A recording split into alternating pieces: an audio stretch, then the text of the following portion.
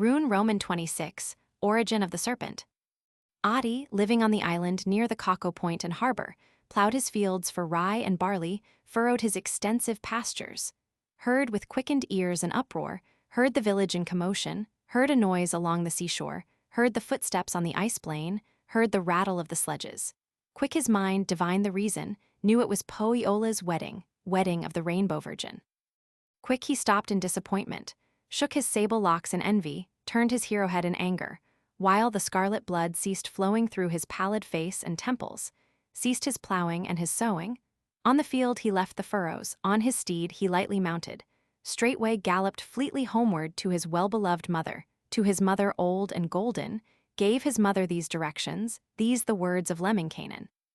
My beloved, faithful mother, quickly bring me beer and viands, bring me food for I am hungry, food and drink for me abundant. Have my bathroom quickly heated, quickly set the room in order, that I may refresh my body, dress myself in hero raiment. Lemminkainen's aged mother brings her hero food in plenty, beer and viands for the hungry, for her thirsting son and hero. Quick she heats the ancient bathroom, quickly sets his bath in order. Then the reckless Lemminkainen ate his meat with beer inspiring, hastened to his bath awaiting, only was the bullfinch bathing, with the many-colored bunting. Quick the hero laved his temples, laved himself to flaxen whiteness, quick returning to his mother, spake in haste the words that follow. My beloved, helpful mother, go at once to yonder mountain, to the storehouse on the hilltop, bring my vest of finest texture, bring my hero coat of purple, bring my suit of magic colors, thus to make me look attractive, thus to robe myself in beauty. First the ancient mother asked her son this simple question. Whither dost thou go, my hero? Dost thou go to hunt the roebuck, chase the lynx upon the mountains, shoot the squirrel in the woodlands? Spake the reckless Lemminkainen, also known as Kakkomieli. Worthy mother of my being, go I not to hunt the roebuck, chase the lynx upon the mountains, shoot the squirrel on the treetops. I am going to Pohjola, to the feasting of her people. Bring at once my purple vestments, straightway bring my nuptial outfit, let me don it for the marriage of the maiden of the Northland. But the ancient dame dissented, and the wife forbade the husband, two of all the best of heroes, three of nature's fairest daughters, strongly urged wild Lemminkainen not to go to Sariola, to Pohjola's great carousal, to the marriage feast of Northland. Since thou hast not been invited, since they do not wish thy presence. Spake the reckless Lemminkainen, these the words of Kakkomieli. Where the wicked are invited, there the good are always welcome. Herein lies my invitation. I am constantly reminded by this sword of sharpened edges, by this magic blade and scabbard, that Pohjola needs my presence. Lemminkainen's aged mother sought again to stay her hero. Do not go, my son beloved, to the feasting in Pohjola. Full of horrors are the highways. On the road are many wonders. 3 times death appears to frighten, thrice destruction hovers over. Spake the reckless Lemminkainen, these the words of Kakkomieli. Death is seen by aged people, everywhere they see perdition. Death can never frighten heroes, heroes do not fear the specter. Be that as it may, dear mother, tell that I may understand thee, name the first of all destructions, name the first and last destroyers. Lemminkainen's mother answered, I will tell thee, son and hero, not because I wish to speak it, but because the truth is worthy. I will name the chief destruction, name the first of the destroyers. When thou hast a distance journeyed, only 1 day hast thou traveled, comes a stream along the highway, stream of fire of wondrous beauty. In the stream a mighty fire spout. In the spout a rock uprising, on the rock a fiery hillock, on the top a flaming eagle, and his crooked beak he sharpens too his bloody talons, for the coming of the stranger, for the people that approach him. Spake the reckless Lemminkainen, handsome hero, Kakkomieli. Women die beneath the eagle, such is not the death of heroes. Know I well a magic lotion, that will heal the wounds of eagles, make myself a steed of alders that will walk as my companion, that will stride ahead majestic, as a duck I'll drive behind him, drive him o'er the fatal waters, underneath the flaming eagle with his bloody beak and talons. Worthy mother of my being, name the second of destroyers. Lemminkainen's mother answered, This the second of destroyers, when thou hast a distance wandered, only 2 days hast thou traveled, comes a pit of fire to meet thee. In the center of the highway, eastward far the pit extending, stretches endless to the westward, filled with burning coals and pebbles, glowing with the heat of ages. Hundreds has this monster swallowed. In his jaws have thousands perished, hundreds with their trusty broadswords, thousands on their fiery chargers. Spake the reckless Lemminkainen, handsome hero, Kaukomieli. Never will the hero perish in the jaws of such a monster. No, I well the means of safety, know a remedy efficient. I will make of snow a master, on the snow-clad fields, a hero drive the snowman on before me, drive him through the flaming vortex, drive him through the fiery furnace, with my magic broom of copper. I will follow in his shadow, follow close the magic image, thus escape the frightful monster, with my golden locks uninjured, with my flowing beard untangled. Ancient mother of my being, name the last of the destructions, name the third of the destroyers. Lemminkainen's mother answered, This the third of fatal dangers. Haste thou gone a greater distance. Haste thou travelled one day longer, to the portals of Pohjola, to the narrowest of gateways. There a wolf will rise to meet thee, there the black bear sneak upon thee. In Pohjola's darksome portals, hundreds in their jaws have perished, have devoured 1,000 heroes, wherefore will they not destroy thee, since thy form is unprotected? Spake the reckless Lemminkainen, handsome hero, Kaukomieli. Let them eat the gentle lambkins, feed upon their tender tissues, they cannot devour this hero. I am girded with my buckler, girded with my belt of copper, armlets where I of the master from the wolf and bear protected, will not hasten to Untamo. I can meet the wolf of Lempo, for the bear I have a balsam, for his mouth I conjure bridles, for the wolf forge chains of iron. I will smite them as the willow, chop them into little fragments, thus I'll gain the open courtyard, thus triumphant end my journey. Lemminkainen's mother answered, Then thy journey is not ended, greater dangers still await thee. Great the wonders yet before thee, horrors 3 within thy pathway, 3 great dangers of the hero still await thy reckless footsteps, these the worst of all thy dangers. When thou hast still farther wandered, thou wilt reach the court of Pohja, where the walls are forged from iron, and from steel the outer bulwark rises from the earth to heaven, back again to earth returning. Double spears are used for railings, on each spear are serpents winding, on each rail are stinging adders, lizards too adorn the bulwarks, play their long tails in the sunlight. Hissing lizards, venom serpents jump and writhe upon the rampart, turn their horrid heads to meet thee. On the greensward lie the monsters, on the ground the things of evil with their pliant tongues of venom, hissing, striking, crawling, writhing. One more horrid than the others lies before the fatal gateway, longer than the longest rafters, larger than the largest portals, hisses with the tongue of anger, lifts his head in awful menace, raises it to strike none other than the hero of the islands. Spake the warlike Lemminkainen, handsome hero, Kaukomieli. By such things the children perish, such is not the death of heroes. Know I well the fire to manage, I can quench the flames of passion, I can meet the prowling wild beasts, can appease the wrath of serpents.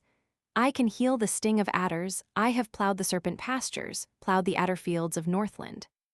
While my hands were unprotected, held the serpents in my fingers, drove the adders to Manala, on my hands the blood of serpents, on my feet the fat of adders. Never will thy hero stumble on the serpents of the Northland, with my heel I'll crush the monsters, stamp the horrid things to atoms, I will banish them from Pohja, drive them to Manala's kingdom, step within Pohjola's mansion, walk the halls of Sariola. Lemminkainen's mother answered, Do not go, my son beloved, to the firesides of Pohjola, through the Northland fields and fallows. There are warriors with broadswords, heroes clad in mail of copper are on beer intoxicated.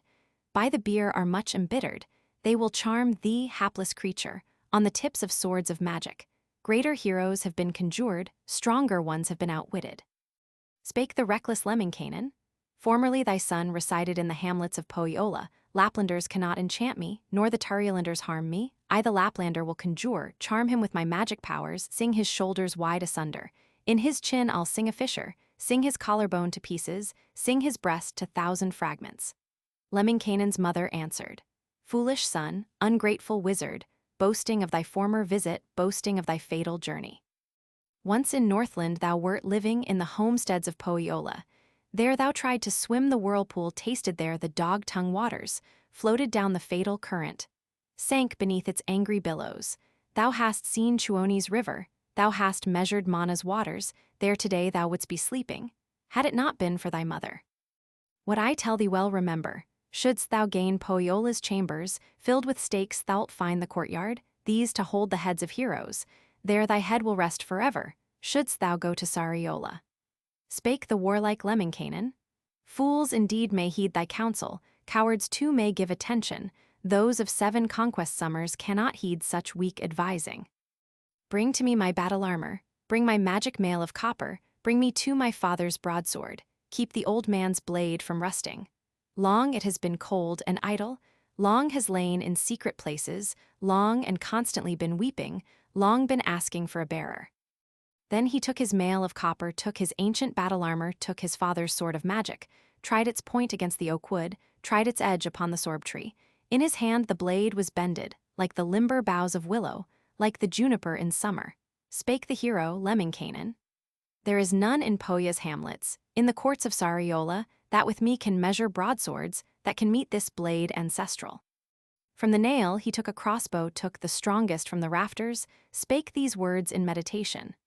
I shall recognize as worthy, recognize that one a hero that can bend this mighty crossbow, that can break its magic sinews in the hamlets of Pohjola. Lemminkainen, filled with courage, girds himself in suit of battle, dons his mighty mail of copper, to his servant speaks as follows.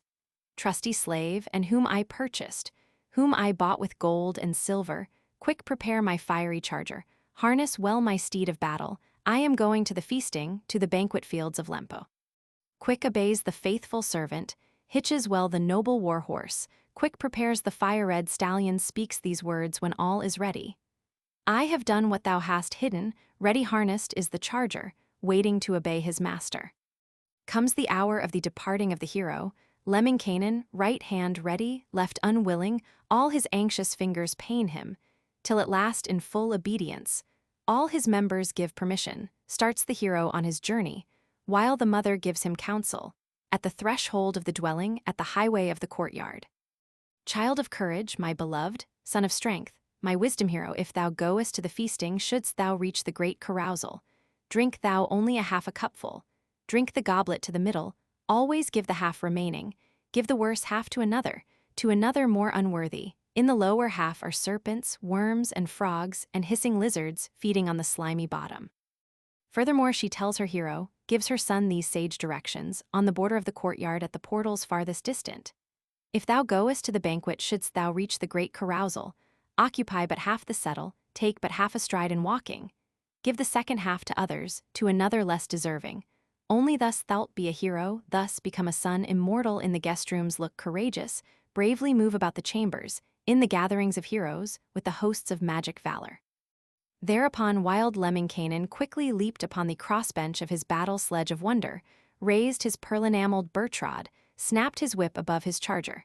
And the steed flew onward fleetly, galloped on his distant journey. He had traveled little distance, when a flight of hazel chickens quick arose before his coming, flew before the foaming racer. There were left some feathers lying, feathers of the hazel chickens, lying in the hero's pathway. These the reckless Lemminkainen gathered for their magic virtues, put them in his pouch of leather. Did not know what things might happen on his journey to Pohjola. All things have some little value, in a strait all things are useful. Then he drove a little distance, galloped farther on the highway, when his courser neighed in danger, and the fleet-foot ceased his running. Then the stout-heart, Lemminkainen, handsome hero, Kaukomieli, rose upon his seat in wonder, craned his neck and looked about him. Found it as his mother told him, found a stream of fire opposing, ran the fire stream like a river, ran across the hero's pathway. In the river was a firefall, in the cataract a fire rock, on the rock a fiery hillock, on its summit perched an eagle. From his throat the fire was streaming to the crater far below him, fire outshooting from his feathers, glowing with a fiery splendor. Long he looked upon the hero, long he gazed on Lemminkainen, then the eagle thus addressed him. Whither art thou driving, Adi? Whither going, Lemminkainen? Kaukomieli spake in answer. To the feastings of Pohjola, to the drinking halls of Lauhai, to the banquet of her people, move aside and let me journey, move a little from my pathway. Let this wanderer pass by thee, I am warlike Lemminkainen. This the answer of the eagle, screaming from his throat of splendor. Though thou art wild Lemminkainen, I shall let thee wander onward, through my fire throat let thee journey, through these flames shall be thy passage to the banquet halls of Lauhai, to Pohjola's great carousal. Little heeding, Kaukomieli thinks himself in little trouble, thrusts his fingers in his pockets, searches in his pouch of leather, quickly takes the magic feathers from the hazel chickens, rubs them into finest powder, rubs them with his magic fingers. Whence a flight of birds arises, hazel chickens from the feathers, large the bevy of the young birds. Quick the wizard, Lemminkainen drives them to the eagle's fire mouth, thus to satisfy his hunger, thus to quench the fire outstreaming. Thus escapes the reckless hero, thus escapes the first of dangers, passes thus the first destroyer, on his journey to Pohjola.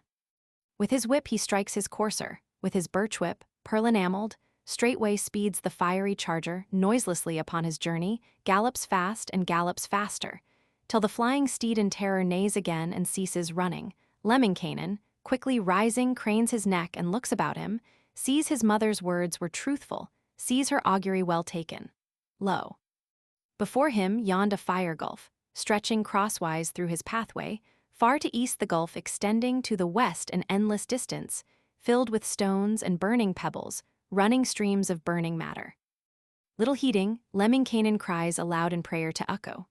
Ukko, thou O God above me, dear Creator, omnipresent, from the northwest send a storm cloud, from the east dispatch a second, from the south send forth a third one, let them gather from the southwest, sow their edges well together. Fill thou well the interspaces, send a snowfall high as heaven, let it fall from upper ether. Fall upon the flaming fire pit, on the cataract and whirlpool. Mighty Ukko, the Creator Ukko, Father omnipresent, dwelling in the courts of heaven, sent a storm cloud from the northwest.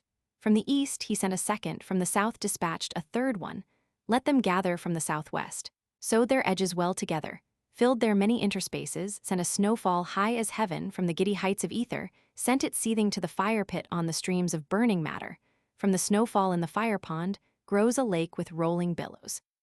Quick the hero, Lemminkainen, conjures there of ice a passage from one border to the other, thus escapes his second danger, thus his second trouble passes. Then the reckless Lemminkainen raised his pearl-enameled birch rod, snapped his whip above his racer, and the steed flew onward swiftly, galloped on his distant journey o'er the highway to Pohjola, galloped fast and galloped faster, galloped on a greater distance, when the stallion loudly neighing, stopped and trembled on the highway. Then the lively Lemminkainen raised himself upon the crossbench, looked to see what else had happened. Lo! A wolf stands at the portals, in the passageway a black bear, at the high gate of Pohjola, at the ending of the journey. Thereupon young Lemminkainen, handsome hero, Kaukomieli, thrusts his fingers in his pockets, seeks his magic pouch of leather, pulls therefrom a lock of ewe wool, rubs it firmly in his fingers.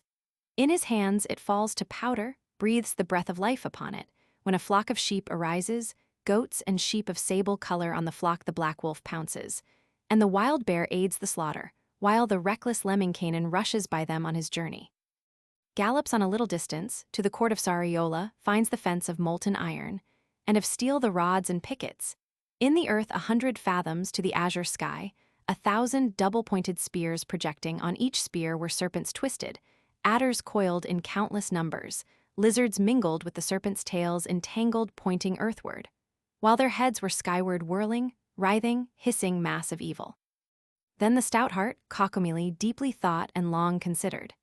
It is as my mother told me, this the wall that she predicted, stretching from the earth to heaven, downward deep are serpents creeping, deeper still the rails extending, high as highest flight of eagles, higher still the wall shoots upward. But the hero, Lemminkainen, little cares, nor feels disheartened, draws his broadsword from its scabbard, draws his mighty blade ancestral, hews the wall with might of magic, breaks the palisade in pieces, hews to atoms 7 pickets, chops the serpent wall to fragments. Through the breach he quickly passes to the portals of Pohjola. In the way, a serpent lying crosswise in the entry, longer than the longest rafters, larger than the posts of oak wood, 100-eyed, the heinous serpent, and 1,000 tongues, the monster, eyes as large as sifting vessels, tongues as long as shafts of javelins, teeth as large as hatchet handles, back as broad as skiffs of ocean. Lemminkainen does not venture straightway through this host opposing, through the 100 heads of adders, through the 1,000 tongues of serpents.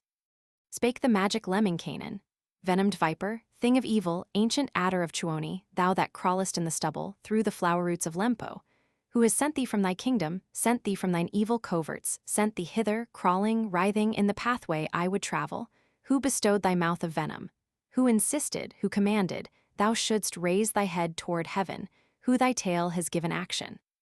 Was this given by the father? Did the mother give this power, or the eldest of the brothers, or the youngest of the sisters, or some other of thy kindred? Close thy mouth, thou thing of evil, hide thy pliant tongue of venom. In a circle wrap thy body, coil thou like a shield in silence, give to me one half the pathway. Let this wanderer pass by thee, or remove thyself entirely, get thee hence to yonder heather, quick retreat to bog and stubble, hide thyself in reeds and rushes, in the brambles of the lowlands. Like a ball of flax enfolding, like a sphere of aspen branches, with thy head and tail together, roll thyself to yonder mountain. In the heather is thy dwelling, underneath the sod thy caverns. Shouldst thou raise thy head in anger, mighty Ukko will destroy it, pierce it with his steel-tipped arrows, with his death balls made of iron. Hardly had the hero ended, when the monster, little heeding, hissing with his tongue in anger, plying like the forked lightning, pounces with his mouth of venom at the head of Lemminkainen. But the hero, quick recalling, speaks the master words of knowledge, words that came from distant ages, words his ancestors had taught him, words his mother learned in childhood, these the words of Lemminkainen. Since thou wilt not heed mine order, since thou wilt not leave the highway, puffed with pride of thine own greatness, thou shalt burst in triple pieces. Leave thy station for the borders, I will hunt thine ancient mother, sing thine origin of evil, how arose thy head of horror, Soyater, thine ancient mother, thing of evil, thy creator. Soyater once let her spittle fall upon the waves of ocean. This was rocked by winds and waters, shaken by the ocean currents. 6 years rocked upon the billows, rocked in water 7 summers, on the blue back of the ocean on the billows high as heaven, lengthwise did the billows draw it. And the sunshine gave it softness, to the shore the billows washed it, on the coast the waters left it. Then appeared creation's daughters, 3 the daughters thus appearing, on the roaring shore of ocean, there beheld the spittle lying, and the daughters spake as follows. What would happen from this spittle? Should the breath of the Creator fall upon the writhing matter, breathe the breath of life upon it, give the thing the sense of vision. The Creator heard these measures, spake himself the words that follow. Evil only comes from evil, this is the expectoration of fell Soyater, its mother, therefore would the thing be evil, should I breathe a soul within it, should I give it sense of vision. Hissi heard this conversation, ever ready with his mischief, made himself to be creator, breathed a soul into the spittle, to fell Soyater's fierce anger.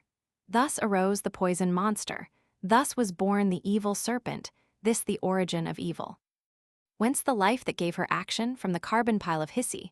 Whence then was her heart created? From the heart throbs of her mother. Whence arose her brain of evil? From the foam of rolling waters. Whence was consciousness awakened? From the waterfall's commotion. Whence arose her head of venom? From the seed germs of the ivy. Whence then came her eyes of fury? From the flaxen seeds of Lempo. Whence the evil ears for hearing? From the foliage of Hissi. Whence then was her mouth created? This from Soyater's foam currents. Whence arose thy tongue of anger? From the spear of Katalainen. Whence arose thy fangs of poison? From the teeth of Mana's daughter. Whence then was thy back created? From the carbon posts of Puru.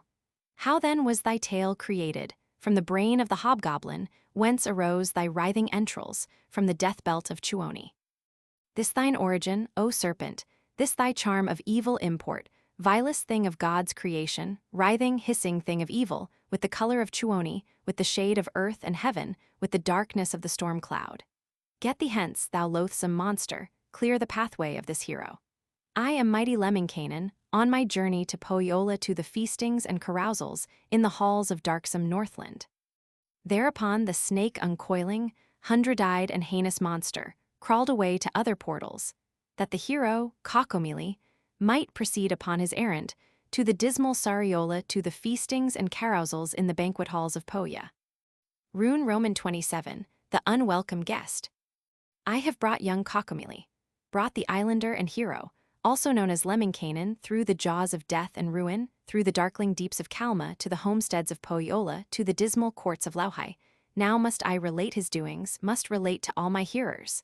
How the merry Lemminkainen, handsome hero, Kaukomieli, wandered through Pohjola's chambers, through the halls of Sariola. How the hero went unbidden to the feasting and carousal, uninvited to the banquet. Lemminkainen, full of courage, full of life and strength, and magic stepped across the ancient threshold to the center of the courtroom.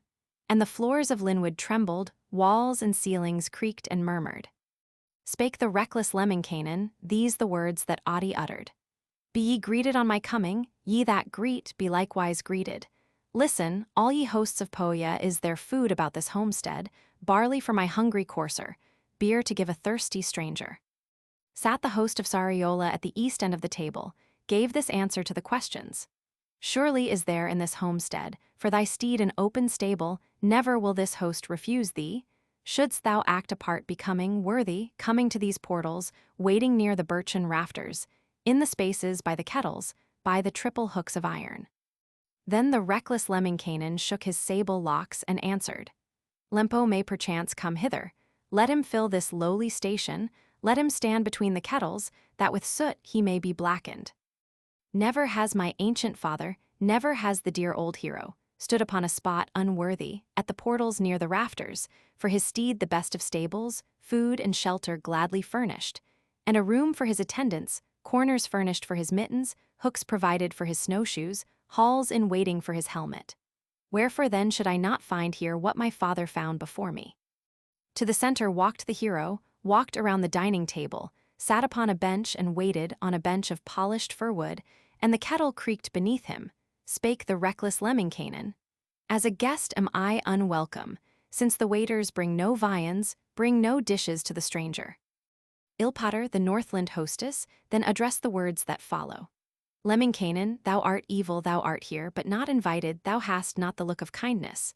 Thou wilt give me throbbing temples, thou art bringing pain and sorrow. All our beer is in the barley, all the malt is in the kernel, all our grain is still ungarnered. And our dinner has been eat, yesterday thou shouldst have been here, come again some future season.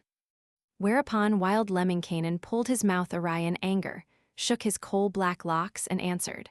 All the tables here are empty, and the feasting time is over, all the beer has left the goblets, empty too are all the pitchers, empty are the larger vessels. O thou hostess of Pohjola, toothless dame of dismal Northland, badly managed is thy wedding, and thy feast is ill conducted. Like the dogs hast thou invited. Thou hast baked the honey biscuit, wheaten loaves of greatest virtue, brewed thy beer from hops and barley, sent abroad than invitations, 6 the hamlets thou hast honored, 9 the villages invited by thy merry wedding callers.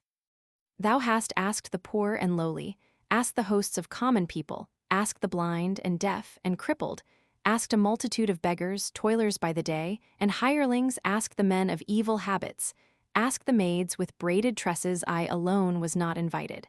How could such a slight be given, since I sent thee kegs of barley? Others sent thee grain in cupfuls, brought it sparingly in dippers, while I sent thee fullest measure. Sent the half of all my garners of the richest of my harvest, of the grain that I had gathered. Even now young Lemminkainen, though a guest of name and station, has no beer, no food, no welcome, not for him art thou preparing, nothing cooking in thy kettles, nothing brewing in thy cellars for the hero of the islands at the closing of his journey. Ilpater, the ancient hostess, gave this order to her servants. Come, my pretty maiden waiter, servant girl to me belonging, lay some salmon to the broiling, bring some beer to give the stranger. Small of stature was the maiden washer of the banquet platters, rinser of the dinner ladles, polisher of spoons of silver, and she laid some food in kettles, only bones and heads of whiting, turnip stalks and withered cabbage, crusts of bread and bits of biscuit. Then she brought some beer in pitchers, brought of common drink the vilest, that the stranger, Lemminkainen, might have drink and meat in welcome, thus to still his thirst and hunger. Then the maiden spake as follows. Thou art sure a mighty hero, here to drink the beer of Pohja, here to empty all our vessels.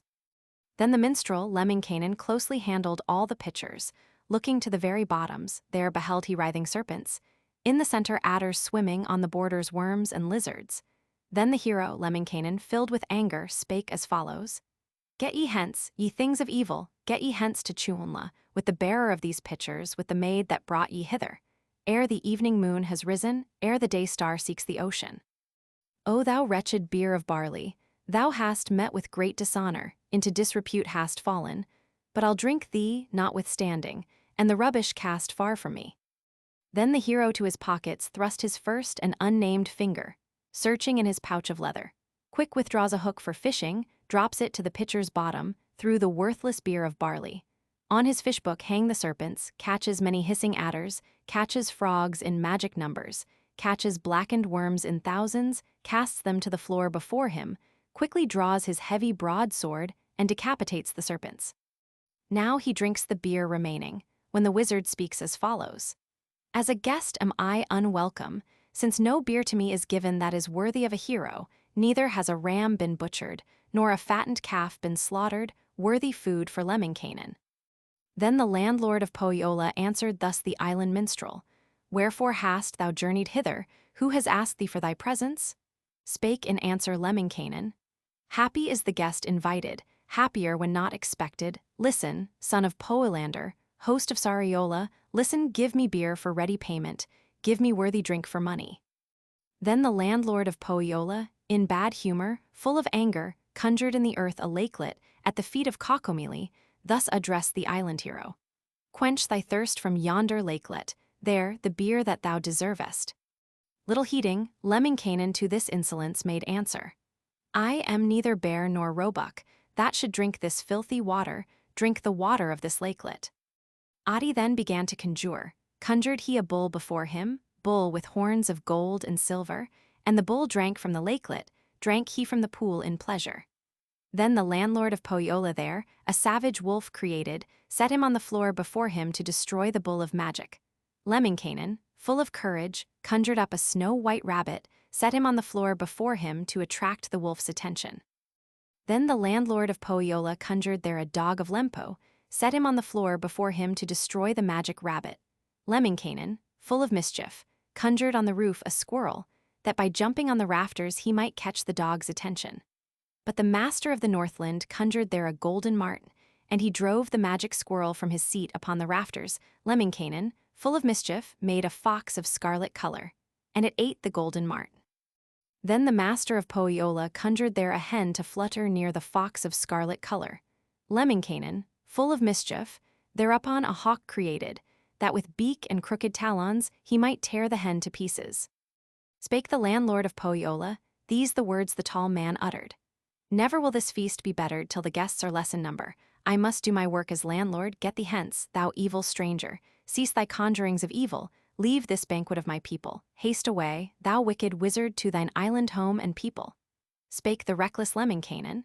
Thus no hero will be driven, not a son of any courage will be frightened by thy presence, will be driven from thy banquet. Then the landlord of Pohjola snatched his broadsword from the rafters, drew it rashly from the scabbard, thus addressing Lemminkainen. Adi, islander of evil, thou the handsome Kaukomieli, let us measure then our broadswords, let our skill be fully tested. Surely is my broadsword better than the blade within thy scabbard. Spake the hero, Lemminkainen. That my blade is good and trusty, has been proved on heads of heroes, has on many bones been tested. Be that as it may, my fellow, since thine order is commanding, let our swords be fully tested, let us see whose blade is better. Long ago my hero father tested well this sword in battle, never failing in a conflict, should his son be found less worthy. Then he grasped his mighty broadsword, drew the fire blade from the scabbard hanging from his belt of copper. Standing on their hilts their broadswords, carefully their blades were measured, found the sword of Northland's master longer than the sword of Adi by the half-link of a finger, spake the reckless Lemminkainen. Since thou hast the longer broadsword, thou shalt make the first advances, I am ready for thy weapon.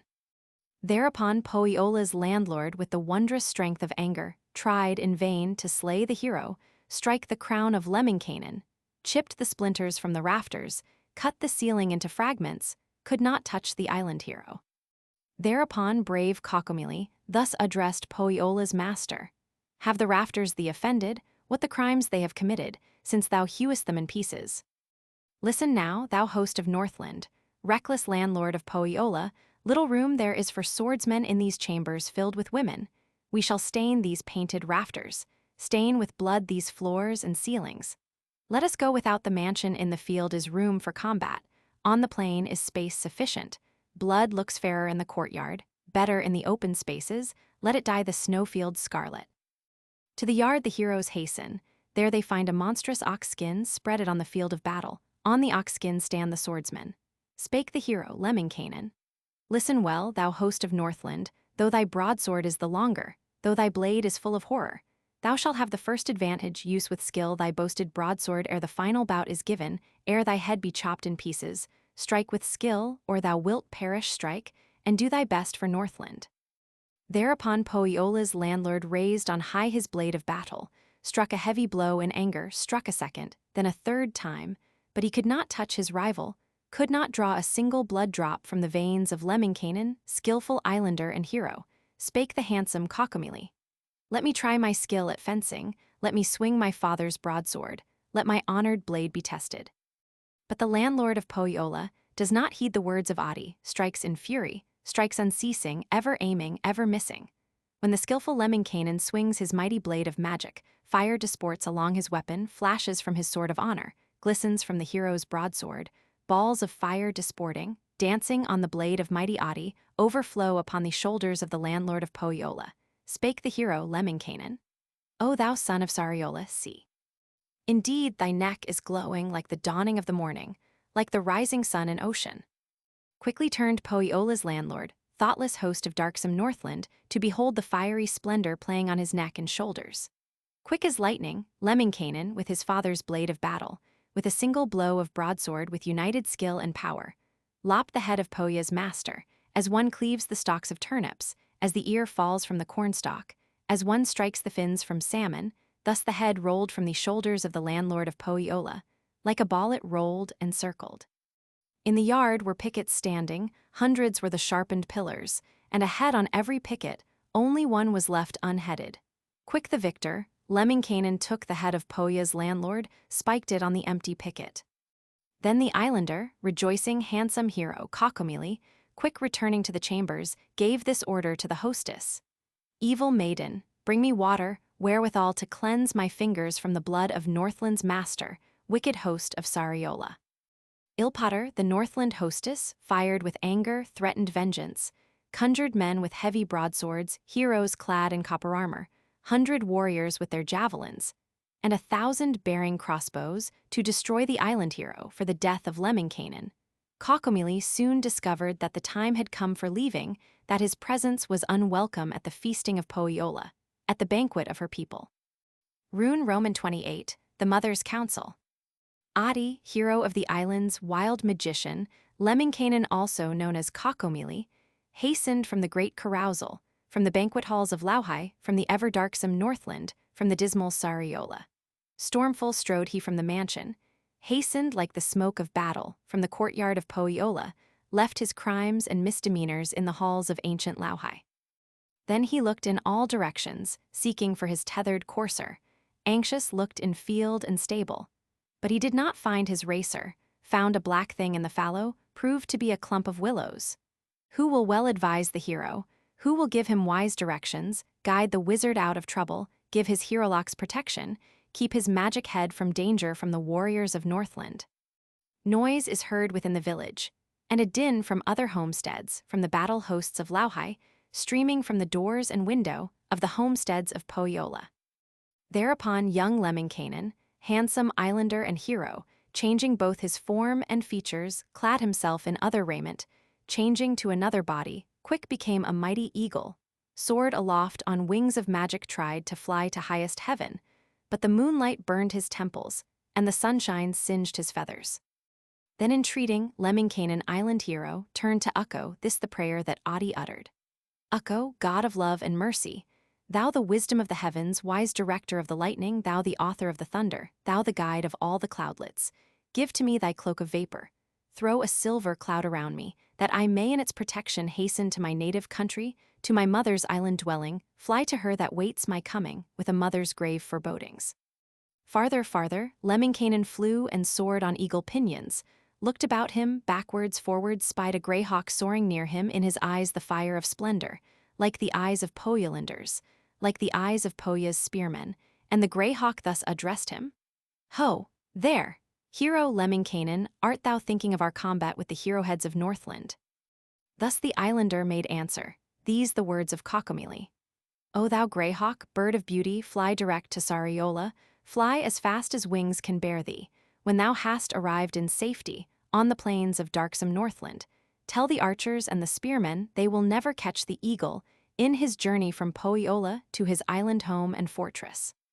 Then the Audi eagle hastened straightway to his mother's cottage, in his face the look of trouble, in his heart the pangs of sorrow. Adi's mother ran to meet him. When she spied him in the pathway, walking toward her island dwelling, these the words the mother uttered: "Of my sons thou art the bravest, art the strongest of my children, wherefore then comes thine annoyance, on returning from Pohjola, wert thou worsted at the banquet, at the feast and great carousal. At thy cups, if thou wert injured, thou shalt here have better treatment, thou shalt have the cup thy father brought me from the hero castle." Spake the reckless Lemminkainen: "Worthy mother, thou that nursed me, if I had been maimed at drinking, I the landlord would have worsted, would have slain 1,000 heroes, would have taught them useful lessons."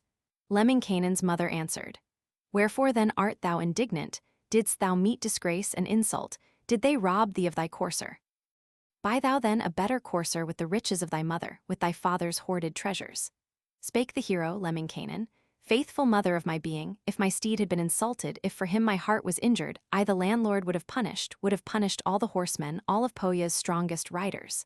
Lemminkainen's mother answered: "Tell me then thy dire misfortune, what has happened to my hero, on his journey to Pohjola? Have the Northland maidens scorned thee? Have the women ridiculed thee? If the maidens scorned thy presence, if the women gave derision, there are others thou canst laugh at, thou canst scorn 1,000 women." Said the reckless Lemminkainen: "Honored mother, fond and faithful, if the Northland dames had scorned me or the maidens laughed derision, I the maidens would have punished, would have scorned 1,000 women." Lemminkainen's mother answered: "Wherefore then art thou indignant, thus annoyed, and heavy-hearted, on returning from Pohjola? Was thy feasting out of season? Was the banquet beer unworthy? Were thy dreams of evil import when asleep in darksome Northland?" This is Lemminkainen's answer: "Aged women may remember what they dream on beds of trouble. I have seen some wondrous visions since I left my island cottage. My beloved, helpful mother, fill my bag with good provisions, flour and salt in great abundance. Farther must thy hero wander.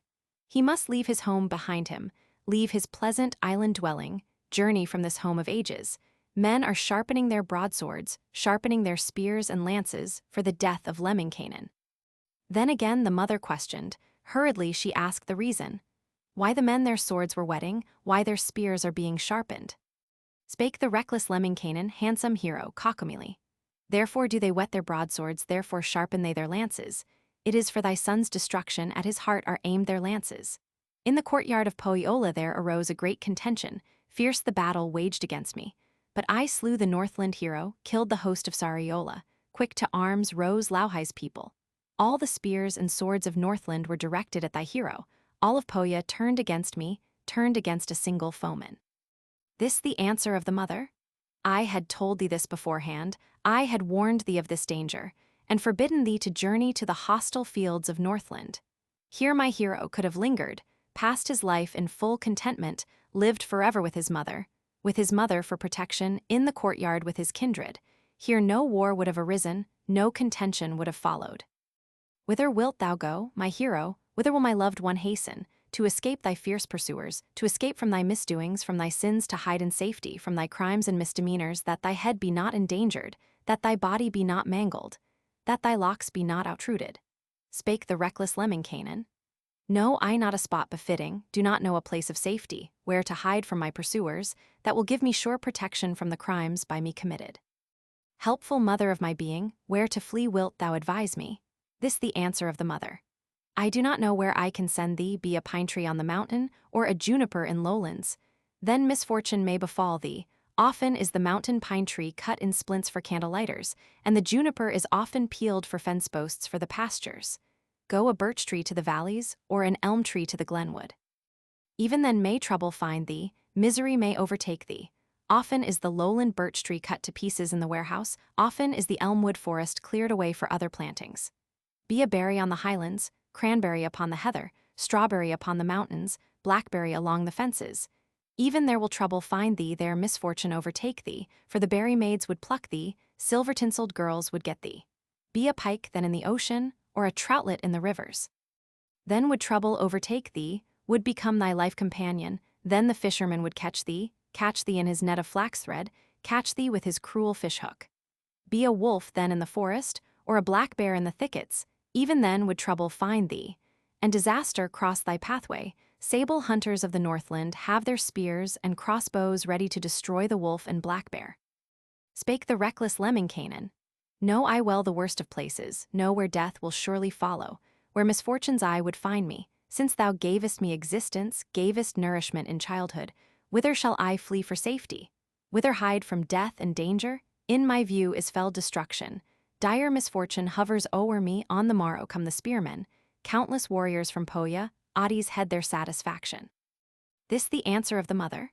I can name a goodly refuge, name a land of small dimensions, name a distant ocean island, where my son may live in safety. Thither archers never wander, there thy head cannot be severed. But an oath as strong as heaven thou must swear before thy mother. Thou wilt not for 60 summers join in war or deadly combat, even though thou wishest silver, wishest gold and silver treasures. Spake the grateful Lemminkainen, I will swear an oath of honor, that I'll not in 60 summers draw my sword in the arena test the warrior in battle. I have wounds upon my shoulders, on my breast 2 scars of broadsword of my former battles, relics of my last encounters, on the battlefields of Northland, in the wars with men and heroes. Lemminkainen's mother answered, Go thou, take thy father's vessel, go and hide thyself in safety, travel far across 9 oceans, in the 10th, sail to the center to the island, forest-covered to the cliffs above the waters, where thy father went before thee, where he hid from his pursuers, in the times of summer conquests, in the darksome days of battle, good the isle for thee to dwell in, goodly place to live and linger. Hide 1 year, and then a second, in the 3rd return in safety to thy mother's island dwelling, to thy father's ancient mansion, to my hero's place of resting. RUNE Roman 29, the Isle of Refuge. Lemminkainen, full of joyance, handsome hero, cockamilely took provisions in abundance, fish and butter, bread and bacon, hastened to the Isle of Refuge, sailed away across the oceans, spake these measures on departing. Fare thee well, mine island dwelling, I must sail to other borders to an island more protective till the 2nd summer passes. Let the serpents keep the island, lynxes rest within the glenwood.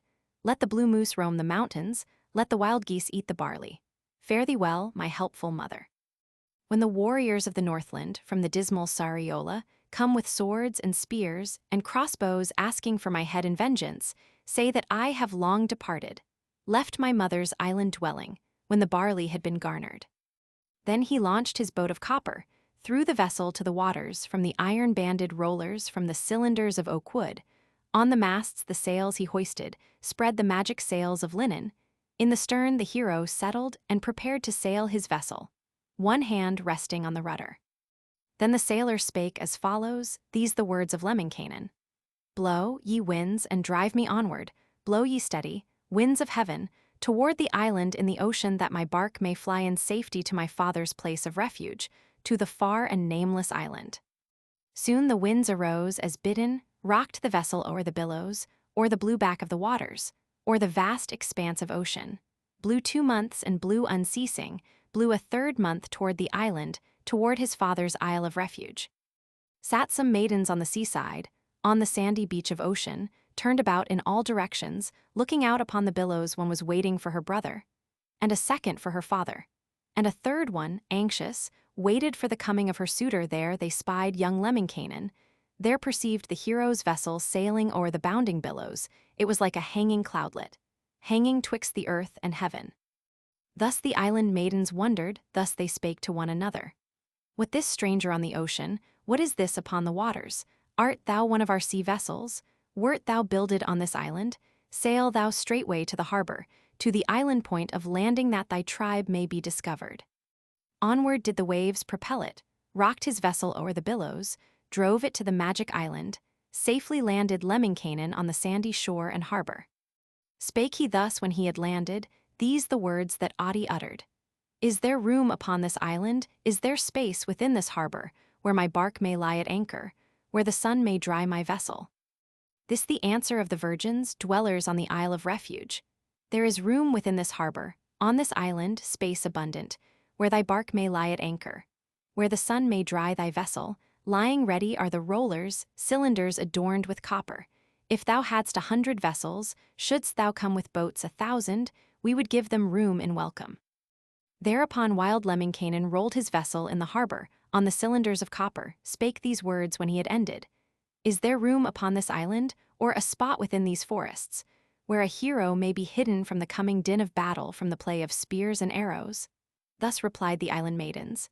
There are places on this island, on these plains a spot befitting, where to hide thyself in safety, hear, O son of little valor. Here are many, many castles, many courts upon this island, though there come 1,000 heroes, though 1,000 spearmen follow, thou canst hide thyself in safety. Spake the hero, Lemminkainen, is there room upon this island where the birch tree grows abundant, where this son may fell the forest, and may cultivate the fallow? Answered thus the island maidens, there is not a spot befitting, not a place upon the island, where to rest thy wearied members, not the smallest patch of birchwood thou canst bring to cultivation. All our fields have been divided, all these woods have been apportioned, fields and forests have their owners. Lemminkainen asked this question, these the words of Kaukomieli. Is there room upon this island, worthy spot in field or forest, where to sing my songs of magic, chant my gathered store of wisdom, sing mine ancient songs and legends? Answered thus the island maidens, there is room upon this island, worthy place in these dominions, thou canst sing thy garnered wisdom, thou canst chant thine ancient legends, legends of the times primeval, in the forest, in the castle, on the island plains and pastures. Then began the reckless minstrel to intone his wizard sayings. Sang he alders to the waysides, sang the oaks upon the mountains, on the oak trees sang he branches. On each branch he sang an acorn, on the acorns, golden rollers, on each roller, sang a cuckoo. Then began the cuckoos, calling, gold from every throat came streaming, copper fell from every feather, and each wing emitted silver, filled the isle with precious metals. Sang again young Lemminkainen, conjured on, and chanted, sang to precious stones the sea sands, sang the stones to pearls resplendent, robed the groves in iridescence, sang the island full of flowers, many-colored as the rainbow. Sang again the magic minstrel.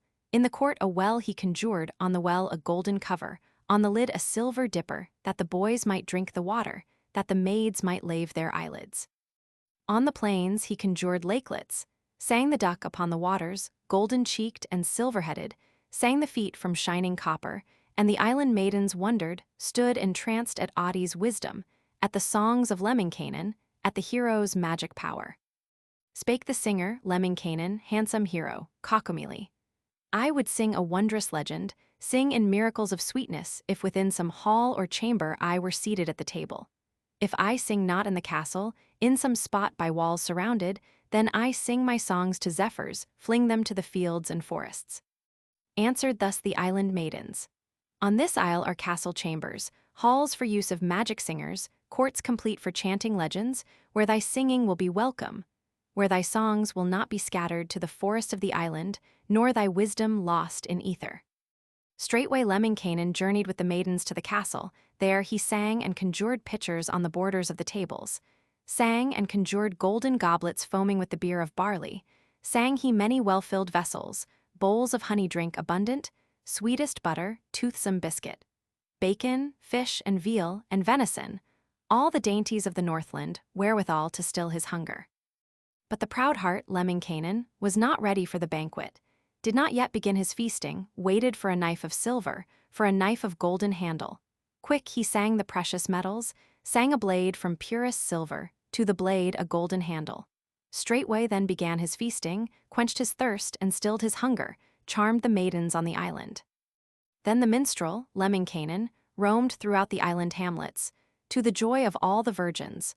All the maids of braided tresses, wheresoe'er he turned his footsteps, there appeared a maid to greet him. When his hand was kindly offered, there his hand was kindly taken.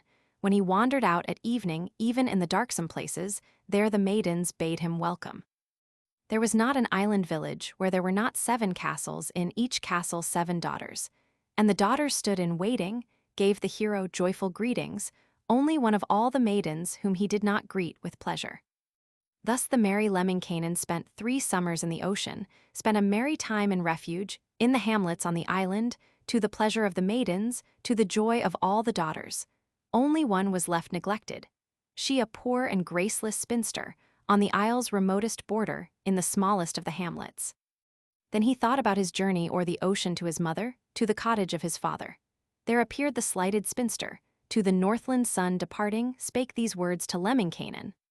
O, thou handsome cockomeli, wisdom bard and magic singer, since this maiden thou hast slighted, may the winds destroy thy vessel, dash thy bark to countless fragments on the ocean rocks and ledges. Lemminkainen's thoughts were homeward, did not heed the maiden's murmurs, did not rise before the dawning of the morning on the island, to the pleasure of the maiden of the much-neglected hamlet. Finally, at close of evening, he resolved to leave the island. He resolved to waken early, long before the dawn of morning, long before the time appointed. He arose that he might wander through the hamlets of the island, bid adieu to all the maidens on the morn of his departure. As he wandered hither-thither, walking through the village path, ways to the last of all the hamlets, saw he none of all the castles, where 3 dwellings were not standing, saw he none of all the dwellings where 3 heroes were not watching, saw he none of all the heroes, who was not engaged in grinding swords and spears and battle-axes for the death of Lemminkainen, and these words the hero uttered. Now alas! The sun arises from his couch within the ocean, on the frailest of the heroes, on the saddest child of Northland. On my neck the cloak of Lempo might protect me from all evil, though 100 foes assail me, though 1,000 archers follow. Then he left the maids ungreeted, left his longing for the daughters of the nameless Isle of Refuge, with his farewell words unspoken, hastened toward the island harbor toward his magic bark at anchor. But he found it burned to ashes, sweet revenge had fired his vessel, lighted by the slighted spinster. Then he saw the dawn of evil, saw misfortune hanging over, saw destruction round about him. Straightway he began rebuilding him a magic sailing vessel, new and wondrous, full of beauty. But the hero needed timber, boards and planks and beams and braces, found the smallest bit of lumber. Found of boards but 7 fragments. Of a spool he found 3 pieces, found 6 pieces of the distaff. With these fragments builds his vessel, builds a ship of magic virtue, builds the bark with secret knowledge, through the will of the magician. Strikes 1 blow, and builds the first part, strikes a second, builds the center, strikes a third with wondrous power, and the vessel is completed. Thereupon the ship he launches, sings the vessel to the ocean, and these words the hero utters. Like a bubble swim these waters, like a flower ride the billows, loan me of thy magic feathers, 3, O eagle, 4, O raven, for protection to my vessel, lest it flounder in the ocean. Now the sailor, Lemminkainen, seats himself upon the bottom of the vessel he has builded, hastens on his journey homeward, head depressed and evil-humored, cap awry upon his forehead, mind dejected, heavy-hearted, that he could not dwell forever in the castles of the daughters of the nameless Isle of Refuge. Spake the minstrel, Lemminkainen, handsome hero, cockomeli. Leave I must this merry island, leave her many joys and pleasures, leave her maids with braided tresses, leave her dances and her daughters to the joys of other heroes. But I take this comfort with me, all the maidens on the island, save the spinster who was slighted, will bemoan my loss for ages, will regret my quick departure. They will miss me at the dances, in the halls of mirth and joyance, in the homes of merry maidens, on my father's Isle of Refuge. Wept the maidens on the island, long lamenting, loudly calling to the hero sailing homeward. Whither goest, Lemminkainen? Why depart, thou best of heroes? Dost thou leave from inattention? Is there here a dearth of maidens? Have our greetings been unworthy? Sang the magic Lemminkainen to the maids as he was sailing, this in answer to their calling. Leaving not for want of pleasure. Do not go from dearth of women beautiful the island maidens, countless as the sands their virtues. This the reason of my going, I am longing for my homeland, longing for my mother's cabins, for the strawberries of Northland, for the raspberries of Kalu, for the maidens of my childhood, for the children of my mother. Then the merry Lemminkainen bade farewell to all the island. Winds arose and drove his vessel on the blue back of the ocean, or the far-extending waters toward the island of his mother. On the shore were grouped the daughters of the magic Isle of Refuge. On the rocks sat the forsaken. Weeping stood the island maidens, golden daughters, loud lamenting. Weep the maidens of the island while the sailyards greet their vision, while the copper beltings glisten. Do not weep to lose the sailyards, nor to lose the copper beltings. Weep they for the loss of Adi, for the fleeing cockomeli guiding the departing vessel. Also weeps young Lemminkainen, sorely weeps and loud lamenting. Weeps while he can see the island. While the island hilltops glisten, does not mourn the island mountains, weeps he only for the maidens, left upon the Isle of Refuge. Thereupon sailed Cockomeli on the blue back of the ocean, sailed one day, and then a second, but alas! Upon the third day there arose a mighty storm wind, and the sky was black with fury. Blew the black winds from the northwest, from the southeast came the whirlwind, tore away the ship's forecastle, tore away the vessel's rudder, dashed the wooden hull to pieces. Thereupon wild Lemminkainen headlong fell upon the waters. With his head he did the steering, with his hands and feet, the rowing, swam whole days and nights unceasing, swam with hope and strength united. Till at last appeared a cloudlet, growing cloudlet to the westward, changing to a promontory, into land within the ocean. Swiftly to the shore swam Adi, hastened to a magic castle, found therein a hostess baking, and her daughters kneading barley, and these words the hero uttered. O thou hostess, filled with kindness couldst thou know my pangs of hunger, couldst thou guess my name and station. Thou wouldst hasten to the storehouse. Bring me beer and foaming liquor, bring the best of thy provisions, bring me fish and veal and bacon, butter, bread, and honeyed biscuits.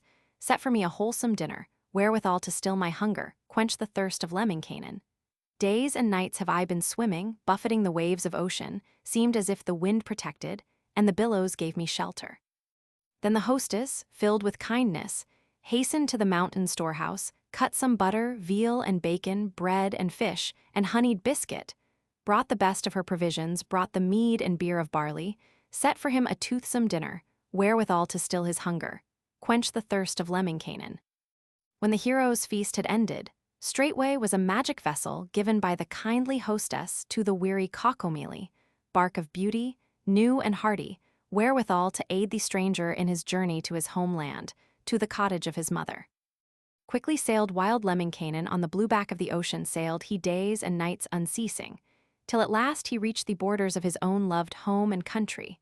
There beheld he scenes familiar, saw the islands, capes, and rivers, saw his former shipping stations, saw he many ancient landmarks, saw the mountains with their fir trees, saw the pine trees on the hilltops, saw the willows in the lowlands, did not see his father's cottage, nor the dwellings of his mother.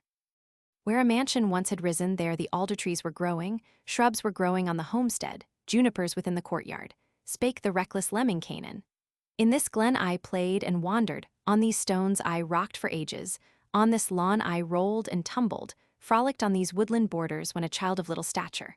Where then is my mother's dwelling, where the castles of my father, fire, I fear, has found the hamlet, and the winds disperse the ashes? Then he fell to bitter weeping, wept one day and then a second, wept the third day without ceasing, did not mourn the ancient homestead, nor the dwellings of his father, wept he for his darling mother, wept he for the dear departed, for the loved ones of the island. Then he saw the bird of heaven, saw an eagle flying near him, and he asked the bird this question: Mighty eagle, bird majestic, grant to me the information, where my mother may have wandered, whither I may go and find her. But the eagle knew but little, only knew that Adi's people long ago together perished, and the raven also answered that his people had been scattered by the swords and spears and arrows of his enemies from Pohja. Spake the hero, Lemminkainen: Faithful mother, dear departed, thou who nursed me in my childhood, art thou dead and turned to ashes? Didst thou perish for my follies? O'er thy head are willows weeping, junipers above thy body, alders watching o'er thy slumbers. This my punishment for evil, this the recompense of folly? Fool was I, a son unworthy, that I measured swords in Northland with the landlord of Pohjola. To my tribe came fell destruction, and the death of my dear mother, through my crimes and misdemeanors. Then the minstrel looked about him, anxious, looked in all directions, and beheld some gentle footprints, saw a pathway lightly trodden where the heather had been beaten. Quick as thought the path he followed, through the meadows, through the brambles o'er the hills, and through the valleys to a forest, vast and cheerless, traveled far and traveled farther. Still a greater distance traveled to a dense and hidden glenwood, in the middle of the island, found therein a sheltered cabin, found a small and darksome dwelling built between the rocky ledges, in the midst of triple pine trees, and within he spied his mother, found his gray-haired mother weeping. Lemminkainen loud rejoices, cries in tones of joyful greetings, these the words that Adi utters: Faithful mother, well-beloved, thou that gavest me existence, happy I that thou art living, that thou hast not yet departed to the kingdom of Tuoni, to the islands of the blessed. I had thought that thou hadst perished, hadst been murdered by my foemen, hadst been slain with bows and arrows. Heavy are mine eyes from weeping, and my cheeks are white with sorrow, since I thought my mother slaughtered for the sins I had committed. Lemminkainen's mother answered. Long indeed hast thou been absent, long, my son, hast thou been living in thy father's isle of refuge, roaming on the secret island, living at the doors of strangers, living in a nameless country, refuge from the Northland foemen. Spake the hero, Lemminkainen. Charming is that spot for living, beautiful the magic island, rainbow-colored was the forest, blue the glimmer of the meadows, silvered were the pine tree branches, golden were the heather blossoms, all the woodlands dripped with honey, eggs in every rock and crevice. Honey flowed from birch and sorb tree, milk in streams from fir and aspen, beer foam dripping from the willows, charming there to live and linger, all their edibles delicious. This their only source of trouble. Great the fear for all the maidens, all the heroes filled with envy feared the coming of the stranger, thought that all the island maidens, thought that all the wives and daughters, all the good and all the evil, gave thy son too much attention, thought the stranger. Lemminkainen saw the island maids too often, yet the virgin's eye avoided, shunned the good and shunned the evil. Shunned the host of charming daughters, as the black wolf shuns the sheepfold, as the hawk neglects the chickens. RUNE XXX, the Frost Fiend. Lemminkainen, reckless minstrel, handsome hero, Kaukomieli, hastens as the dawn is breaking at the dawning of the morning, to the resting place of vessels, to the harbor of the island, finds the vessels sorely weeping, hears the wailing of the rigging, and the ships intone this chorus. Must we wretched lie forever in the harbor of this island, here to dry and fall in pieces, Adi wars no more in Northland, wars no more for 60 summers, even should he thirst for silver, should he wish the gold of battle. Lemminkainen struck his vessels with his gloves adorned with copper, and addressed the ships as follows. Mourn no more, my ships of fir wood, strong and hardy is your rigging, to the wars ye soon may hasten. Hasten to the seas of battle, warriors may swarm your cabins ere tomorrow's morn has risen. Then the reckless Lemminkainen hastened to his aged mother, spake to her the words that follow. Weep no longer, faithful mother. Do not sorrow for thy hero, should he leave for scenes of battle, for the hostile fields of Pohjola. Sweet revenge has fired my spirit, and my soul is well determined to avenge the shameful insult that the warriors of Northland gave to thee, defenseless woman. To restrain him seeks his mother, warns her son again of danger. Do not go, my son beloved, to the wars in Sariola, there the jaws of death await thee, fell destruction lies before thee. Lemminkainen, little heeding still determined, speaks as follows. Where may I secure a swordsman, worthy of my race of heroes, to assist me in the combat? Often I have heard of Tiera, heard of Kura of the islands, this one I will take to help me, magic hero of the broadsword, he will aid me in the combat, will protect me from destruction. Then he wandered to the islands, on the way to Tiera's hamlet. These the words that Adi utters as he nears the ancient dwellings. Dearest friend, my noble Tiera, my beloved hero brother, dost thou other times remember, when we fought and bled together, on the battlefields of Northland? There was not an island village where there were not 7 mansions, in each mansion 7 heroes, and not one of all these foemen whom we did not slay with broadswords, victims of our skill and valor. Near the window sat the father whittling out a javelin handle near, the threshold sat the mother skimming cream and making butter. Near the portal stood the brother working on a sledge of birchwood, near the bridge pass were the sisters washing out their varied garments. Spake the father from the window, from the threshold spake the mother, from the portals spake the brother, and the sisters from the bridge pass. Tiera has no time for combat, and his broadsword cannot battle. Tiera is but late a bridegroom, still unveiled his bride awaits him. Near the hearth was Tiera lying by the fire was Kura. Hastily one foot was shoeing while the other lay in waiting. From the hook he takes his girdle, buckles it around his body, takes a javelin from its resting. Not the largest, nor the smallest, buckles on his mighty scabbard, dons his heavy mail of copper on each javelin pranced a charger, wolves were howling from his helmet, on the rings the bears were growling.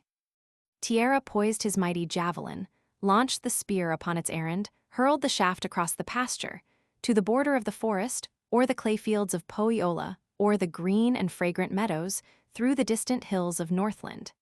Then great Tiera touched his javelin to the mighty spear of Adi, pledged his aid to Lemminkainen as his combatant and comrade. Thereupon wild Kaukomieli pushed his boat upon the waters like the serpent through the heather, like the creeping of the adder, sails the boat away to Pohjola, or the seas of Sariola. Quick the wicked hostess, Lauhai, sends the black frost of the heavens to the waters of Pohjola, or the far-extending seaplains, gave the black frost these directions.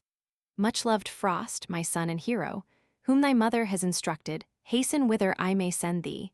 Go wherever I command thee, freeze the vessel of this hero, Lemminkainen's bark of magic, on the broad back of the ocean on the far-extending waters. Freeze the wizard in his vessel, freeze to ice the wicked Adi, that he never more may wander, never waken while thou livest, or at least till I shall free him, wake him from his icy slumber. Frost, the son of wicked parents, hero son of evil manners, hastens off to freeze the ocean, goes to fasten down the floodgates, goes to still the ocean currents. As he hastens on his journey, takes the leaves from all the forest, strips the meadows of their verdure, robs the flowers of their colors. When his journey he had ended, gained the border of the ocean, gained the seashore curved and endless, on the first night of his visit freezes he the lakes and rivers, freezes to the shore of ocean, freezes not the ocean billows, does not check the ocean currents. On the sea a finch is resting, bird of song upon the waters, but his feet are not yet frozen, neither is his head endangered. When the second night frost lingered, he began to grow important. He became a fierce intruder, fearless grew in his invasions, freezes everything before him, sends the fiercest cold of Northland, turns to ice the boundless waters. Ever thicker, thicker, thicker, grew the ice on sea and ocean, ever deeper, deeper, deeper fell the snow on field and forest, froze the hero's ship of beauty, cold and lifeless bark of Adi, sought to freeze wild Lemminkainen, freeze him lifeless as his vessel, ask the minstrel for his lifeblood, for his ears and feet and fingers. Then the hero, Lemminkainen angry grew and filled with magic, hurled the black frost to the fire god, threw him to the fiery furnace, held him in his forge of iron, then addressed the frost as follows. Frost, thou evil son of Northland, dire and only son of winter, let my members not be stiffened, neither ears, nor feet, nor fingers, neither let my head be frozen. Thou hast other things to feed on, many other heads to stiffen, leave in peace the flesh of heroes. Let this minstrel pass in safety, freeze the swamps and lakes and rivers, fens and forests, hills and valleys. Let the cold stones grow still colder, freeze the willows and the waters. Let the aspens freeze and suffer. Let the bark peel from the birch trees, let the pines burst on the mountains. Let this hero pass in safety. Do not let his locks be stiffened. If all these prove insufficient, feed on other worthy matters. Let the hot stones freeze asunder. Let the flaming rocks be frozen, freeze the fiery blocks of iron, freeze to ice the iron mountains, stiffen well the mighty Wuoksi. Let Imatra freeze to silence, freeze the sacred stream and whirlpool. Let their boiling billows stiffen, or thine origin I'll sing thee, tell thy lineage of evil. Well I know thine evil nature, know thine origin and power whence thou camest, where thou goest, know thine ancestry of evil. Thou wert born upon the aspen, wert conceived upon the willows, near the borders of Pohjola, in the courts of dismal Northland. Sin-begotten was thy father, and thy mother was dishonor. While in infancy who fed thee while thy mother could not nurse thee, surely thou wert fed by adders, nursed by foul and slimy serpents, north winds rocked thee into slumber, cradled thee in roughest weather. In the worst of willow marshes, in the springs forever flowing, evil-born and evil-nurtured, grew to be an evil genius. Evil was thy mind and spirit, and the infant still was nameless, till the name of Frost was given to the progeny of evil.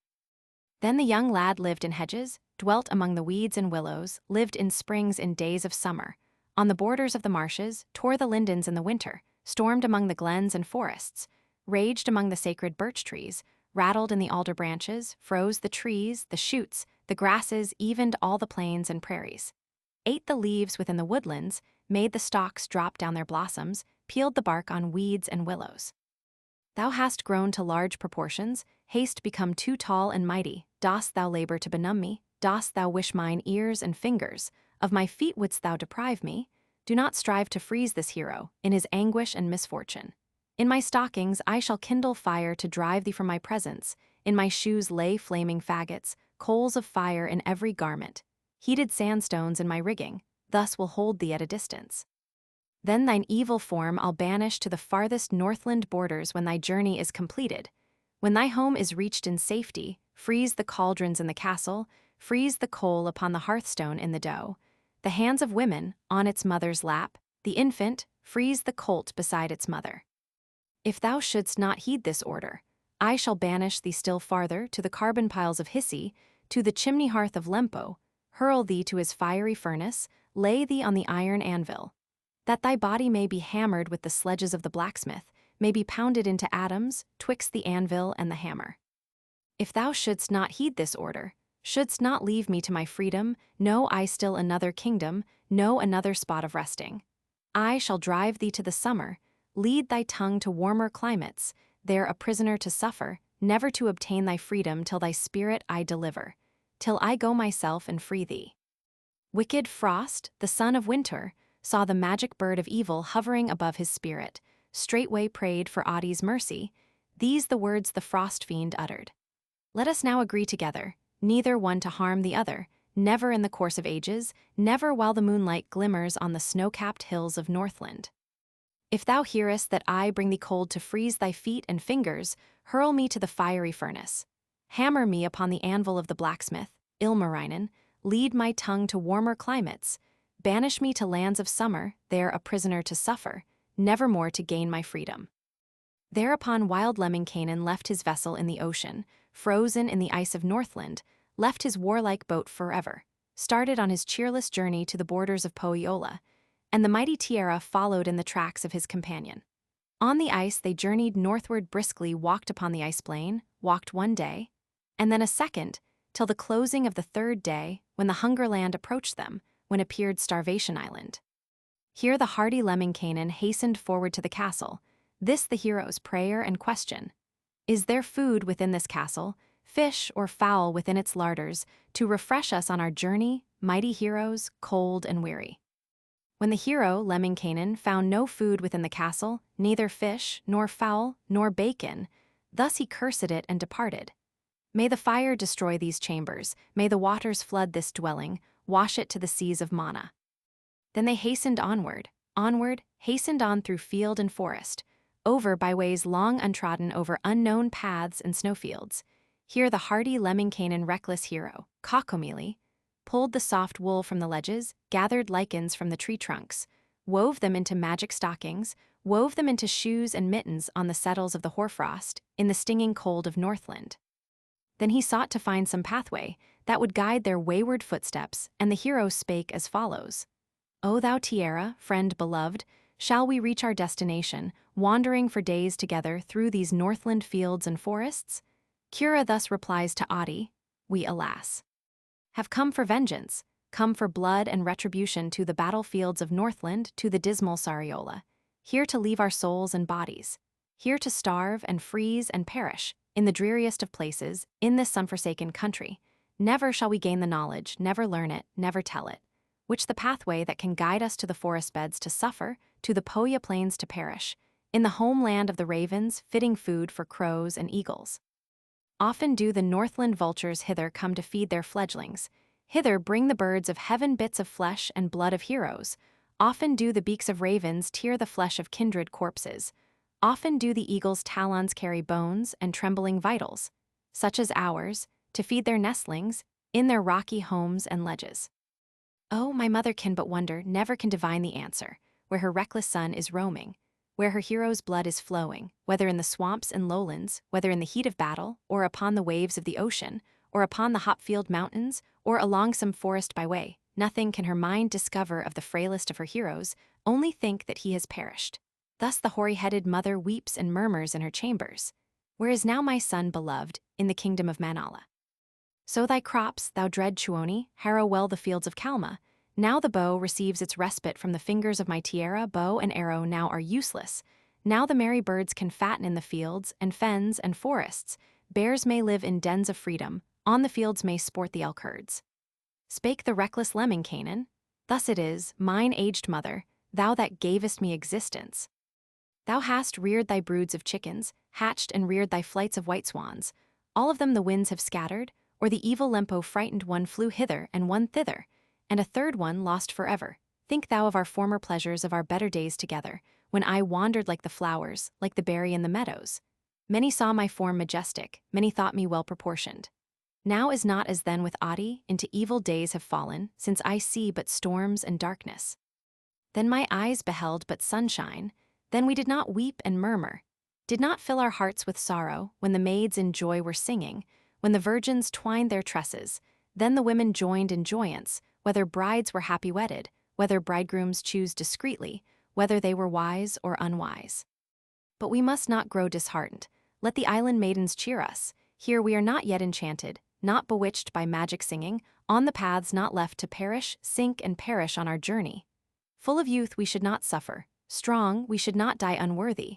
Whom the wizards have enchanted, have bewitched with songs of magic. Sorcerers may charm and conquer, bury them within their dungeons, hide them spellbound in their cabins. Let the wizards charm each other, and bewitch their magic offspring, bring their tribes to fell destruction. Never did my gray-haired father bow submission to a wizard, offer worship to magicians.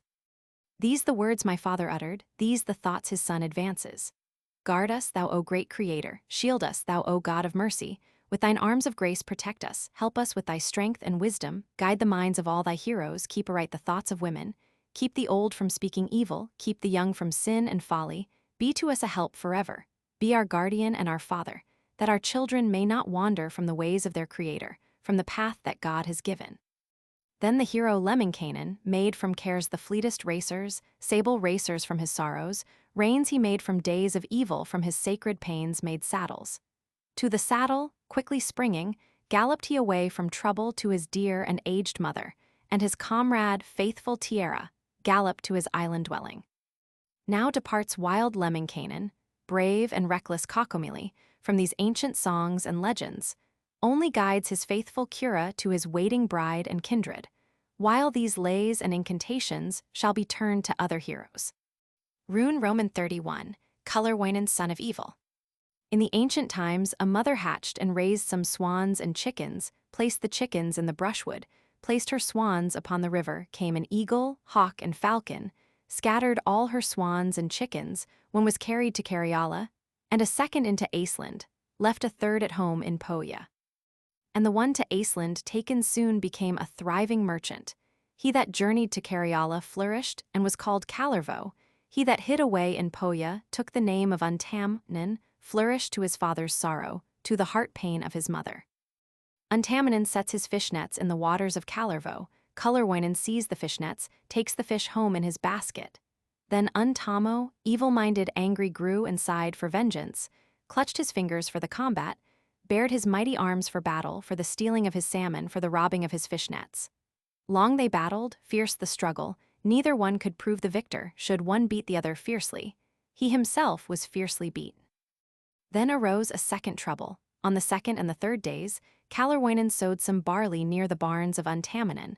Untaminen's sheep in hunger ate the crop of Kullerwoinen. Kullerwoinen's dog in malice tore Untamo's sheep in pieces. Then Untamo sorely threatened to annihilate the people of his brother. Kullerwoinen to exterminate his tribefolk, to destroy the young and aged, to outroot his race and kingdom. Conjures men with broadswords girded, for the war he fashions heroes, fashions youth with spears adjusted, bearing axes on their shoulders, conjures thus a mighty army, hastens to begin a battle, bring a war upon his brother. Kullerwoinen's wife in beauty sat beside her chamber window, looking out along the highway, spake these words in wonder guessing. Do I see some smoke arising, or perchance a heavy storm cloud, near the border of the forest, near the ending of the prairie? It was not some smoke arising, nor indeed a heavy storm cloud. It was Untaminen's soldiers marching to the place of battle. Warriors of Untaminen came equipped with spears and arrows, killed the people of Kalervo, slew his tribe and all his kindred, burned to ashes many dwellings, leveled many courts and cabins, only left Kalervo's daughter, with her unborn child, survivors of the slaughter of Untamo. And she led the hostile army to her father's halls and mansion, swept the rooms and made them cheery, gave the heroes home attentions. Time had gone but little distance, ere a boy was born in magic of the Virgin, Untamala of a mother, trouble-laden, him the mother named Kullervo, pearl of combat, said Untamo. Then they laid the child of wonder, fatherless, the magic infant, in the cradle of attention to be rocked and fed and guarded, but he rocked himself at pleasure, rocked until his locks stood endwise, rocked one day, and then a second, rocked the third from morn till noontide. But before the third day ended, kicks the boy with might of magic, forwards, backwards, upwards, downwards, kicks in miracles of power, bursts with might his swaddling garments. creeping from beneath his blankets, knocks his cradle into fragments, tears to tatters all his raiment, seemed that he would grow a hero. And his mother, Untamala, thought that he, when full of stature, when he found his strength and reason, would become a great magician, first among 1,000 heroes. When 3 months the boy had thriven, he began to speak as follows: "When my form is full of stature, when these arms grow strong and hardy, then will I avenge the murder of Kalervo and his people." Untamanen hears the saying, speaks these words to those about him. To my tribe he brings destruction, in him grows a new Kalervo. Then the heroes well considered, and the women gave their counsel, how to kill the magic infant, that their tribe may live in safety. It appeared the boy would prosper. Finally, they all consenting, he was placed within a basket, and with willows firmly fastened, taken to the reeds and rushes, lowered to the deepest waters, in his basket there to perish. When 3 nights had circled over, messengers of Untamanen went to see if he had perished in his basket in the waters, but the prodigy was living, had not perished in the rushes. He had left his willow basket, sat in triumph on a billow, in his hand a rod of copper, on the rod a golden fish line, fishing for the silver whiting, measuring the deeps beneath him. In the sea was little water, scarcely would it fill 3 measures. Untamanen then reflected, this the language of the wizard. Whither shall we take this wonder, lay this prodigy of evil, that destruction may o'ertake him, where the boy will sink and perish? Then his messengers he ordered to collect dried poles of brushwood, birch trees with their 100 branches, pine trees full of pitch and resin, ordered that a pyre be builded, that the boy might be cremated, that Kalervo thus might perish. High they piled the arid branches, dried limbs from the sacred birch tree, branches from 100 fir trees, knots and branches full of resin, filled with bark 1,000 sledges, seasoned oak, 100 measures piled the brushwood to the treetops, set the boy upon the summit, set on fire the pile of brushwood, burned 1 day, and then a second, burned the third from morn till evening. When Untamo sent his heralds to inspect the pyre and wizard, there to learn if young Kalervo had been burned to dust and ashes, there they saw the young boy sitting on a pyramid of embers, in his hand a rod of copper, raking coals of fire about him, to increase their heat and power. Not a hair was burned nor injured, not a ringlet singed nor shriveled. Then Untamo, evil-humored, thus addressed his trusted heralds: "Whither shall the boy be taken, to what place this thing of evil, that destruction may o'ertake him, that the boy may sink and perish?" Then they hung him to an oak tree, crucified him in the branches, that the wizard there might perish. When 3 days and nights had ended, Untamanen spake as follows: "It is time to send my heralds to inspect the mighty oak tree, there to learn if young Kalervo lives or dies among the branches." Thereupon he sent his servants, and the heralds brought this message: "Young Kalervo has not perished, has not died among the branches of the oak tree where we hung him. In the oak he maketh pictures with a wand between his fingers. Pictures hang from all the branches, carved and painted by Kalervo, and the heroes, thick as acorns, with their swords and spears adjusted, fill the branches of the oak tree. Every leaf becomes a soldier.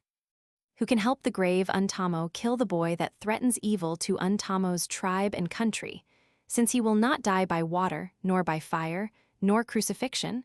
Finally, it was decided that his body was immortal, could not suffer death nor torture.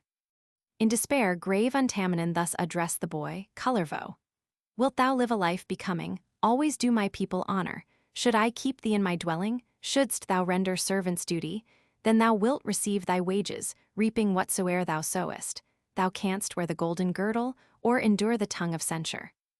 When the boy had grown a little, had increased in strength and stature, he was given occupation, he was made to tend an infant, made to rock the infant's cradle.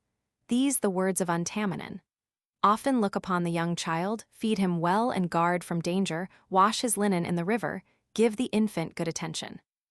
Young Kalervo, wicked wizard, nurses 1 day then a second. On the morning of the 3rd day, gives the infant cruel treatment, blinds its eyes and breaks its fingers, and when evening shadows gather, kills the young child while it slumbers, throws its body to the waters, breaks and burns the infant's cradle.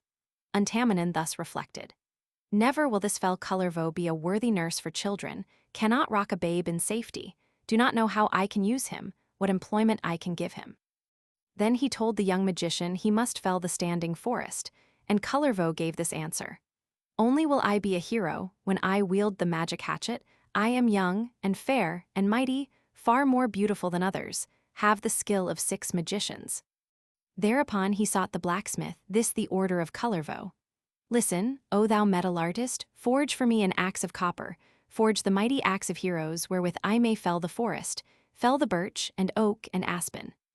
This behest the blacksmith honors, forges him an axe of copper, wonderful the blade he forges. Kullerwoinen grinds his hatchet, grinds his blade from morn till evening, and the next day makes the handle. Then he hastens to the forest, to the upward sloping mountain, to the tallest of the birches, to the mightiest of oak trees. There he swings his axe of copper, swings his blade with might of magic, cuts with sharpened edge the aspen. With one blow he fells the oak tree, with a second blow, the linden.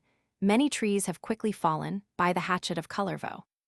Then the wizard spake as follows. This the proper work of Lempo, let dire Hissi fell the forest. In the birch he sank his hatchet, made an uproar in the woodlands, called aloud in tones of thunder, whistled to the distant mountains, till they echoed to his calling, when Kullervo spake as follows. May the forest, in the circle where my voice rings, fall and perish, in the earth be lost forever. May no tree remain unleveled, may no saplings grow in springtime, never while the moonlight glimmers, where Kullervo's voice has echoed, where the forest hears my calling, where the ground with seed is planted, and the grain shall sprout and flourish. May it never come to ripeness, may the ears of corn be blasted. When the strong man, Untaminen, went to look at early evening, how Kullervo was progressing in his labors in the forest, little was the work accomplished, was not worthy of a hero, Untaminen thus reflected. Young Kullervo is not fitted for the work of clearing forests, wastes the best of all the timber to my lands he brings destruction, I shall set him making fences. Then the youth began the building of a fence for Untaminen, took the trunks of stately fir trees, trimmed them with his blade for fence posts, cut the tallest in the woodlands for the railing of his fences, made the smaller poles and crossbars from the longest of the lindens, made the fence without a passway, made no wicket in his fences, and Kullervo spake these measures. He that does not rise as eagles, does not sail on wings through ether, cannot cross Kullervo's pickets, nor the fences he has builded. Untaminen left his mansion to inspect the young boy's labors, view the fences of Kullervo, saw the fence without a passway, not a wicket in his fences. From the earth the fence extended to the highest clouds of heaven. These the words of Untaminen. For this work he is not fitted, useless is the fence thus builded, is so high that none can cross it, and there is no passage through it. He shall thresh the rye and barley. Young Kullervo, quick preparing, made an oaken flail for thrashing, threshed the rye to finest powder, threshed the barley into atoms, and the straw to worthless fragments. Untaminen went at evening, went to see Kullervo's thrashing, view the work of Kullerwoinen, found the rye was ground to powder, grains of barley crushed to atoms, and the straw to worthless rubbish. Untaminen then grew angry, spake these words in bitter accents. Kullerwoinen as a workman is a miserable failure.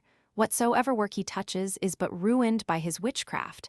I shall carry him to Iceland. In Karelian I shall sell him to the blacksmith, Ilmarinen, there to swing the heavy hammer. Untaminen sells Kullervo, trades him off in far Karelian to the blacksmith, Ilmarinen to the master of the metals. This the sum received in payment. 7 worn and worthless sickles, 3 old cauldrons worse than useless, 3 old scythes and hoes and axes, recompense indeed, sufficient for a boy that will not labor for the good of his employer. RUNE Roman 32, Kullervo as a shepherd. Kullerwoinen, wizard servant of the blacksmith, Ilmarinen purchased slave from Untaminen, magic son with sky-blue stockings, with a head of golden ringlets, in his shoes of marten leather, waiting little, asked the blacksmith, asked the host for work at morning. In the evening asked the hostess, these the words of Kullerwoinen. Give me work at early morning. In the evening, occupation, labor worthy of thy servant. Then the wife of Ilmarinen, once the maiden of the rainbow, thinking long and long debating, how to give the youth employment, how the purchased slave could labor. Finally a shepherd made him keeper of her pastures, but the over-scornful hostess baked a biscuit for the herdsman, baked a loaf of wondrous thickness, baked the lower half of oatmeal, and the upper half of barley, baked a flint stone in the center, poured around it liquid butter. Then she gave it to the shepherd, food to still the herdsman's hunger. Thus she gave the youth instructions. Do not eat the bread in hunger, till the herd is in the woodlands. Then the wife of Ilmarinen sent her cattle to the pasture, thus addressing Kullerwoinen. Drive the cows to yonder bowers, to the birch trees and the aspens, that they there may feed and fatten, fill themselves with milk and butter. In the open forest pastures, on the distant hills and mountains, in the glens among the birch trees, in the lowlands with the aspens, in the golden pine tree forests, in the thickets silver laden. Guard them, thou O kind Creator, shield them, omnipresent Ukko, shelter them from every danger, and protect them from all evil, that they may not want, nor wander from the paths of peace and plenty. As at home thou didst protect them in the shelters and the hurdles, guard them now beneath the heavens, shelter them in woodland pastures, that the herds may live and prosper to the joy of Northland's hostess, and against the will of Lempo. If my herdsmen prove unworthy, if the shepherd maids seem evil, let the pastures be their shepherds. Let the alders guard the cattle, make the birch tree their protector. Let the willow drive them homeward, ere the hostess go to seek them, ere the milkmaids wait and worry. Should the birch tree not protect them, nor the aspen lend assistance, nor the linden be their keeper, nor the willow drive them homeward, wilt thou give them better herdsmen? Let creation's beauteous daughters be their kindly shepherdesses. Thou hast many lovely maidens, many hundreds that obey thee, in the ether's spacious circles, beauteous daughters of creation. Summer daughter, magic maiden, southern mother of the woodlands, pine tree daughter, Katieter Pihlayater of the aspen alder maiden, Tapio's daughter, daughter of the glen, Miliki, and the mountain maid, Tellervo, of my herds be ye protectors, keep them from the evil-minded, keep them safe in days of summer, in the times of fragrant flowers, while the tender leaves are whispering, while the earth is verdure-laden. Summer daughter, charming maiden, southern mother of the woodlands, spread abroad thy robes of safety, spread thine apron o'er the forest, let it cover all my cattle, and protect the unprotected, that no evil winds may harm them, may not suffer from the storm clouds. Guard my flocks from every danger, keep them from the hands of wild beasts, from the swamps with sinking pathways, from the springs that bubble trouble, from the swiftly running waters from the bottom of the whirlpool, that they may not find misfortune, may not wander to destruction, in the marshes sink and perish, though against God's best intentions, though against the will of Ukko. From a distance bring a bugle, bring a shepherd's horn from heaven, bring the honey flute of Ukko, play the music of creation. Blow the pipes of the magician, play the flowers on the highlands, charm the hills and dales and mountains, charm the borders of the forest. Fill the forest trees with honey, fill with spice the fountain borders. For my herds give food and shelter, feed them all on honeyed pastures, give them drink at honeyed fountains, feed them on thy golden grasses, on the leaves of silver saplings, from the springs of life and beauty, from the crystal waters flowing, from the waterfalls of Rudia, from the uplands green and golden, from the glens enriched in silver. Dig thou also golden fountains on the four sides of the willow, that the cows may drink in sweetness, and their udders swell with honey, that their milk may flow in streamlets. Let the milk be caught in vessels. Let the cow's gift be not wasted, be not given to Manala.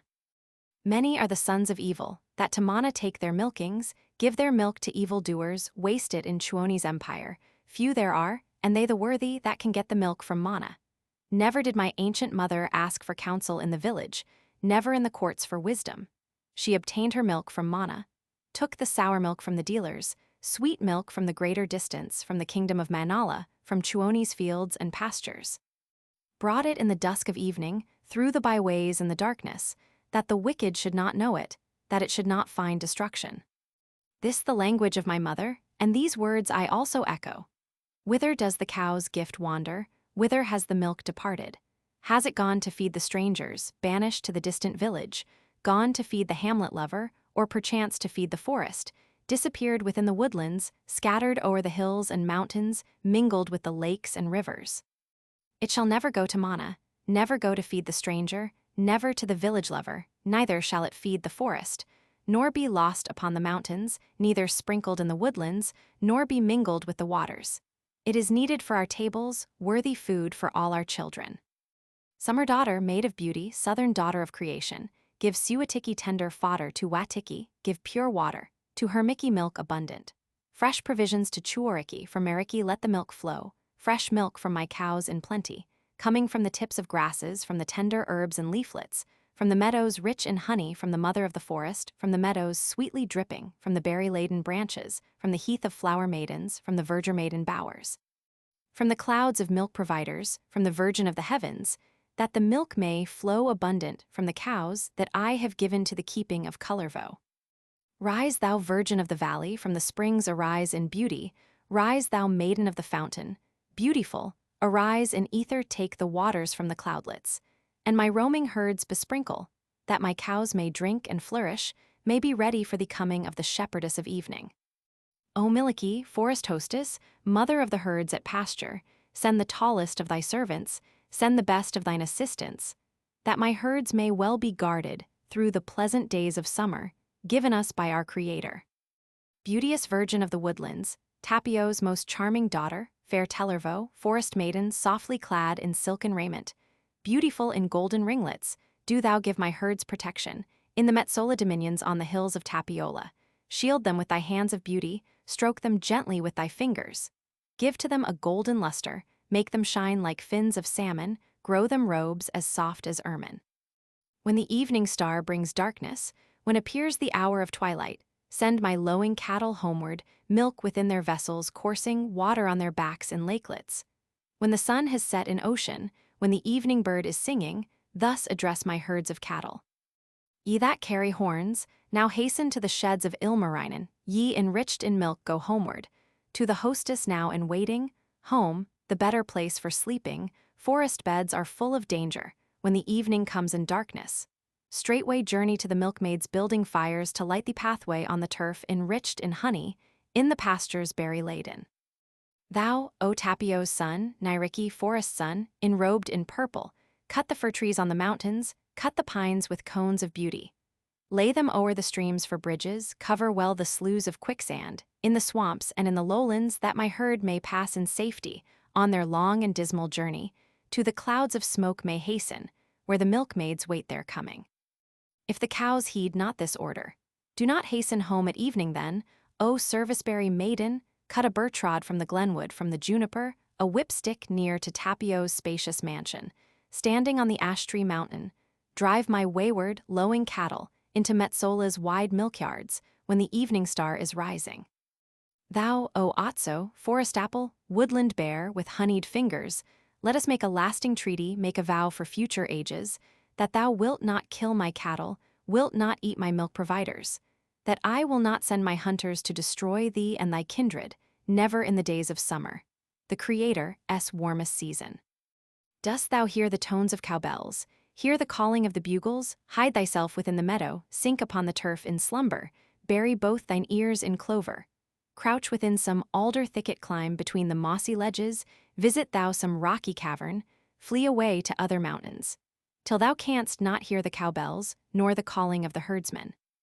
Listen, Otso of the woodlands, sacred bear with honeyed fingers, to approach the herd of cattle thou thyself art not forbidden, but thy tongue and teeth and fingers must not touch my herd in summer, must not harm my harmless creatures.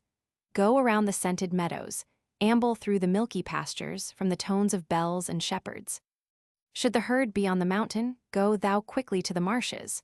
Should my cattle browse the lowlands, sleep thou then within the thicket. Should they feed upon the uplands, thou must hasten to the valley. Should the herd graze at the bottom, thou must feed upon the summit. Wander like the golden cuckoo, like the dove of silver brightness, like a little fish in ocean. Hide thy claws within thy hair-foot, shut thy wicked teeth in darkness, that my herd may not be frightened, may not think themselves in danger. Leave my cows in peace and plenty, let them journey home in order, through the vales and mountain byways, over plains and through the forest, harming not my harmless creatures. Call to mind our former pledges, at the river of Chuoni, near the waterfall and whirlpool, in the ears of our Creator. Thrice to Otso was it granted, in the circuit of the summer, to approach the land of cowbells, where the herdsmen's voices echo, but to thee it was not granted. Otso never had permission to attempt a wicked action, to begin a work of evil. Should the blinding thing of malice come upon thee in thy roamings, should thy bloody teeth feel hunger, throw thy malice to the mountains, and thy hunger to the pine trees, sink thy teeth within the aspens, in the dead limbs of the birches, prune the dry stalks from the willows. Should thy hunger still impel thee, go thou to the berry mountain, eat the fungus of the forest, Feed thy hunger on the anthills, eat the red roots of the bear tree, Metsola's rich cakes of honey, not the grass my herd would feed on. Or if Metsola's rich honey should ferment before the eating, on the hills of golden color, on the mountains filled with silver, there is other food for hunger, other drink for thirsting also. Everlasting will the food be, and the drink be never wanting. Let us now agree in honor, and conclude a lasting treaty that our lives may end in pleasure, may be merry in the summer, both enjoy the woods in common though our food must be distinctive. Shouldst thou still desire to fight me, let our contests be in winter, let our wars be on the snowfields. Swamps will thaw in days of summer, warm, the water in the rivers. Therefore shouldst thou break this treaty, shouldst thou come where golden cattle roam these woodland hills and valleys, we will slay thee with our crossbows, should our arrowmen be absent. We have here some archer-women, and among them is the hostess, that can use the fatal weapon, that can bring thee to destruction, thus will end the days of trouble that thou bringest to our people, and against the will of Ukko. Ukko, ruler in the heavens, lend an ear to my entreaty, metamorphose all my cattle, through the mighty force of magic, into stumps and stones convert them. If the enemy should wander, near my herd in days of summer. If I had been born in Otso, I would never stride and amble at the feet of aged women. Elsewhere there are hills and valleys, farther on are honey pastures, where the lazy bear may wander, where the indolent may linger, sneak away to yonder mountain, that thy tender flesh may lessen, in the blue glen's deep recesses, in the bear dens of the forest. Thou canst move through fields of acorns, through the sand and ocean pebbles, there for thee is tracked a pathway, through the woodlands on the sea-coast, to the northland's farthest limits, to the dismal plains of Lapland, there, 'tis well for thee to lumber, there to live will be a pleasure. Shoeless there to walk in summer, stockingless in days of autumn, on the blue back of the mountain, through the swamps and fertile lowlands. If thou canst not journey thither, canst not find the Lapland highway, hasten on a little distance, in the bare path leading northward, to the grove of Chulnla, to the honey plains of Kalma. Swamps there are in which to wander, heaths in which to roam at pleasure. There are curios, there are carios, and of beasts a countless number, with their fetters strong as iron, fattening within the forest. Be ye gracious, groves and mountains, full of grace, ye darksome thickets, peace and plenty to my cattle, through the pleasant days of summer, the Creator's warmest season. Nipana, O king of forests, thou the greybeard of the woodlands, watch thy dogs in fen and fallow. Lay a sponge within one nostril, and an acorn in the other, that they may not scent my cattle, tie their eyes with silken falace, that they may not see my herdlings, may not see my cattle grazing. Should all this seem inefficient, drive away thy barking children, let them run to other forests. Let them hunt in other marshes, from these verdant strips of meadow, from these far outstretching borders. Hide thy dogs within thy caverns, firmly tie thy yelping children, tie them with thy golden fetters, with thy chains adorned with silver, that they may not do me damage, may not do a deed of mischief. Should all this prove inefficient, thou, O Ukko, king of heaven, wise director, full of mercy, hear the golden words I utter. Hear a voice that breathes affection, from the alder make a muzzle, for each dog within the kennel should the alder prove too feeble. Cast a band of purest copper should the copper prove a failure. Forge a band of ductile iron should the iron snap asunder. In each nose a small ring fasten, made of molten gold and silver, chain thy dogs in forest caverns, that my herd may not be injured. Then the wife of Ilmarinen, life companion of the blacksmith, opened all her yards and stables, led her herd across the meadow, placed them in the herdmen's keeping in the care of Kullerwoinen. Rune Roman 33, Kullervo and the Cheat Cake. Thereupon the lad, Kullervo, laid his luncheon in his basket, drove the herd to mountain pastures, o'er the hills and through the marshes to their grazings in the woodlands, speaking as he careless wandered. Of the youth am I the poorest, hapless lad and full of trouble, evil luck to me befallen. I, alas, must idly wander o'er the hills and through the valleys as a watchdog for the cattle. Then she sat upon the greensward, in a sunny spot selected, singing, chanting words as follow. Shine, O shine, thou son of heaven, cast thy rays, thou fire of Ukko, on the herdsman of the blacksmith, on the head of Kullerwoinen, on this poor and luckless shepherd, not in Ilmarinen's smithy, nor the dwellings of his people. Good the table of the hostess, cuts the best of wheaten biscuit, honey cakes she cuts in slices, spreading each with golden butter.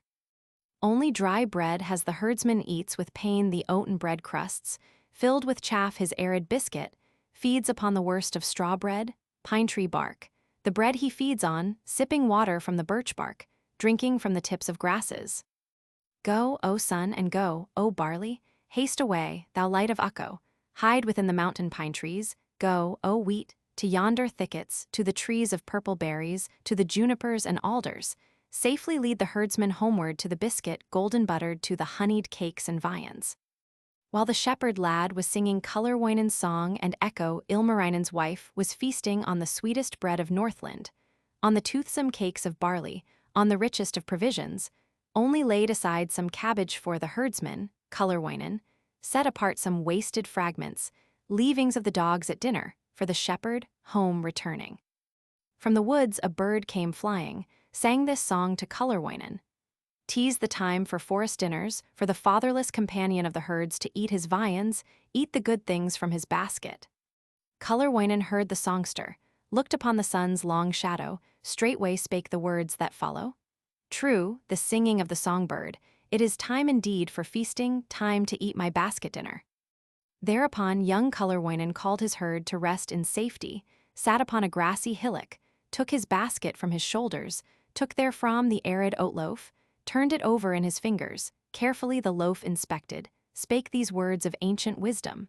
Many loaves are fine to look on the outside seem delicious, on the inside, chaff and tan bark.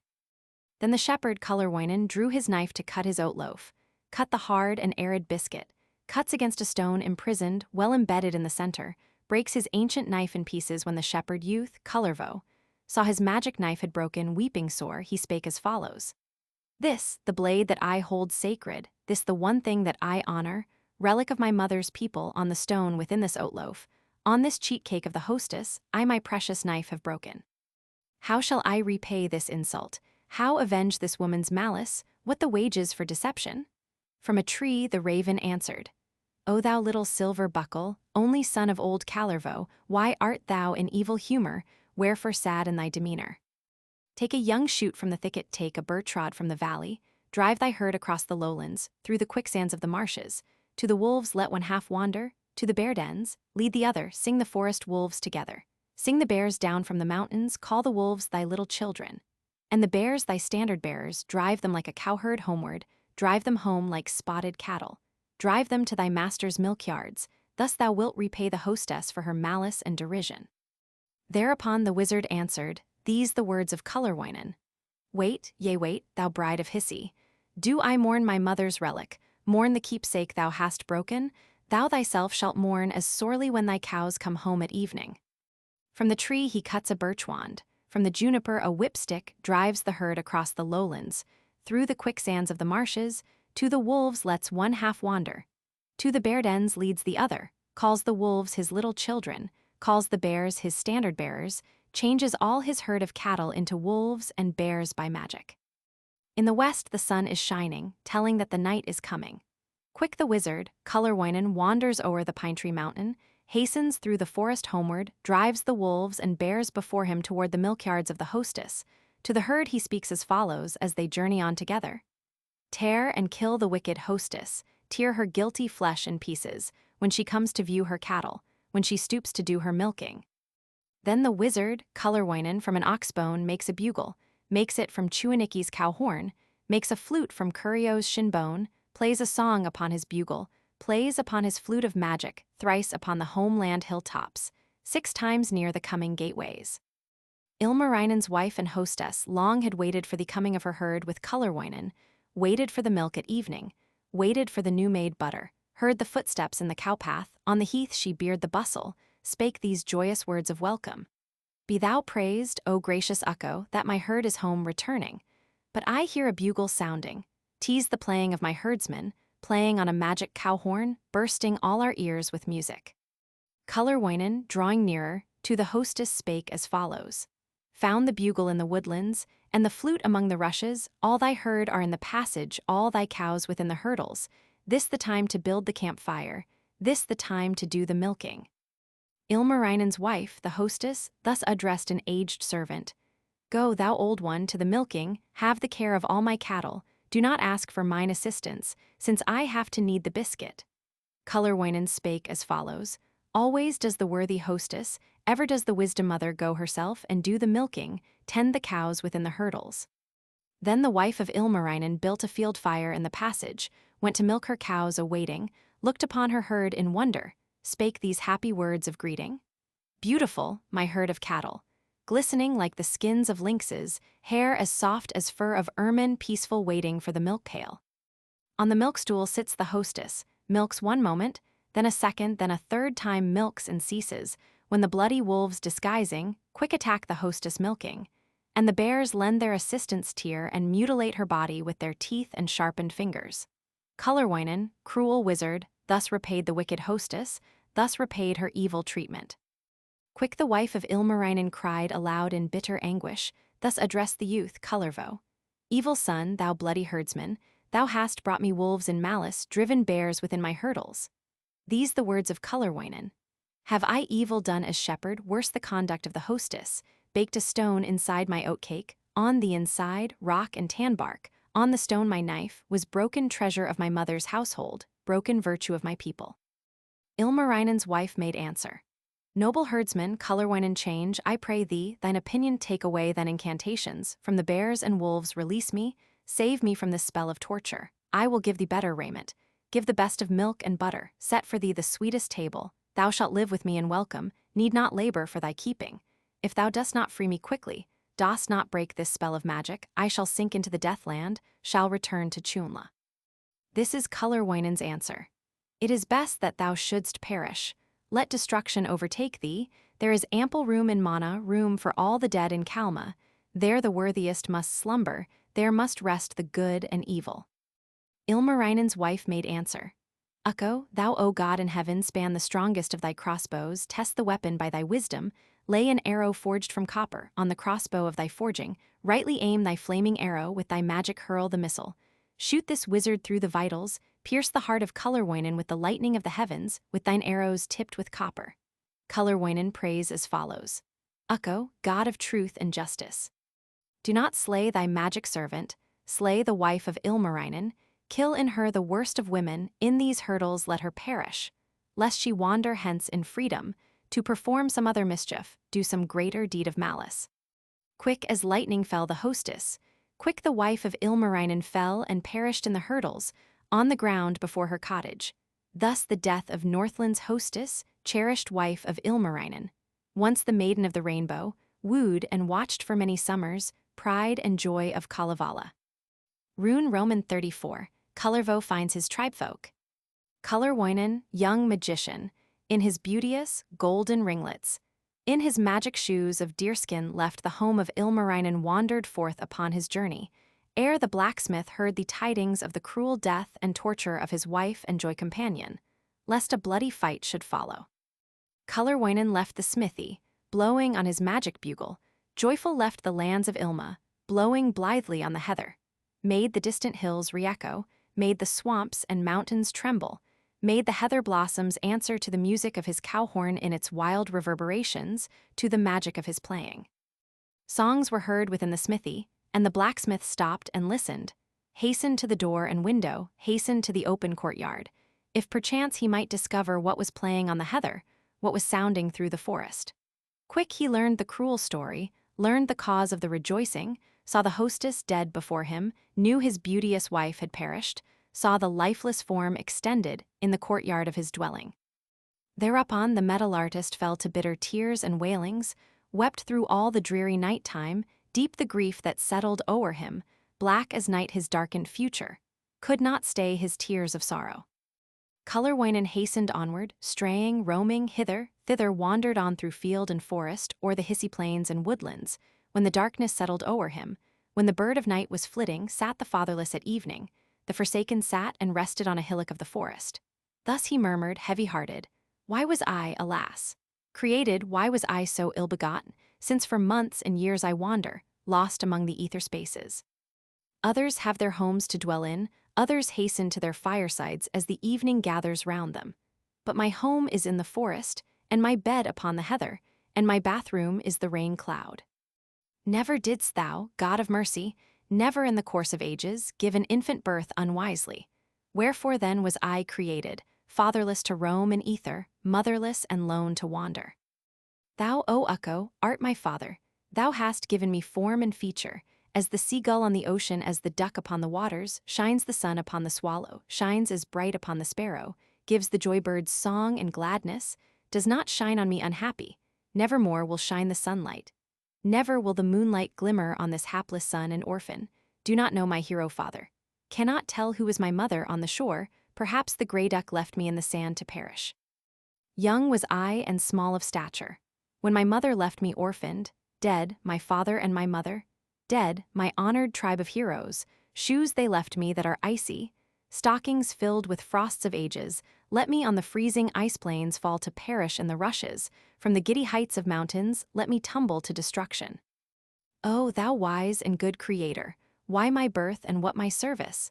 I shall never fall and perish on the ice plains, in the marshes, never be a bridge in swampland. Not while I have arms of virtue that can serve my honored kindred. Then Kullervo thought to journey to the village of Untamo, to avenge his father's murder, to avenge his mother's tortures, and the troubles of his tribefolk. These the words of Kullerwoinen. Wait, yea wait, thou Untamoinen, thou destroyer of my people, when I meet thee in the combat, I will slay thee and thy kindred, I will burn thy homes to ashes. Came a woman on the highway, dressed in blue, the aged mother, to Kullervo spake as follows. Whither goest, Kullerwoinen, whither hastes the wayward hero? Kullerwoinen gave this answer. I have thought that I would journey to the far-off land of strangers, to the village of Untamo to avenge my father's murder, to avenge my mother's tortures, and the troubles of my tribefolk. Thus the gray-haired woman answered. Surely thou dost rest in error, for thy tribe has never perished, and thy mother still is living with thy father in the Northland, living with the old Kullervo. O thou ancient dame beloved, worthy mother of the woodlands, tell me where my father liveth, where my loving mother lingers. Yonder lives thine aged father, and thy loving mother with him, on the farthest shore of Northland, on the long point of the fish lake. Tell me, O thou woodland mother, how to journey to my people, how to find mine honored tribefolk. Easy is the way for strangers. Thou must journey through the forest, hasten to the river border, travel one day, then a second, and the third from morn till even to the northwest, thou must journey. If a mountain comes to meet thee, go around the nearing mountain, westward hold thy weary journey, till thou comest to a river, on thy right hand flowing eastward, travel to the river border, where 3 waterfalls will greet thee. When thou comest to a headland, on the point thou'lt see a cottage where the fishermen assemble. In this cottage is thy father, with thy mother and her daughters, beautiful thy maiden sisters. Kullerwoinen the magician hastens northward on his journey, walks one day, and then a second, walks the third from morn till evening, to the northwest walks Kullervo, till a mountain comes to meet him, walks around the nearing mountain. Westward, westward holds his journey, till he sees a river coming, hastens to the river border, walks along the streams and rapids till 3 waterfalls accost him, travels till he meets a headland, on the point he spies a cottage, where the fishermen assemble. Quick he journeys to the cabin, quick he passes through the portals of the cottage on the headland, where he finds his long-lost kindred. No one knows the youth, Kullervo, no one knows whence comes the stranger, where his home, nor where he goeth. These the words of young Kullervo. Dost thou know me not, my mother? Dost thou know me not, my father? I am hapless Kullerwoinen, whom the heroes of Untamo carried to their distant country, when my height was but a handbreadth. Quick the hopeful mother answers. O my worthy son, beloved, O my precious Silverbuckle, haste thou with thy mind of magic, wandered through the fields of Northland, searching for thy home and kindred, as one dead I long have mourned thee, had supposed thee in Manala. Once I had 2 sons and heroes, had 2 good and beauteous daughters. 2 of these have long been absent, elder son and elder daughter, for the wars my son departed, while my daughter strayed and perished. If my son is home returning, yet my daughter still is absent. Kullerwoinen asked his mother, whither did my sister wander? What direction did she journey? This the answer of the mother? This the story of thy sister. Went for berries to the woodlands, to the mountains went my daughter, where the lovely maiden vanished, where my pretty berry perished, died some death beyond my knowledge, nameless is the death she suffered. Who is mourning for the daughter? No one mourns her as her mother. walks and wanders, mourns and searches for her fairest child and daughter. Therefore did the mother wander, searching for thy lovely sister. Like the bear she roamed the forest, ran the glenways like the adder searched one day and then a second, searched the third from morn till even, till she reached the mountain summit. There she called and called her daughter, till the distant mountains answered, called to her who had departed. Where art thou, my lovely maiden? Come, my daughter, to thy mother. Thus I called and sought thy sister, this the answer of the mountains, thus the hills and valleys echoed. Call no more, thou weeping mother, weep no more for the departed, never more in all thy lifetime, never in the course of ages, will she join again her kindred, at her brother's landing places in her father's humble dwelling. RUNE Roman 35, Kullervo's evil deeds. Kullerwoinen, youthful wizard, in his blue and scarlet stockings, henceforth lingered with his parents, but he could not change his nature, could not gain a higher wisdom, could not win a better judgment. As a child he was ill-nurtured, early rocked in stupid cradles, by a nurse of many follies, by a minister of evil. To his work went Kullerwoinen, strove to make his labors worthy. First, Kullervo went a-fishing, set his fishing nets in ocean, with his hands upon the rowlocks Kullerwoinen spake as follows. Shall I pull with all my forces, pull with strength of youthful heroes, or with weakness of the aged? From the stern arose a grey beard, and he answered thus Kullervo. Pull with all thy youthful vigor, shouldst thou row with magic power. Thou couldst not destroy this vessel, couldst not row this boat to fragments. Thereupon the youth, Kullervo, rowed with all his youthful vigor. With the mighty force of magic rode the bindings from the vessel, ribs of juniper he shattered, rode the aspen oars to pieces. When the aged sire, Kullervo, saw the work of Kullerwoinen, he addressed his son as follows. Dost not understand the rowing, thou hast burst the bands asunder, bands of juniper and willow, rode my aspen boat to pieces, to the fish nets drive the salmon, this, perchance, will suit thee better. Thereupon the son, Kullervo, hastened to his work as bidden, drove the salmon to the fish nets, spake in innocence as follows. Shall I with my youthful vigor scare the salmon to the fish nets, or with little magic vigor shall I drive them to their capture? Spake the master of the fish nets. That would be but work of women, shouldst thou use but little power in the frighting of the salmon. Kullerwoinen does as bidden, scares the salmon with the forces of his mighty arms and shoulders, with the strength of youth and magic, stirs the water thick with black earth, beats the scare net into pieces, into pulp he beats the salmon. When the aged sire, Kullervo, saw the work of Kullerwoinen, to his son these words he uttered. Dost not understand this labor, for this work thou art not suited, canst not scare the perch and salmon to the fish nets of thy father. Thou hast ruined all my fish nets, torn my scare net into tatters, beaten into pulp the whiting, torn my net props into fragments, beaten into bits my wedges. Leave the fishing to another, see if thou canst pay the tribute, pay my yearly contribution, see if thou canst better travel, on the way show better judgment. Thereupon the son, Kullervo, hapless youth in purple vestments, in his magic shoes of deerskin, in his locks of golden color, sallied forth to pay the taxes, pay the tribute for his people. When the youth had paid the tribute, paid the yearly contribution, he returned to join the snow sledge, took his place upon the crossbench, snapped his whip above the courser, and began his journey homeward, rattled on along the highway, measured as he galloped onward Wainamoinen's hills and valleys, and his fields in cultivation. Came a golden maid to meet him. On her snowshoes came a virgin, or the hills of Wainamoinen, or his cultivated lowlands. Quick the wizard son, Kullervo, checked the motion of his racer, thus addressed the charming maiden. Come, sweet maiden, to my snow sledge, in my fur robes rest and linger. As she ran, the maiden answered, Let the death maid sit beside thee, rest and linger in thy fur robes. Thereupon the youth, Kullervo, snapped his whip above the courser. Fleet as wind he gallops homeward, dashes down along the highway, with the roar of falling waters, gallops onward, onward, onward, or the broad back of the ocean or the icy plains of Lapland. Comes a winsome maid to meet him, golden-haired, and wearing snowshoes on the far outstretching ice plains. Quick the wizard checks his racer, charmingly accosts the maiden, chanting carefully these measures. Come, thou beauty, to my snow sledge hither come and rest and linger. Tauntingly the maiden answered, Take Tuoni to thy snow sledge, at thy side let Manalainen sit with thee and rest and linger. Quick the wizard, Kullerwoinen struck his fiery, prancing racer with the birch whip of his father. Like the lightning flew the Fleetfoot, galloped on the highway homeward o'er the hills the snow sledge bounded, and the coming mountains trembled. Kullerwoinen, wild magician, measures on his journey homeward Northland's far-extending borders and the fertile plains of Pohja. Comes a beauteous maid to meet him, with a tin pin on her bosom on the heather of Pohjola, or the Pohja hills and moorlands. Quick the wizard's son, Kullervo, holds the bridle of his courser, charmingly intones these measures.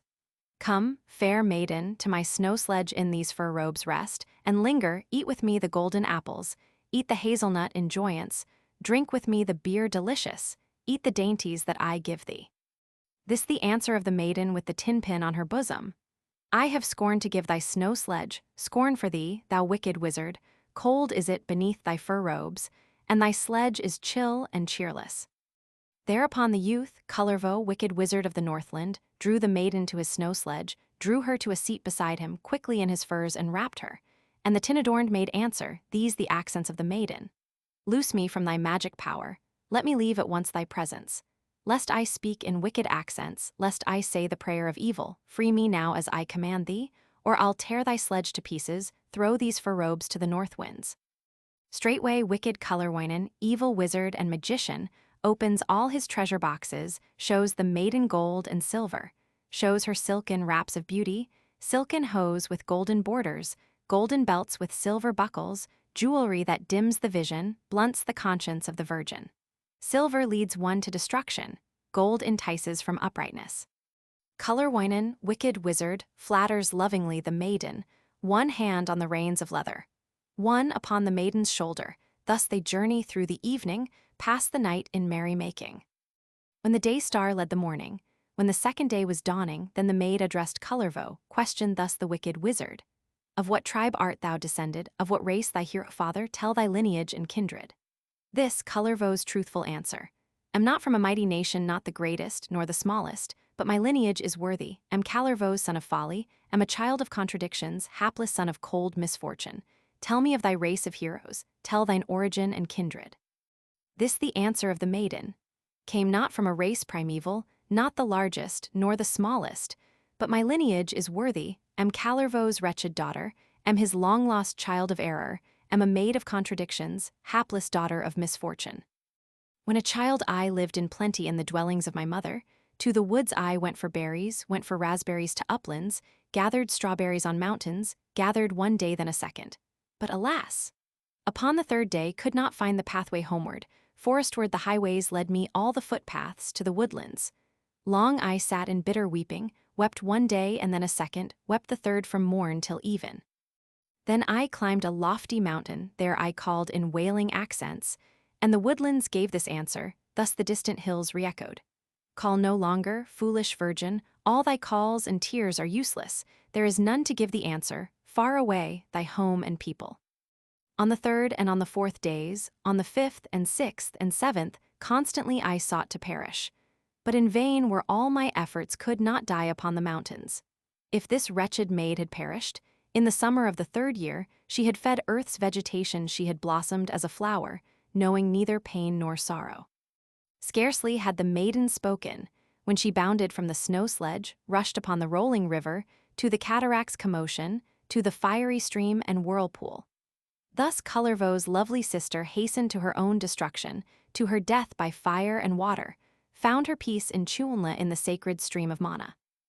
Then the wicked Kullerwoinen fell to weeping, sorely troubled, wailed and wept, and heavy-hearted spake these words in bitter sorrow.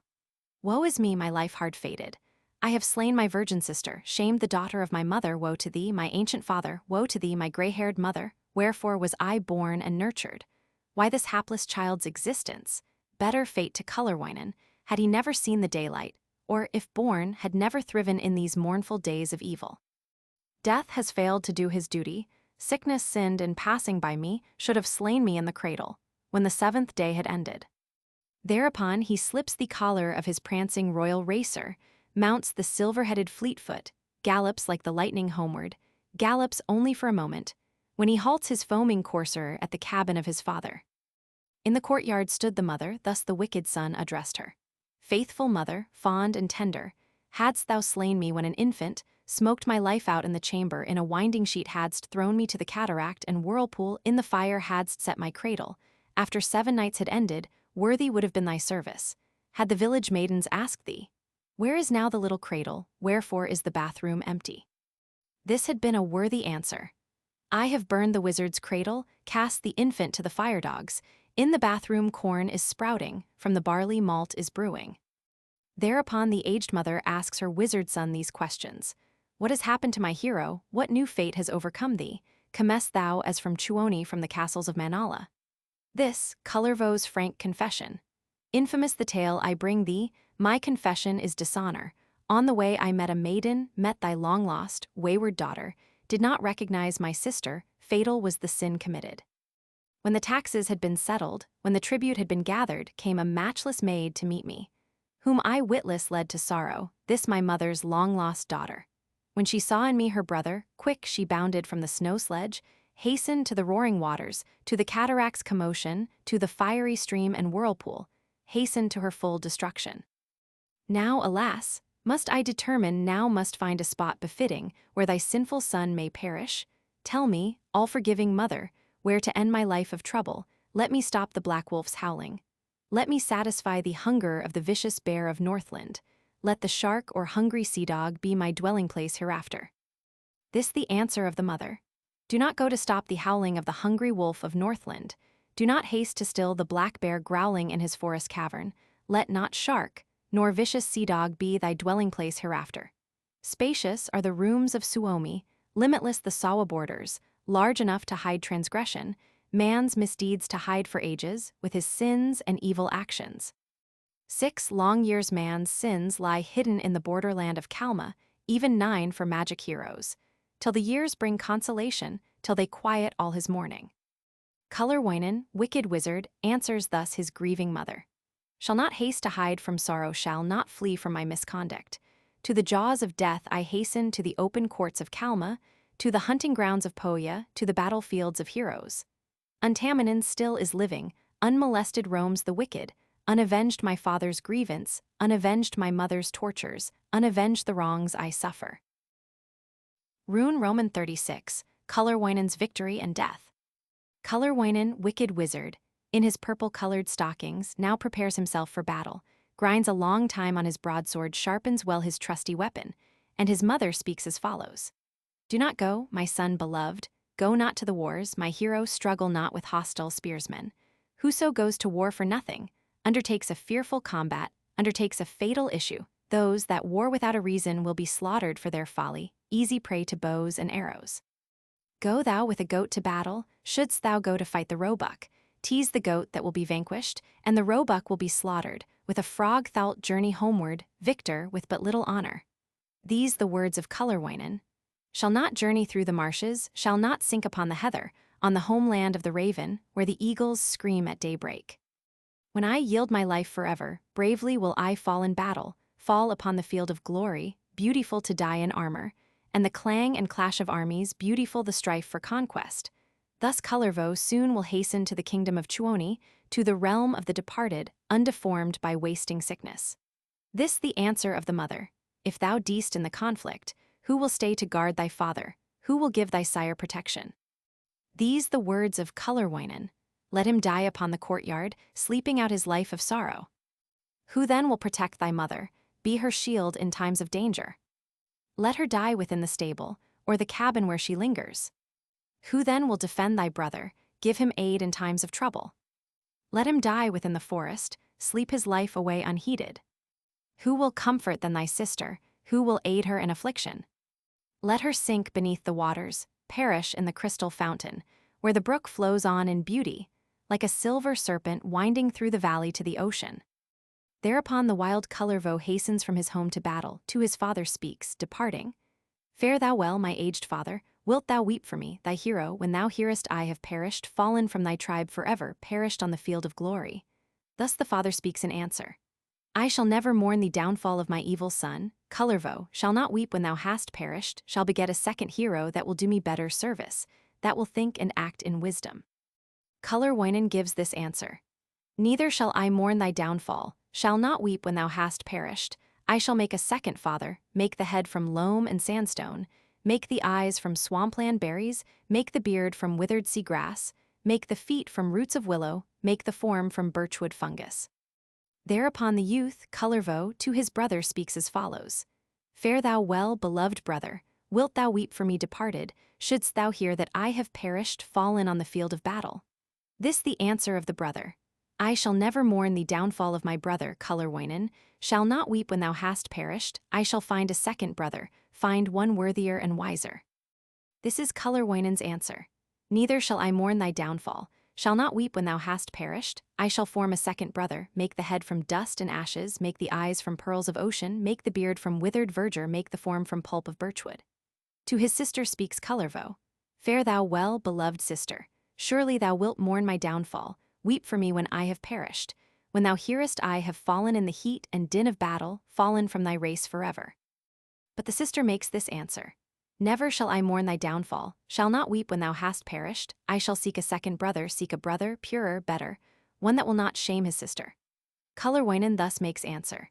Neither shall I mourn thee fallen, shall not weep when thou hast perished, I shall form a second sister, make the head from whitened marble, make the eyes from golden moonbeams, make the tresses from the rainbow, make the ears from ocean flowers, and her form from gold and silver. Fare thou well, beloved mother, mother, beautiful and faithful, wilt thou weep when I have perished, fallen on the field of glory, fallen from thy race forever? Thus the mother speaks in answer. Canst not fathom love maternal, canst not smother her affection, bitterly I'll mourn thy downfall, I would weep if thou shouldst perish, shouldst thou leave my race forever. I would weep in court or cabin, sprinkle all these fields with teardrops. Weep great rivers to the ocean, weep to melt the snows of Northland, make the hillocks green with weeping. Weep at morning, weep at evening, weep 3 years in bitter sorrow or the death of Kullerwoinen. Thereupon the wicked wizard went rejoicing to the combat. In delight to war he hastened o'er the fields, and fens, and fallows, shouting loudly on the heather, singing o'er the hills and mountains, rushing through the glens and forests, blowing war upon his bugle. Time had gone but little distance, when a messenger appearing spake these words to Kullerwoinen. Lo, thine aged sire has perished, fallen from thy race forever, hasten home and do him honor, lay him in the lap of Kalma. Kullerwoinen made this answer. Has my aged father perished? There is home a sable stallion that will take him to his slumber, lay him in the lap of Kalma. Then Kullervo journeyed onward, calling war upon his bugle, till a messenger appearing brought this word to Kullerwoinen. Lo, thy brother too has perished, dead he lies within the forest, Manalainen's trumpet called him, home return and do him honor, lay him in the lap of Kalma. Kullerwoinen thus replying, Has my hero brother perished? There is home a sable stallion that will take him to his slumber, lay him in the lap of Kalma. Young Kullervo journeyed onward over vale and over mountain, playing on his reed of battle, till a messenger appearing brought the warrior these tidings. Lo, thy sister too has perished, perished in the crystal fountain, where the waters flow in beauty, like a silver serpent winding through the valley to the ocean, home return and do her honor, lay her in the lap of Kalma. These the words of Kullerwoinen. Has my beauteous sister perished, fallen from my race forever? There is home a sable filly that will take her to her resting, lay her in the lap of Kalma. Still Kullervo journeyed onward, through the fens he went rejoicing, sounding war upon his bugle, till a messenger appearing brought to him these words of sorrow. Lo, thy mother too has perished, died in anguish, broken-hearted, home return and do her honor, lay her in the lap of Kalma. These the measures of Kullervo.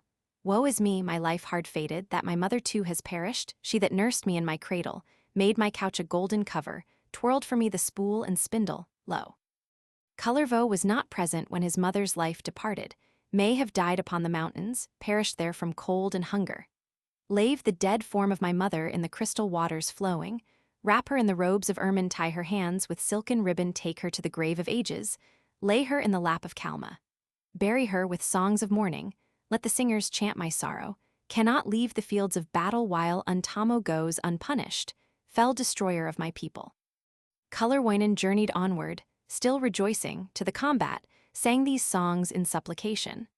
Ukko, mightiest of rulers, loan to me thy sword of battle, grant to me thy matchless weapon, and against 1,000 armies I will war and ever conquer. Ukko gave the youth his broadsword, gave his blade of magic powers to the wizard, Kullerwoinen. Thus equipped, The mighty hero slew the people of Untamo, burned their villages to ashes, only left the stones and ovens and the chimneys of their hamlets. Then the conqueror, Kullervo, turned his footsteps to his homeland, to the cabin of his father, to his ancient fields and forests. Empty did he find the cabin, and the forests were deserted. No one came to give him greeting, none to give the hand of welcome laid his fingers on the oven. But he found it cold and lifeless. Then he knew to satisfaction that his mother lived, no longer laid his hand upon the fireplace. Cold and lifeless were the hearthstones. Then he knew to satisfaction that his sister too had perished. Then he sought the landing places, found no boats upon the rollers. Then he knew to satisfaction that his brother too had perished. Then he looked upon the fishnets, and he found them torn and tangled. And he knew to satisfaction that his father too had perished. Bitterly he wept and murmured, wept one day, and then a second. On the third day spake as follows: Faithful mother, fond and tender, why hast left me here to sorrow in this wilderness of trouble? But thou dost not hear my calling, though I sing in magic accents, though my teardrops speak lamenting, though my heart bemoans thine absence. From her grave awakes the mother, to Kullervo speaks these measures. Thou hast still the dog remaining, he will lead thee to the forest, follow thou the faithful watcher. Let him lead thee to the woodlands, to the farthest woodland border, to the caverns of the wood nymphs. There the forest maidens linger, they will give thee food and shelter. Give my hero joyful greetings. Kullerwoinen, with his watchdog, hastens onward through the forest, journeys on through fields and fallows, journeys but a little distance, till he comes upon the summit where he met his long-lost sister, finds the turf itself is weeping, finds the glenwood filled with sorrow, finds the heather shedding teardrops. Weeping are the meadow flowers or the ruin of his sister. Kullerwoinen, wicked wizard, grasps the handle of his broadsword, asks the blade this simple question: Tell me, O my blade of honor, dost thou wish to drink my lifeblood, drink the blood of Kullerwoinen? Thus his trusty sword makes answer, well divining his intentions. Why should I not drink thy lifeblood, blood of guilty Kullerwoinen, since I feast upon the worthy, drink the lifeblood of the righteous? Thereupon the youth, Kullervo, wicked wizard of the Northland, lifts the mighty sword of Ukko, bids adieu to earth and heaven, firmly thrusts the hilt in heather. To his heart he points the weapon, throws his weight upon his broadsword, pouring out his wicked lifeblood, ere he journeys to Manala. Thus the wizard finds destruction, this the end of Kullerwoinen, born in sin and nursed in folly. Wainamoinen, ancient minstrel, as he hears the joyful tidings, learns the death of fell Kullervo, speaks these words of ancient wisdom. O ye many unborn nations, never evil nurse your children, never give them out to strangers, never trust them to the foolish. If the child is not well nurtured, is not rocked and led uprightly, though he grow to years of manhood, bear a strong and shapely body, he will never know discretion, never eat the bread of honor, never drink the cup of wisdom. Rune Roman 37, Ilmarinen's bride of gold.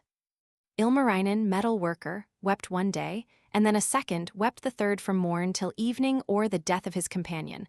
Once the maiden of the rainbow, did not swing his heavy hammer, did not touch its copper handle, made no sound within his smithy, made no blow upon his anvil, till 3 months had circled over, then the blacksmith spake as follows: Woe is me, unhappy hero! Do not know how I can prosper long the days, and cold and dreary, longer still the nights, and colder I am weary in the evening, in the morning still am weary, have no longing for the morning, and the evening is unwelcome, have no pleasure in the future, all my pleasures gone forever, with my faithful life companion slaughtered by the hand of witchcraft. Often will my heartstrings quiver when I rest within my chamber, when I wake at dreamy midnight, half unconscious, vainly searching for my noble wife departed. Wifeless lived the mourning blacksmith, altered in his form and features, wept 1 month and then another, wept 3 months in full succession. Then the magic metal worker gathered gold from deeps of ocean, gathered silver from the mountains, gathered many heaps of birchwood. Filled with faggots 30 sledges, burned the birchwood into ashes, put the ashes in the furnace, laid the gold upon the embers. Lengthwise laid a piece of silver of the size of lambs in autumn, or the fleetfoot hare in winter, places servants at the bellows thus to melt the magic metals. Eagerly the servants labor, gloveless, hatless, do the workmen fan the flames within the furnace. Ilmarinen, magic blacksmith, works unceasing at his forging, thus to mold a golden image, mold a bride from gold and silver. But the workmen fail their master, faithless stand they at the bellows. While the artist, Ilmarinen, fans the flame with force of magic, blows one day, and then a second blows the third from morn till even, then he looks within the furnace, looks around the oven border, hoping there to see an image rising from the molten metals. Comes a lambkin from the furnace, rising from the fire of magic, wearing hair of gold and copper, laced with many threads of silver, all rejoice, but Ilmarinen at the beauty of the image. This the language of the blacksmith. May the wolf admire thy graces, I desire a bride of beauty born from molten gold and silver. Ilmarinen, the magician, to the furnace threw the lambkin, added gold in great abundance, and increased the mass of silver, added other magic metals, set the workmen at the bellows, zealously the servants labor, gloveless, hatless, do the workmen fan the flames within the furnace. Ilmarinen, wizard forgeman, works unceasing with his metals, molding well a golden image, wife of molten gold and silver.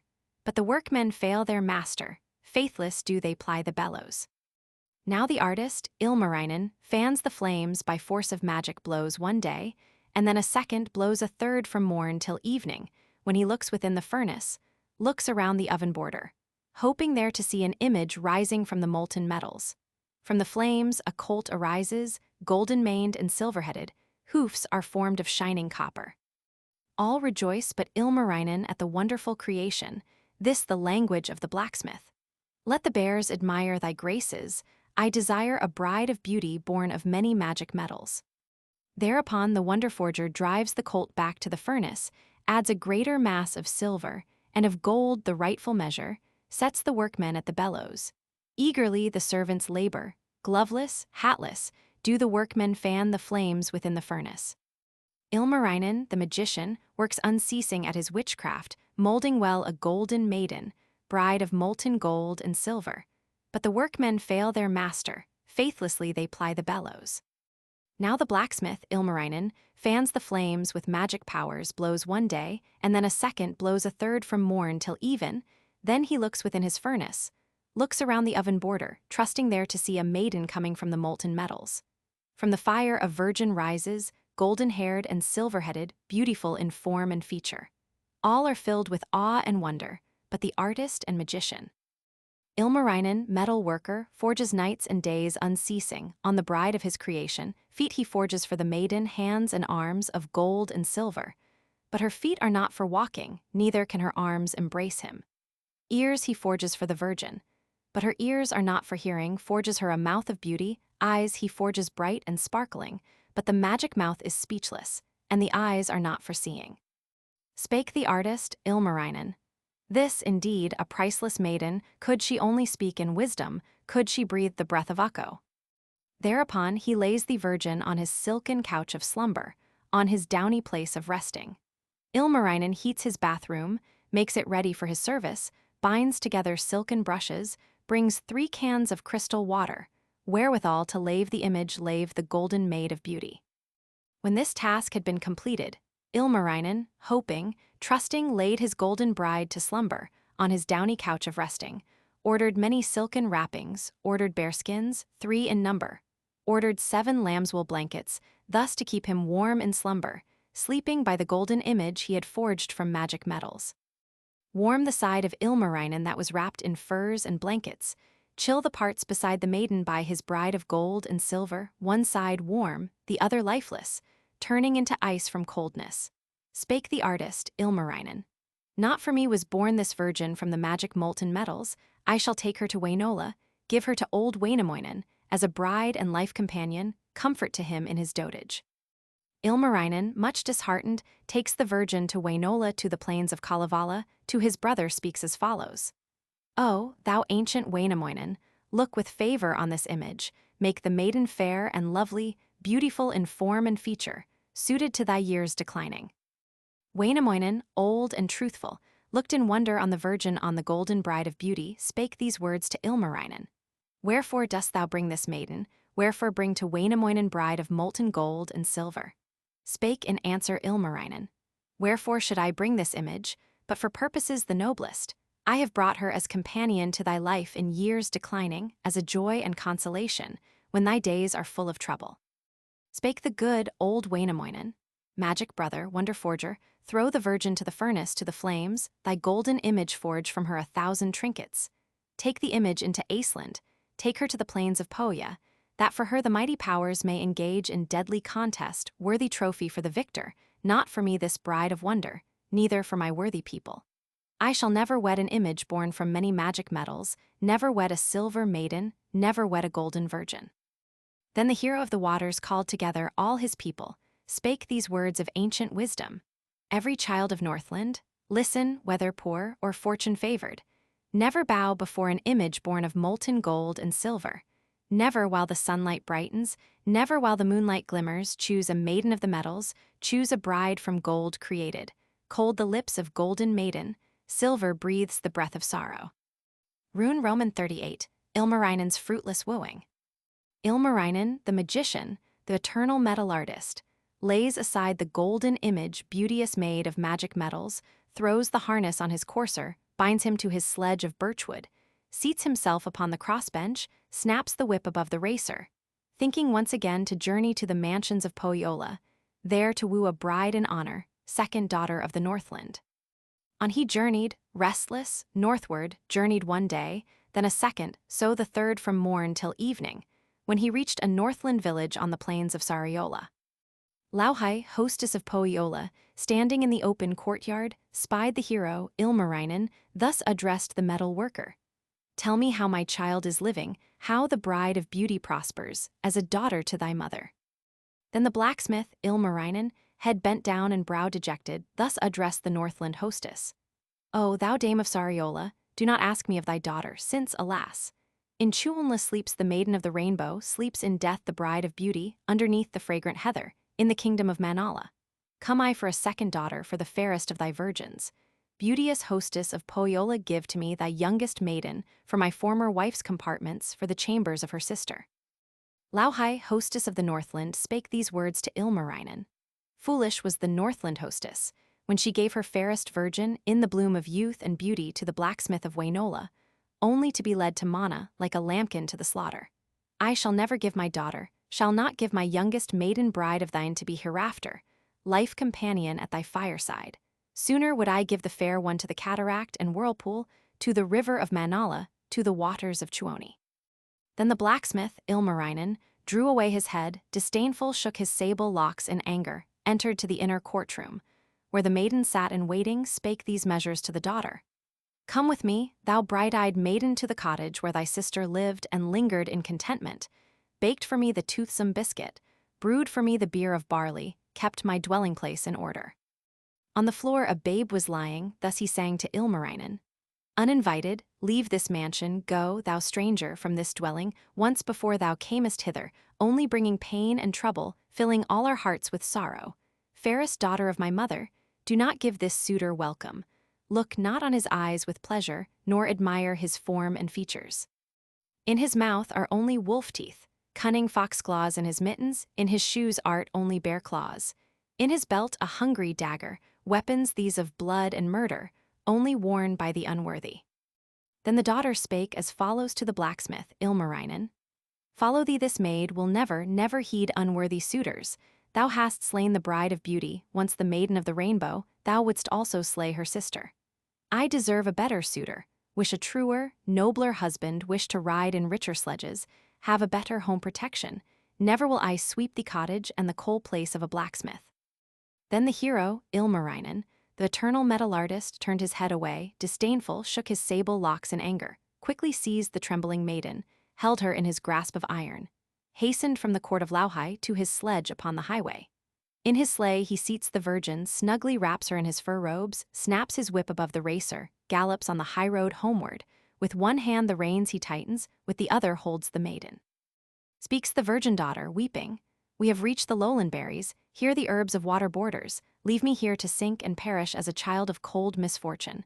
Wicked Ilmarinen, listen, if thou dost not quickly free me, I will break thy sledge to pieces, throw thy fur robes to the north winds.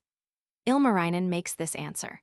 When the blacksmith builds his snow sledge, all the parts are whooped with iron, therefore will the beauteous maiden never beat my sledge to fragments. Then the silver-tinseled daughter wept and wailed in bitter accents, wrung her hands in desperation, spake again to Ilmarinen. If thou dost not quickly free me, I shall change to ocean salmon, be a whiting of the waters. Thou wilt never thus escape me, as a pike I'll fleetly follow. Then the maiden of Pohjola wept and wailed in bitter accents, wrung her hands in desperation, spake again to Ilmarinen. If thou dost not quickly free me, I shall hasten to the forest, mid the rocks become an ermine. Thou wilt never thus escape me, as a serpent I will follow. Then the beauty of the Northland wailed and wept in bitter accents, wrung her hands in desperation, spake once more to Ilmarinen. Surely, if thou dost not free me, as a lark I'll fly the ether, hide myself within the storm clouds. Neither wilt thou thus escape me, as an eagle I will follow. They had gone but little distance, when the courser shied and halted, frighted at some passing object, and the maiden looked in wonder, in the snow beheld some footprints, spake these words to Ilmarinen. Who has run across our highway? 'Tis the timid hare, he answered. Thereupon the stolen maiden sobbed, and moaned, in deeps of sorrow heavy-hearted, spake these measures. Woe is me, ill-fated virgin, happier far my life hereafter, if the hare I could but follow to his burrow in the woodlands. Crookleg's fur to me is finer than the robes of Ilmarinen. Ilmarinen, the magician, tossed his head in full resentment, galloped on the highway homeward, traveled but a little distance, when again his courser halted, frighted at some passing stranger. Quick the maiden looked and wondered, in the snow beheld some footprints, spake these measures to the blacksmith. Who has crossed our snowy pathway? 'Tis a fox, replied the minstrel. Thereupon the beauteous virgin moaned again in depths of anguish, sang these accents, heavy-hearted. Woe is me, ill-fated maiden, happier far my life hereafter, with the cunning fox to wander, than with this ill-mannered suitor. Reynard's fur to me is finer than the robes of Ilmarinen.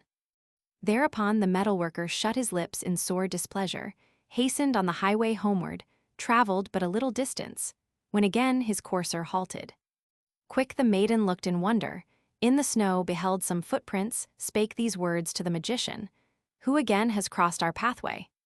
'Tis the wolf, said Ilmarinen. Thereupon the fated daughter fell again to bitter weeping, and intoned these words of sorrow. Woe is me, a hapless maiden, happier far my life hereafter. Brighter far would be my future, if these tracks I could but follow on the wolf. The hare is finer than the furs of Ilmarinen, faithless suitor of the Northland. Then the minstrel of Wainola closed his lips again in anger, shook his sable locks, resentful, snapped the whip above the racer.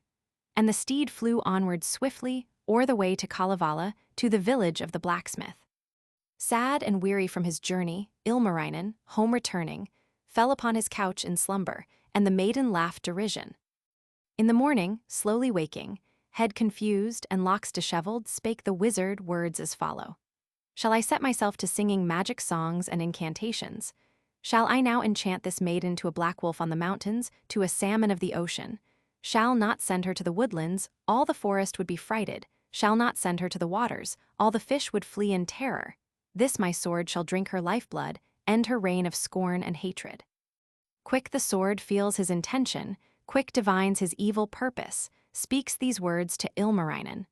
Was not born to drink the lifeblood of a maiden pure and lovely, of a fair but helpless virgin. Thereupon the magic minstrel, filled with rage, began his singing, sang the very rocks asunder, till the distant hills re-echoed, sang the maiden to a seagull, croaking from the ocean ledges, calling from the ocean islands, screeching on the sandy sea-coast, flying to the winds opposing. When his conjuring had ended, Ilmarinen joined his snow sledge, whipped his steed upon a gallop, hastened to his ancient smithy, to his home in Kalevala. Wainamoinen, old and truthful, comes to meet him on the highway, speaks these words to the magician. Ilmarinen, worthy brother, wherefore comest heavy-hearted from the dismal Sariola, does Pohjola live and prosper? Spake the minstrel, Ilmarinen. Why should not Pohjola prosper? There the Sampo grinds unceasing, noisy rocks the lid in colors, grinds one day the flour for eating, grinds the second flour for selling, grinds the third day flour for keeping. Thus it is Pohjola prospers. While the Sampo is in Northland, there is plowing, there is sowing, there is growth of every virtue, there is welfare never-ending. Spake the ancient Wainamoinen. Ilmarinen, artist brother, where then is the Northland daughter, far renowned and beauteous maiden for whose hand thou hast been absent? These the words of Ilmarinen. I have changed the hateful virgin to a seagull on the ocean. Now she calls above the waters, screeches from the ocean islands, on the rocks she calls and murmurs, vainly calling for a suitor. Rune Roman 39, Wainamoinen's sailing. Wainamoinen, old and faithful, spake these words to Ilmarinen. O thou wonder-working brother, let us go to Sariola, there to gain the magic Sampo, there to see the lid in colors. Ilmarinen gave this answer. Hard indeed to seize the Sampo, neither can the lid be captured from the never-pleasant Northland, from the dismal Sariola. Lauhi took away the Sampo, carried off the lid in colors to the stone mount of Pohjola, hid it in the copper mountain, where 9 locks secure the treasure. Many young roots sprout around it, grow 9 fathoms deep in sand earth, 1 great root beneath the mountain, in the cataract a second, and a third beneath the castle built upon the Mount of Ages.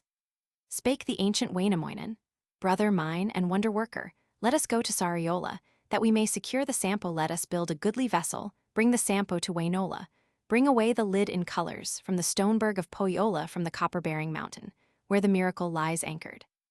Ilmarinen thus made answer. By the land the way is safer, Lempo travels on the ocean, ghastly death upon his shoulder, on the sea the waves will drift us, and the storm winds wreck our vessel, then our hands must do the rowing, and our feet must steer us homeward. Spake the ancient Wainamoinen. Safe indeed by land to journey, but the way is rough and trying, long the road and full of turnings, lovely is the ship on ocean, beautiful to ride the billows, journey easy o'er the waters, sailing in a trusty vessel should the west wind cross our pathway, will the south wind drive us northward. Be that as it may, my brother, since thou dost not love the water, by the land then let us journey. Forge me now the sword of battle, forge for me the mighty fire sword, that I may destroy the wild beasts, frighten all the Northland people.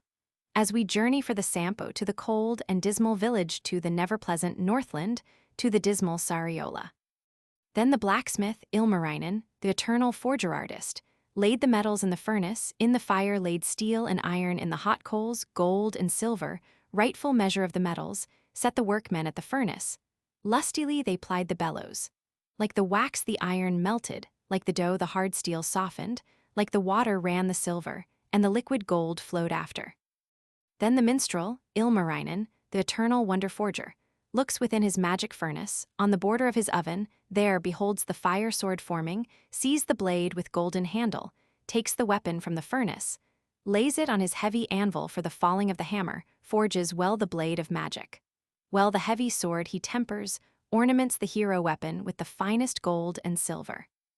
Wainamoinen, the magician, comes to view the blade of conquest, lifts admiringly the fire sword, then these words the hero utters. Does the weapon match the soldier? Does the handle suit the bearer? Yea, the blade and hilt are molded to the wishes of the minstrel. On the sword point gleams the moonlight, on the blade the sun is shining, on the hilt the bright stars twinkle, on the edge a horse is neighing, on the handle plays a kitten, on the sheath a dog is barking. Wainamoinen wields his fire sword, tests it on the iron mountain, and these words the hero utters. With this broadsword I could quickly cleave in twain the Mount of Pohja, cut the flinty rocks asunder. Spake the blacksmith, Ilmarinen, wherewith shall I guard from danger? How protect myself from evil, from the ills by land and water? Shall I wear an iron armor, belt of steel around my body? Stronger is a man in armor, safer in a mail of copper. Now the time has come to journey to the never-pleasant Northland. Wainamoinen, ancient minstrel, and his brother, Ilmarinen, hasten to the field and forest, searching for their fiery coursers, in each shining belt a bridle, with a harness on their shoulders. In the woods they find a race, in the glen a steed of battle, ready for his master's service.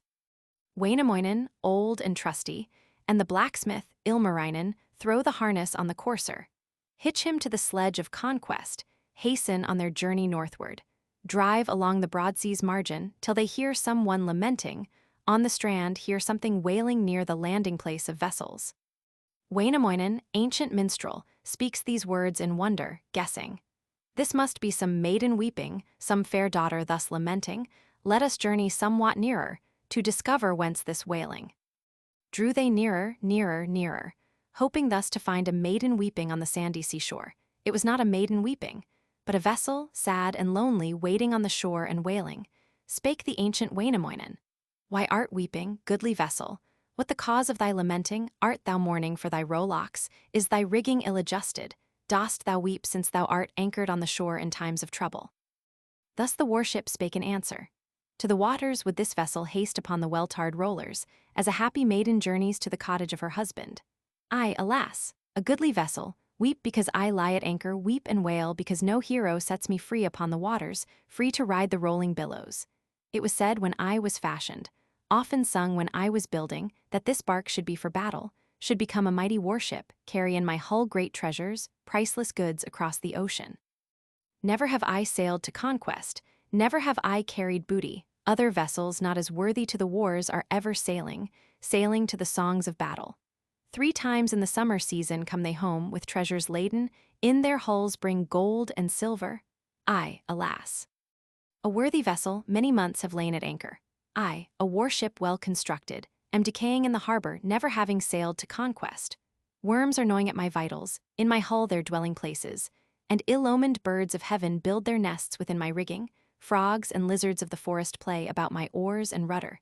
3 times better for this vessel were he but a valley birch tree, or an aspen on the heather, with the squirrels in his branches, and the dogs beneath them barking.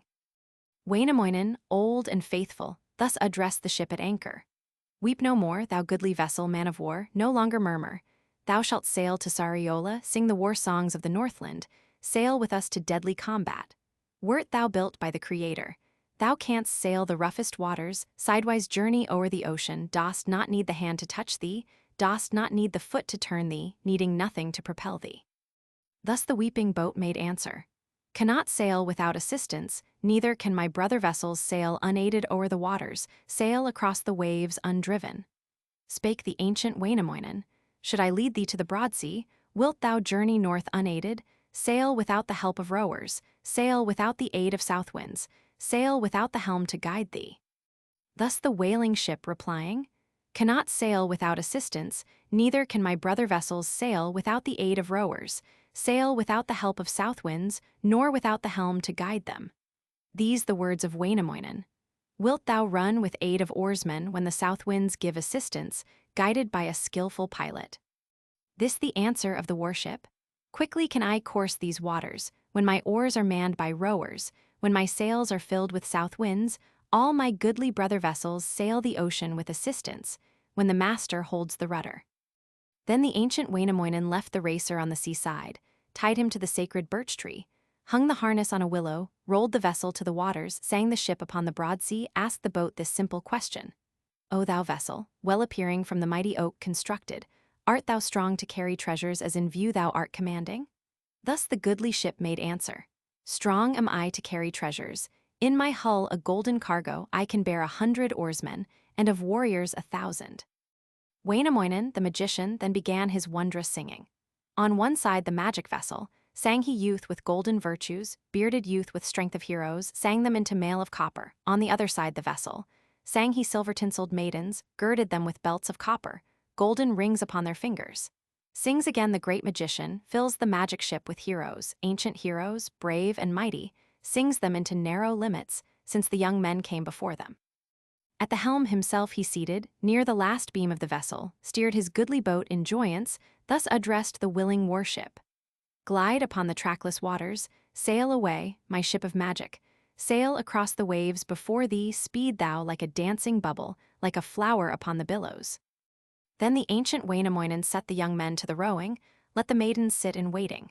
Eagerly the youthful heroes bend the oars and try the rowlocks, but the distance is not lessened. Then the minstrel, Wainamoinen, set the maidens to the rowing, let the young men rest in waiting.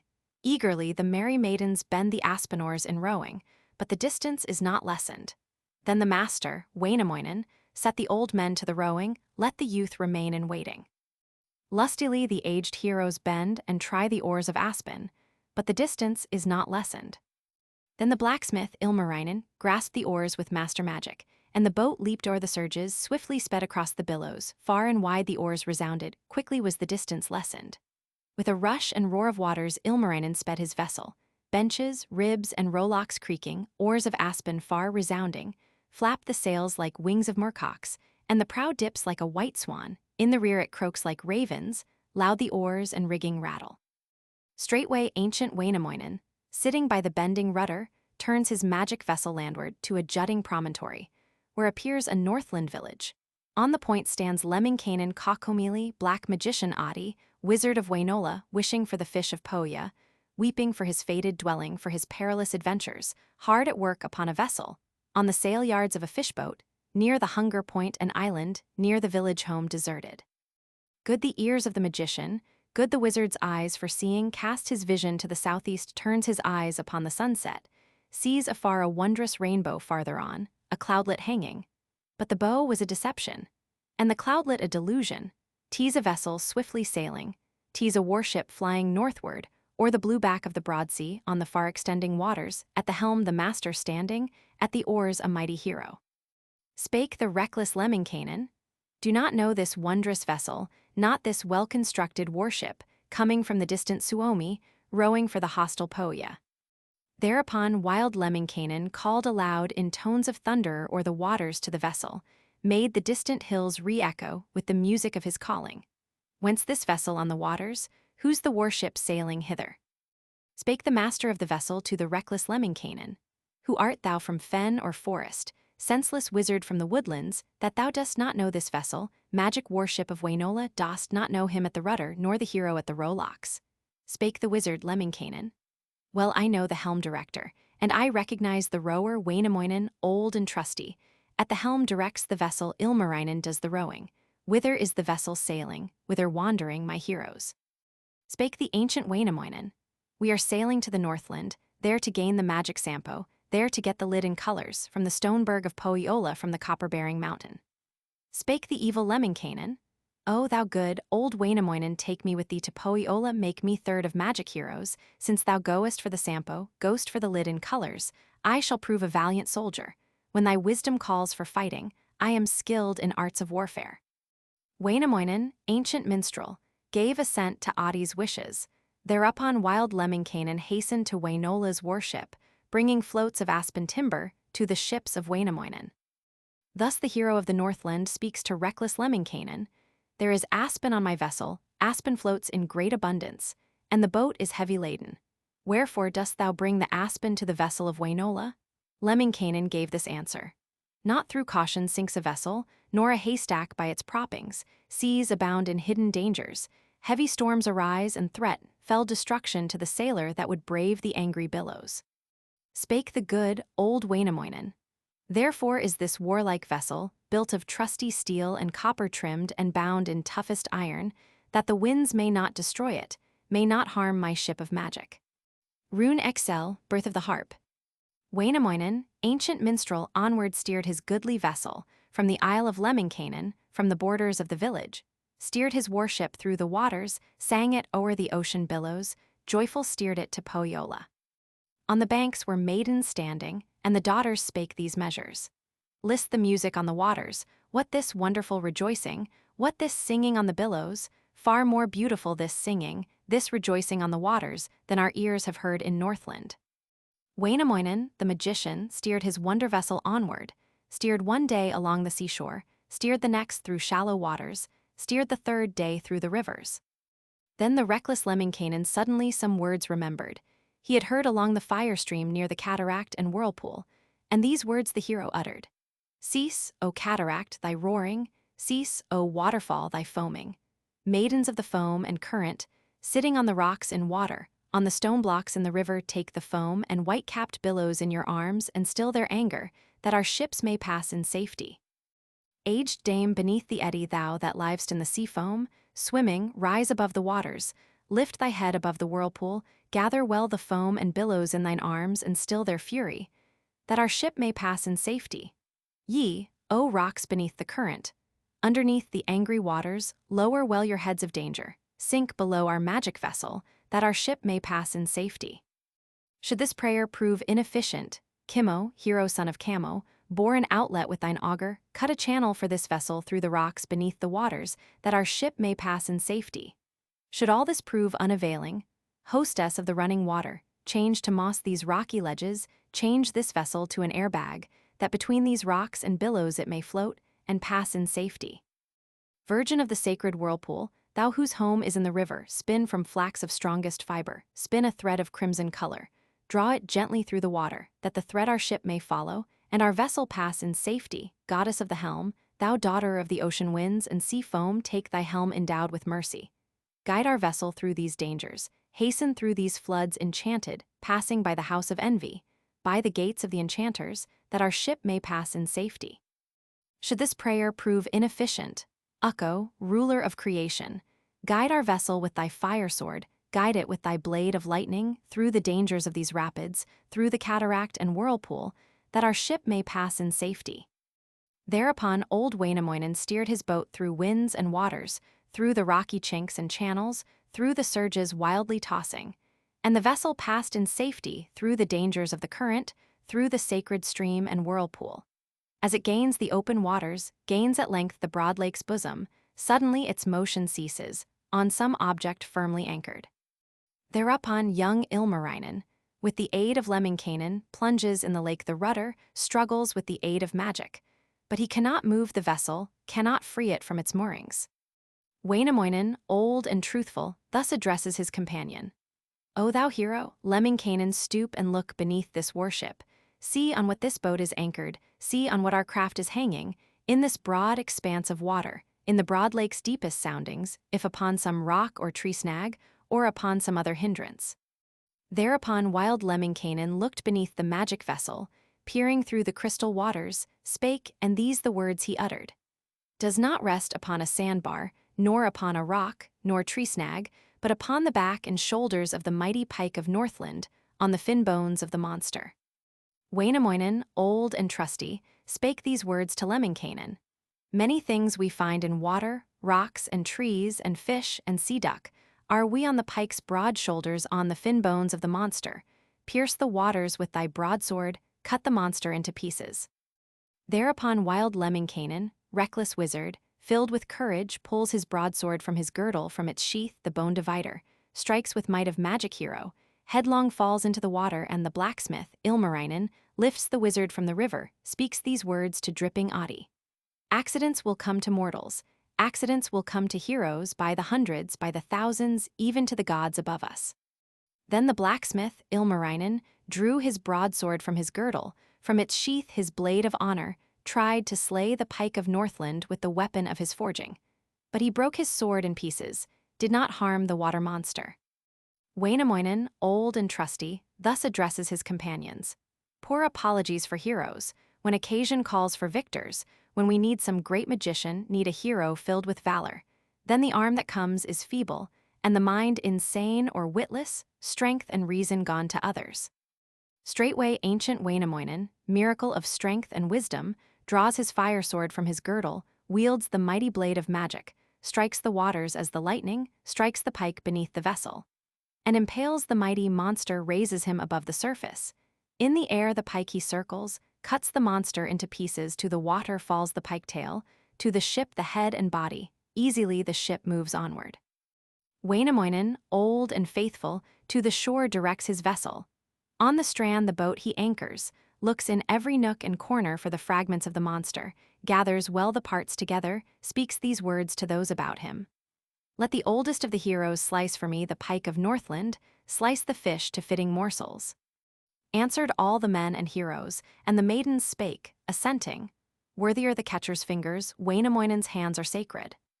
Thereupon the wise magician drew a fish knife from his girdle, sliced the pike to fitting morsels, spake again to those about him. Let the youngest of the maidens cook for me the pike of Northland, set for me a goodly dinner.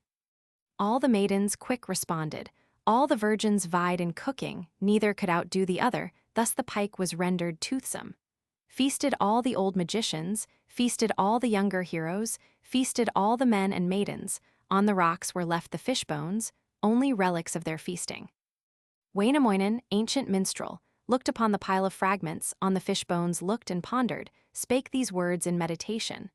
Wondrous things might be constructed from the relics of this monster, were they in the blacksmith's furnace, in the hands of the magician, in the hands of Ilmarinen. Spake the blacksmith of Wainola. Nothing fine can be constructed from the bones and teeth of fishes by the skillful forger artist, by the hands of the magician. These the words of Wainamoinen. Something wondrous might be builded from these jaws, and teeth, and fish bones, might a magic harp be fashioned, could an artist be discovered that could shape them to my wishes. But he found no fishbone artist that could shape the harp of joyance from the relics of their feasting, from the jawbones of the monster to the will of the magician. Thereupon wise Wainamoinen set himself at work designing. Quick became a fishbone artist, made a harp of wondrous beauty, lasting joy and pride of Suomi. Whence the harp's enchanting arches from the jawbones of the monster. Whence the necessary harp pins from the pike teeth firmly fastened. Whence the sweetly singing harp strings from the tail of Lempo's stallion. Thus was born the harp of magic from the mighty pike of Northland, from the relies from the feasting of the heroes of Wainola.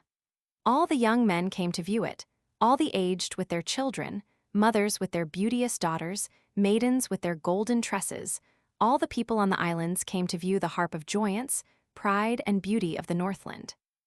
Wainamoinen, ancient minstrel, let the aged try the harp strings, gave it to the young magicians, to the dames, and to their daughters, to the maidens, silver-tinseled, to the singers of Wainola. When the young men touched the harp strings, then arose the notes of discord when the aged played upon it, dissonance their only music. Spake the wizard Lemminkainen. O ye witless, worthless children, O ye senseless, useless maidens, O ye wisdom-lacking heroes, cannot play this harp of magic, cannot touch the notes of concord. Give to me this thing of beauty, hither bring the harp of fish bones, let me try my skillful fingers. Lemminkainen touched the harp strings, carefully the strings adjusted, turned the harp in all directions, fingered all the strings in sequence, played the instrument of wonder. But it did not speak in concord, did not sing the notes of joyance. Spake the ancient Wainamoinen. There is none among these maidens, none among these youthful heroes, none among the old magicians that can play the harp of magic, touch the notes of joy and pleasure. Let us take the harp to Pohja, there to find a skillful player that can touch the strings in concord.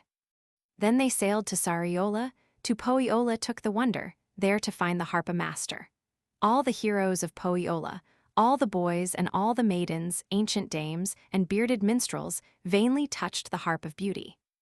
Lauhi, hostess of the Northland, took the harp strings in her fingers, all the youth of Sariola, youth of every tribe and station, vainly touched the harp of fishbone, could not find the notes of joyance.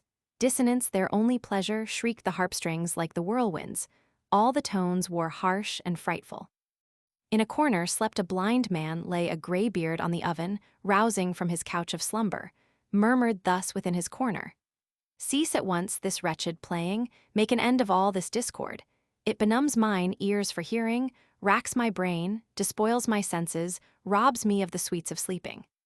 If the harp of Suomi's people true delight cannot engender, cannot bring the notes of pleasure, cannot sing to sleep the aged, cast the thing upon the waters, sink it in the deeps of ocean, take it back to Kalevala, to the home of him that made it, to the hands of its creator. Thereupon the harp made answer, to the blind man sang these measures. Shall not fall upon the waters, shall not sink within the ocean. I will play for my creator, sing in melody and concord in the fingers of my master. Carefully the harp was carried to the artist that had made it, to the hands of its creator, to the feet of Wainamoinen. Rune Roman 41, Wainamoinen's harp songs. Wainamoinen, ancient minstrel, the eternal wisdom singer, laves his hands to snowy whiteness, sits upon the rock of joyance, on the stone of song he settles, on the mount of silver clearness, on the summit, golden-colored, takes the harp by him created. In his hands the harp of fishbone, with his knee the arch supporting, takes the harp strings in his fingers, speaks these words to those assembled. Hither come, ye Northland people, come and listen to my playing, to the harp's entrancing measures, to my songs of joy and gladness. Then the singer of Wainola took the harp of his creation, quick adjusting, sweetly tuning, deftly plied his skillful fingers to the strings that he had fashioned. Now was gladness rolled on gladness, and the harmony of pleasure echoed from the hills and mountains, added singing to his playing. Out of joy did joy come welling, now resounded marvelous music. All of Northland stopped and listened. Every creature in the forest, all the beasts that haunt the woodlands on their nimble feet came bounding, came to listen to his playing, came to hear his songs of joyance.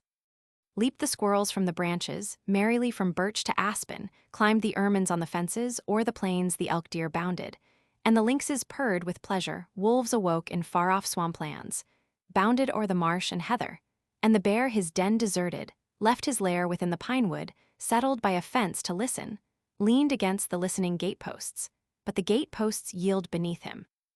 Now he climbs the fir tree branches, that he may enjoy and wonder.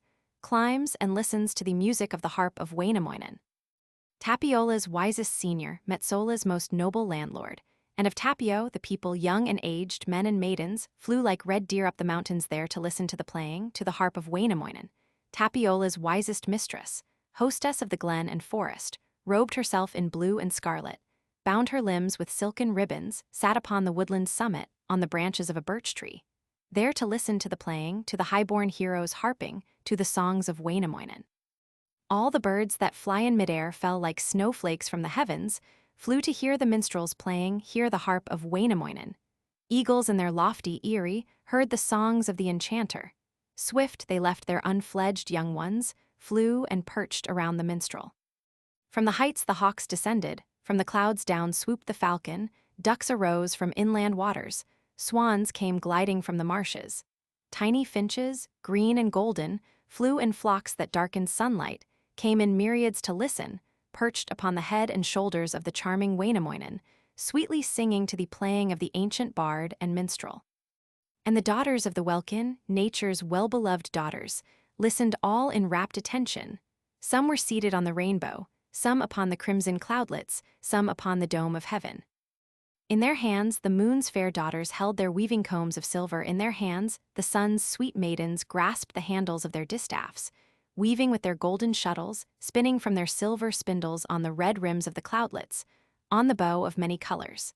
As they hear the minstrel playing, hear the harp of Wainamoinen, quick they drop their combs of silver, drop the spindles from their fingers, and the golden threads are broken. Broken are the threads of silver. All the fish in Suomi waters heard the songs of the magician, came on flying fins to listen to the harp of Wainamoinen. Came the trout with graceful motions, water dogs with awkward movements, from the water cliffs the salmon, from the sea caves came the whiting, from the deeper caves the billfish. Came the pike from beds of sea fern, little fish with eyes of scarlet, leaning on the reeds and rushes, with their heads above the surface, came to bear the harp of joyance, hear the songs of the enchanter.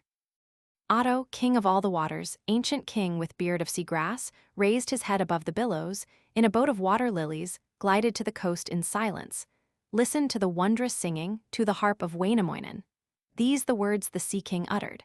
Never have I heard such playing, never heard such strains of music, never since the sea was fashioned as the songs of this enchanter, this sweet singer, Wainamoinen. Satko's daughters from the blue deep, sisters of the wave-washed ledges, on the colored strands were sitting, smoothing out their sea-green tresses with the combs of molten silver, with their silver-handled brushes, brushes forged with golden bristles. When they hear the magic playing, hear the harp of Wainamoinen, fall their brushes on the billows, fall their combs with silver handles to the bottom of the waters, unadorned their heads remaining, and uncombed their sea-green tresses. Came the hostess of the waters, ancient hostess robed in flowers, rising from her deep-sea castle, swimming to the shore in wonder. Listened to the minstrels playing, to the harp of Wainamoinen. As the magic tones re-echoed, as the singer's song outcircled, sank the hostess into slumber, on the rocks of many colors, on her watery couch of joyance, deep the sleep that settled o'er her. Wainamoinen, ancient minstrel, played one day and then a second, played the third from morn till even. There was neither man nor hero, neither ancient dame, nor maiden, not in Metsola a daughter, whom he did not touch. To weeping wept the young, and wept the aged, wept the mothers, wept the daughters, wept the warriors and heroes at the music of his playing, at the songs of the magician. Wainamoinen's tears came flowing, welling from the master's eyelids, pearly teardrops coursing downward, larger than the whortleberries, finer than the pearls of ocean, smoother than the eggs of moorhens, brighter than the eyes of swallows. From his eyes the teardrops started, flowed adown his furrowed visage, falling from his beard in streamlets trickled on his heaving bosom, streaming o'er his golden girdle, coursing to his garment's border, then beneath his shoes of ermine. Flowing on and flowing ever, part to earth for her possession, part to water for her portion. As the teardrops fall and mingle, form they streamlets from the eyelids of the minstrel, Wainamoinen to the blue mere's sandy margin, to the deeps of crystal waters, lost among the reeds and rushes, spake at last the ancient minstrel. Is there one in all this concourse, one in all this vast assembly, that can gather up my teardrops from the deep, pellucid waters? Thus the younger heroes answered thus the bearded seniors. There is none in all this concourse, none in all this vast assembly, that can gather up thy teardrops from the deep, pellucid waters. Spake again wise Wainamoinen. He that gathers up my teardrops from the deeps of crystal waters shall receive a beauteous plumage. Came a raven, flying, croaking, and the minstrel thus addressed him. Bring, O raven, bring my teardrops from the crystal lake's abysses. I will give thee beauteous plumage recompense for golden service. But the raven failed his master. Came a duck upon the waters, and the hero thus addressed him. Bring, O water-bird, my teardrops often thou dost dive the deep sea. Sink thy bill upon the bottom of the waters, thou dost travel, dive again my tears to gather. I will give thee beauteous plumage recompense for golden service. Thereupon the duck departed.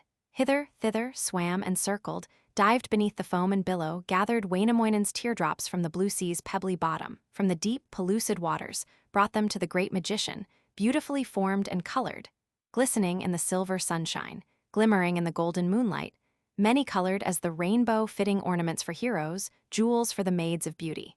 This the origin of sea pearls, and the blue duck's beauteous plumage. Rune Roman 42, capture of the Sampo. Wainamoinen, old and truthful, with the blacksmith, Ilmarinen, with the reckless son of Lempo, handsome hero. Kaukomieli, on the sea's smooth plain departed on the far-extending waters, to the village, cold and dreary, to the never-pleasant Northland, where the heroes fall and perish. Ilmarinen led the rowers on one side the magic warship, and the reckless Lemminkainen led the rowers on the other. Wainamoinen, old and trusty, laid his hand upon the rudder, steered his vessel o'er the waters, through the foam and angry billows to Pohjola's place of landing, to the cylinders of copper, where the warships lie at anchor. When they had arrived at Pohja, when their journey they had ended, on the land they rolled their vessel, on the copper-banded rollers, straightway journeyed to the village, hastened to the halls and hamlets of the dismal Sariola. Lauhi, hostess of the Northland, thus addressed the stranger heroes. Magic heroes of Wainola, what the tidings ye are bringing to the people of my village? Wainamoinen, ancient minstrel, gave this answer to the hostess. All the hosts of Kalevala are inquiring for the Sampo, asking for the lid in colors. Hither have these heroes journeyed to divide the priceless treasure. Thus the hostess spake in answer. No one would divide a partridge nor a squirrel, with 3 heroes, wonderful the magic Sampo. Plenty does it bring to Northland, and the colored lid re-echoes from the copper-bearing mountains, from the stoneberg of Pohjola, to the joy of its possessors. Wainamoinen, ancient minstrel, thus addressed the ancient Lauhi. If thou wilt not share the Sampo, give to us an equal portion. We will take it to Wainola, with its lid of many colors, take by force the hope of Pohja. Thereupon the Northland hostess angry grew and sighed for vengeance, called her people into council, called the hosts of Sariola, heroes with their trusted broadswords, to destroy old Wainamoinen with his people of the Northland. Wainamoinen, wise and ancient, hastened to his harp of fishbone, and began his magic playing. All of Pohja stopped and listened. Every warrior was silenced by the notes of the magician. Peaceful-minded grew the soldiers, all the maidens danced with pleasure, while the heroes fell to weeping, and the young men looked in wonder. Wainamoinen plays unceasing, plays the maidens into slumber, plays to sleep the young and aged. All of Northland sleeps and listens.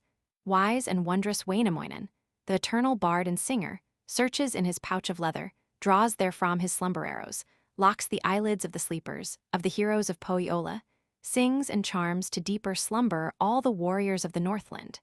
Then the heroes of Wainola hasten to obtain the Sampo, to procure the lid in colors from the copper-bearing mountains. From behind 9 locks of copper, in the stoneberg of Pohjola.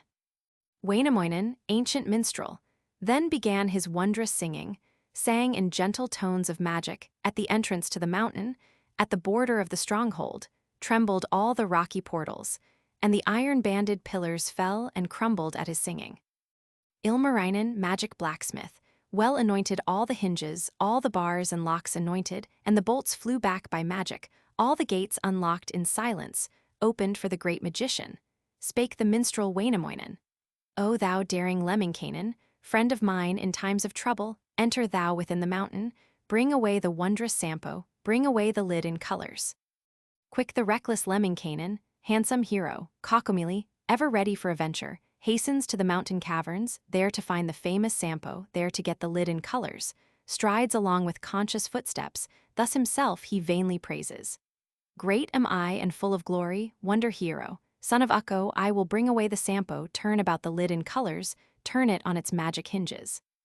Lemminkainen finds the wonder, finds the Sampo in the mountain, labors long with strength heroic, tugs with might and main to turn it, motionless remains the treasure, deeper sinks the lid in colors, for the roots have grown about it, grown 9 fathoms deep in sand earth.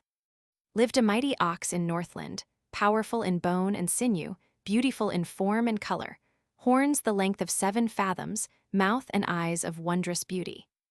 Lemminkainen, reckless hero, harnesses the ox in pasture, takes the master plow of Pohja, plows the roots about the Sampo, plows around the lid in colors.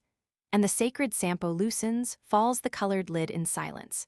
Straightway ancient Wainamoinen brings the blacksmith, Ilmarinen brings the daring Lemminkainen, lastly brings the magic Sampo, from the stone berg of Pohjola from the copper-bearing mountain, hides it in his waiting vessel, in the warship of Wainola. Wainamoinen called his people, called his crew of men and maidens, called together all his heroes, rolled his vessel to the water, into billowy deeps and dangers. Spake the blacksmith, Ilmarinen. Whither shall we take the Sampo, whither take the lid in colors, from the stone berg of Pohjola, from this evil spot of Northland?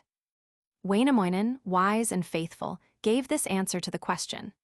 Thither shall we take the Sampo, thither take the lid in colors, to the fog point on the waters, to the island forest-covered, there the treasure may be hidden, may remain in peace for ages, free from trouble, free from danger, where the sword will not molest it. Then the minstrel, Wainamoinen joyful, left the Pohja borders, homeward sailed, and happy-hearted, spake these measures on departing. Turn, O man o' war, from Pohja, turn thy back upon the strangers, turn thou to my distant country, rock, O winds, my magic vessel. Homeward drive my ship, O billows, lend the rowers your assistance, give the oarsmen easy labor, on this vast expanse of waters. Give me of thine oars, O Otto, lend thine aid, O king of sea waves, guide us with thy helm in safety. Lay thy hand upon the rudder, and direct our warship homeward, let the hooks of metal rattle or the surging of the billows, on the white-capped waves' commotion. Then the master, Wainamoinen, guided home his willing vessel, and the blacksmith, Ilmarinen, with the lively Lemminkainen, led the mighty host of rowers, and the warship glided homeward o'er the sea's unruffled surface, o'er the mighty waste of waters. Spake the reckless Lemminkainen. Once before I rode these billows, there were viands for the heroes, there was singing for the maidens, but today I hear no singing, hear no songs upon the vessel, hear no music on the waters. Wainamoinen, wise and ancient, answered thus wild Lemminkainen. Let none sing upon the blue sea, on the waters no rejoicing, singing would prolong our journey, songs disturb the host of rowers, soon will die the silver sunlight, darkness soon will overtake us, on this evil waste of waters, on this blue sea, smooth and level. These the words of Lemminkainen. Time will fly on equal pinions whether we have songs or silence, soon will disappear the daylight, and the night as quickly follow, whether we be sad or joyous. Wainamoinen, the magician o'er the blue backs of the billows, steered one day, and then a second, steered the third from morn till even, when the wizard, Lemminkainen, once again addressed the master. Why wilt thou, O famous minstrel, sing no longer for thy people, since the Sampo thou hast captured to the lid in colors? These the words of Wainamoinen. 'Tis not well to sing too early, time enough for songs of joyance when we see our homeland mansions, when our journeyings have ended. Spake the reckless Lemminkainen. At the helm, if I were sitting, I would sing at morn and evening, though my voice has little sweetness, since thy songs are not forthcoming, listen to my wondrous singing. Thereupon wild Lemminkainen, handsome hero, Kaukomieli, raised his voice above the waters, o'er the sea his song resounded, but his measures were discordant, and his notes were harsh and frightful. Sang the wizard, Lemminkainen screeched the reckless Kaukomieli, till the mighty warship trembled, far and wide was heard his singing, heard his songs upon the waters, heard within the 7th village, heard beyond the 7 oceans. Sat a crane within the rushes, on a hillock clothed in verdure, and the crane his toes was counting. Suddenly he heard the singing of the wizard, Lemminkainen, and the bird was justly frightened at the songs of the magician. Then with horrid voice and screeching, flew the crane across the broad sea to the lakes of Sariola, or Pohjola's hills and hamlets, screeching, screaming, over Northland, till the people of the darkness were awakened from their slumbers. Louhi hastens to her hurdles, hastens to her droves of cattle, hastens also to her garners, counts her herds, inspects her storehouse. Undisturbed she finds her treasures. Quick she journeys to the entrance to the copper-bearing mountain, speaks these words as she approaches. Woe is me, my life hard-fated, woe to Lauhai, broken-hearted. Here the tracks of the destroyers, all my locks and bolts are broken by the hands of cruel strangers. Broken are my iron hinges, open stand the mountain portals leading to the Northland treasure. Has Pohjola lost her Sampo? Then she hastened to the chambers where the Sampo had been grinding. But she found the chambers empty, lid and Sampo gone to others, from the stoneberg of Pohjola, from behind 9 locks of copper, in the copper-bearing mountain. Lauhai, hostess of the Northland, angry grew and cried for vengeance. As she found her fame departing, found her strength fast disappearing, thus addressed the sea-fog virgin. Daughter of the morning vapors, sift thy fogs from distant cloudland, sift the thick air from the heavens, sift thy vapors from the ether, on the blue back of the broad sea, on the far-extending waters, that the ancient Wainamoinen, friend of ocean wave and billow, may not baffle his pursuers. Should this prayer prove unavailing, Ikuturso, son of old age, raise thy head above the billows, and destroy Wainola's heroes, sink them to thy deep-sea castles, there devour them at thy pleasure. Bring thou back the golden Sampo to the people of Pohjola. Should these words be ineffective, Ukko, mightiest of rulers, golden king beyond the welkin, sitting on a throne of silver, fill thy skies with heavy storm clouds, call thy fleetest winds about thee, send them o'er the 7 broad seas, there to find the fleeing vessel, that the ancient Wainamoinen may not baffle his pursuers. Quick the virgin of the vapors breathed a fog upon the waters, made it settle on the warship of the heroes of the Northland. Held the minstrel, Wainamoinen, anchored in the fog and darkness bound him one day, then a second, then a third till dawn of morning, in the middle of the blue sea, whence he could not flee in safety from the wrath of his pursuers. When the 3rd night had departed, resting in the sea, and helpless, Wainamoinen spake as follows. Not a man of strength and courage, not the weakest of the heroes, who upon the sea will suffer, sink and perish in the vapors, perish in the fog and darkness. With his sword he smote the billows, from his magic blade flowed honey, quick the vapor breaks and rises, leaves the waters clear for rowing, far extend the sky and waters, large the ring of the horizon, and the troubled sea enlarges. Time had journeyed little distance, scarce a moment had passed over, when they heard a mighty roaring, heard a roaring and a rushing near the border of the vessel, where the foam was shooting skyward o'er the boat of Wainamoinen. Straightway youthful Ilmarinen sank in gravest apprehension, from his cheeks the blood departed, pulled his cap down o'er his forehead, shook and trembled with emotion. Wainamoinen, ancient minstrel, cast his eyes upon the waters near the broad rim of his warship. There perceives an ocean wonder with his head above the sea foam. Wainamoinen, brave and mighty, seizes quick the water monster, lifts him by his ears and questions. Ikuturso, son of old age, why art rising from the blue sea? Wherefore dost thou leave thy castle, show thyself to mighty heroes, to the heroes of Wainola? Ikuturso, son of old age, ocean monster, manifested neither pleasure nor displeasure, was not in the least affrighted, did not give the hero answer. Whereupon the ancient minstrel asked the 2nd time the monster, urgently inquired a 3rd time, Ikuturso, son of old age, why art rising from the waters, wherefore dost thou leave the blue sea? Ikuturso gave this answer. For this cause I left my castle underneath the rolling billows, came I here with the intention to destroy the Kalu heroes, and return the magic Sampo to the people of Pohjola. If thou wilt restore my freedom, spare my life from pain and sorrow, I will quick retrace my journey, never more to show my visage to the people of Wainola, never while the moonlight glimmers on the hills of Kalevala. Then the singer, Wainamoinen, freed the monster, Ikuturso, sent him to his deep-sea castles, spake these words to him departing. Ikuturso, son of old age, never more arise from ocean, never more let Northland heroes see thy face above the waters. Never more has Ikuturso risen to the ocean level, never since have Northland sailors seen the head of this sea monster. Wainamoinen, old and truthful, onward rode his goodly vessel, journeyed but a little distance. Scarce a moment had passed over, when the king of all creators, mighty Ukko of the heavens, made the winds blow full of power, made the storms arise in fury, made them rage upon the waters. From the west the winds came roaring, From the northeast came in anger. Winds came howling from the southwest, came the winds from all directions, in their fury, rolling, roaring, tearing branches from the lindens, hurling needles from the pine trees, blowing flowers from the heather. Grasses blowing from the meadow, tearing up the very bottom of the deep and boundless blue sea. Roared the winds and lashed the waters till the waves were white with fury, tossed the warship high in ether, tossed away the harp of Fishbone, magic harp of Wainamoinen, to the joy of King Wellamo, to the pleasure of his people, to the happiness of Otto, rising from his caverns on the floods, beheld his people carry off the harp of magic to their home below the billows. Wainamoinen, ancient minstrel, heavy-hearted, spake these measures. I have lost what I created, I have lost the harp of joyance, now my strength has gone to others, all my pleasure too departed, all my hope and comfort vanished, nevermore the harp of Fishbone will enchant the hosts of Suomi.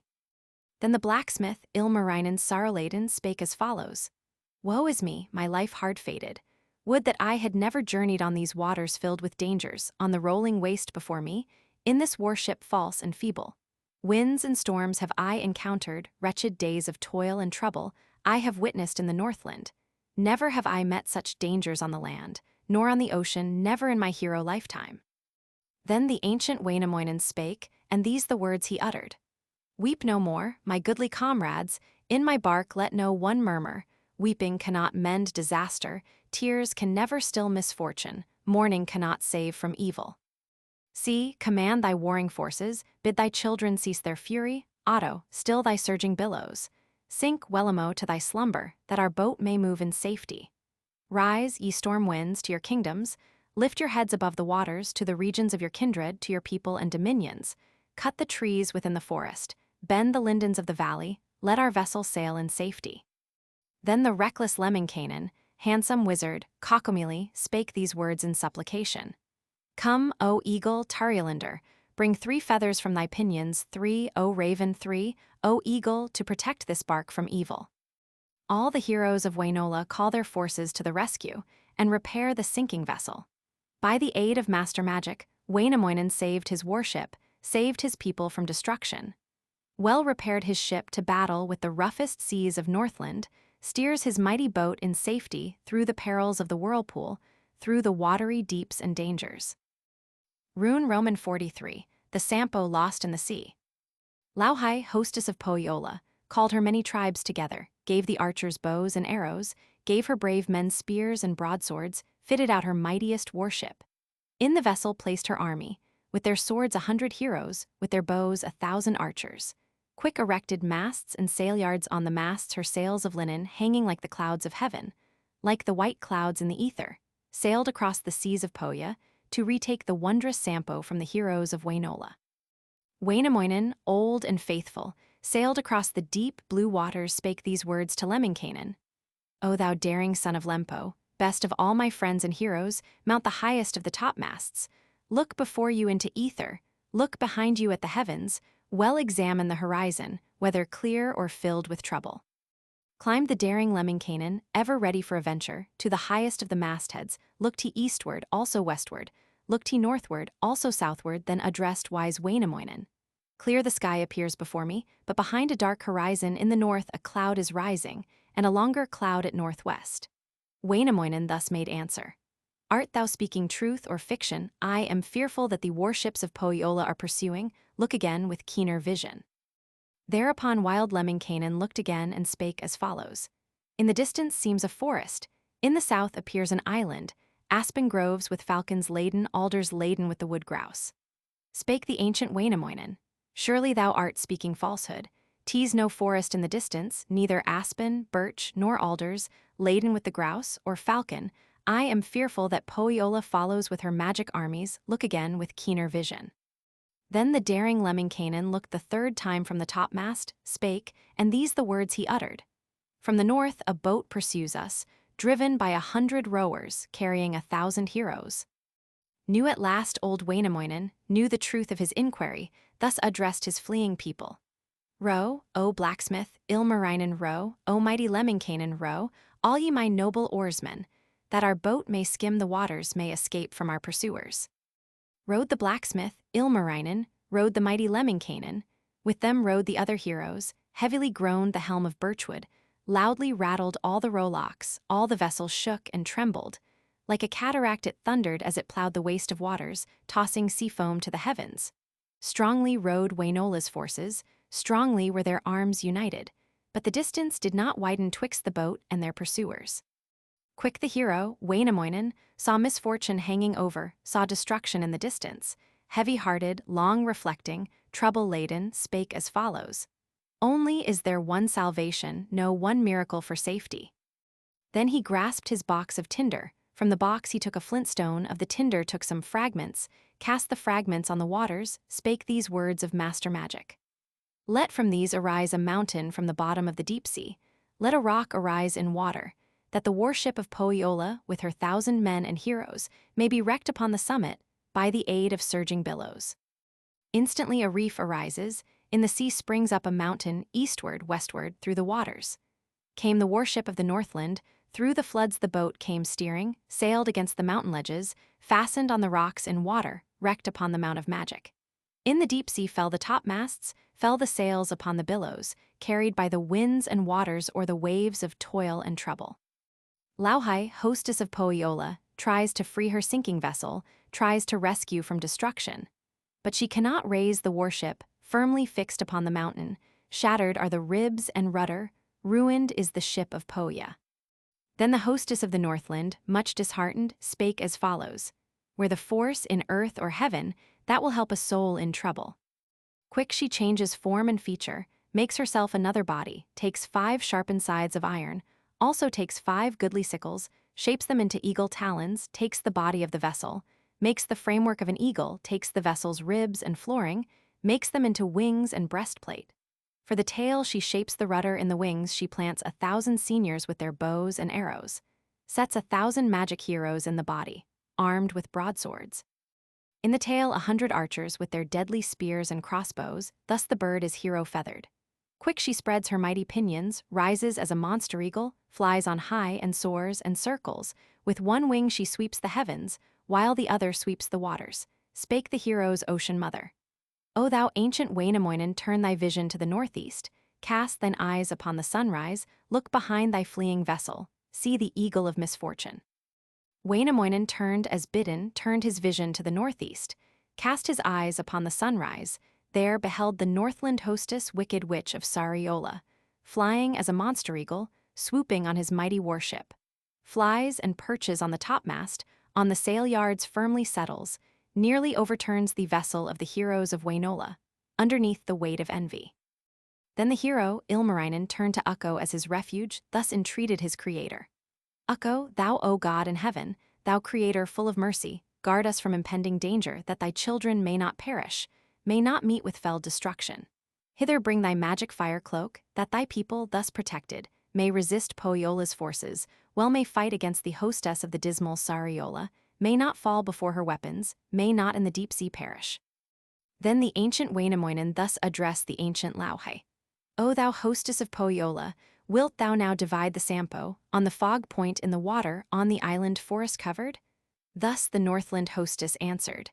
I will not divide the Sampo, not with thee, thou evil wizard, not with wicked Wainamoinen.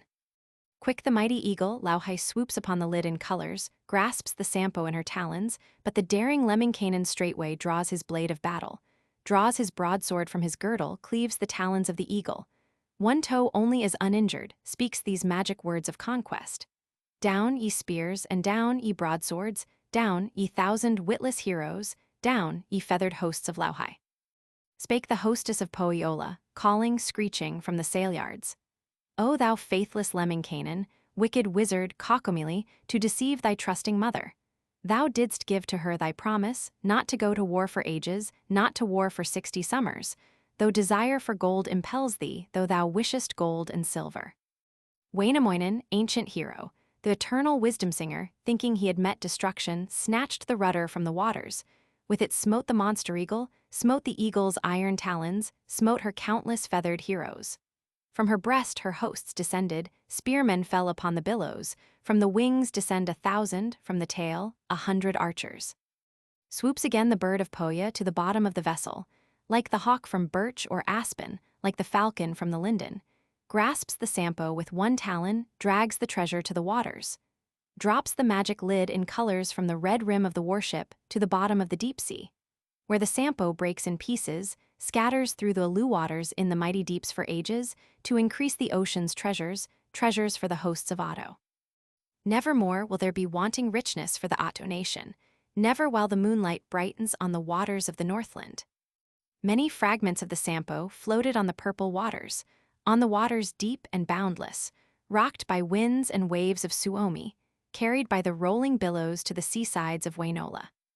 Wainamoinen, ancient minstrel, saw the fragments of the treasure floating on the billows landward, fragments of the lid in colors, much rejoicing, spake as follows. Thence will come the sprouting seed grain, the beginning of good fortune, the unending of resources from the plowing and the sowing, from the glimmer of the moonlight, from the splendor of the sunshine on the fertile plains of Suomi, on the meads of Kalevala. Lauhai, hostess of Pohjola, thus addressed old Wainamoinen. Know I other mighty measures, know I means that are efficient, and against thy golden moonlight, and the splendor of thy sunshine, and thy plowing and thy reaping, in the rocks I'll sink the moonbeams, hide the sun within the mountain. Let the frost destroy thy sowings, freeze the crops on all thy cornfields, iron hail I'll send from heaven on the richness of thine acres, on the barley of thy planting. I will drive the bear from forests, send the Otso from the thickets, that he may destroy thy cattle, may annihilate thy sheepfolds, may destroy thy steeds at pasture. I will send thee 9 diseases, each more fatal than the other, that will sicken all thy people.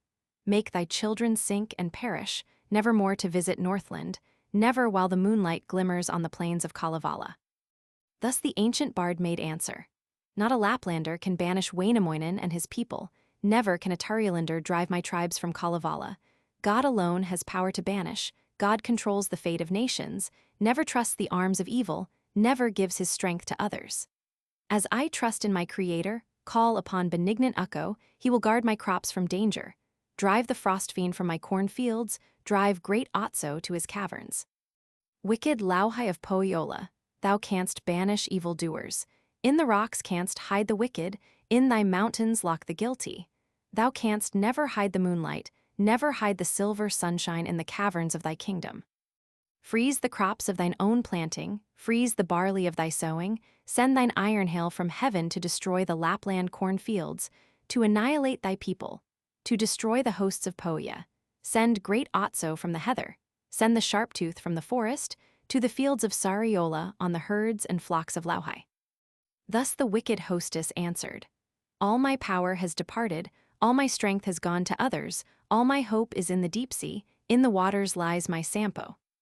Then the hostess of Pohjola home departed, weeping, wailing, to the land of cold and darkness, only took some worthless fragments of the Sampo to her people. Carried she the lid to Pohja, in the blue sea left the handle, hence the poverty of Northland, and the famines of Pohjola. Wainamoinen, ancient minstrel, hastened to the broad sea's margin, stepped upon the shore in joyance, found there fragments of the Sampo, fragments of the lid in colors, on the borders of the waters, on the curving sands and seasides, gathered well the Samporelics from the waters, near the fog point on the island forest-covered. Spake the ancient Wainamoinen, spake these words in supplication. Grant, O Ukko, our Creator, grant to us, thy needful children, peace and happiness and plenty, that our lives may be successful, that our days may end in honor, on the vales and hills of Suomi, on the prairies of Wainola in the homes of Kalevala.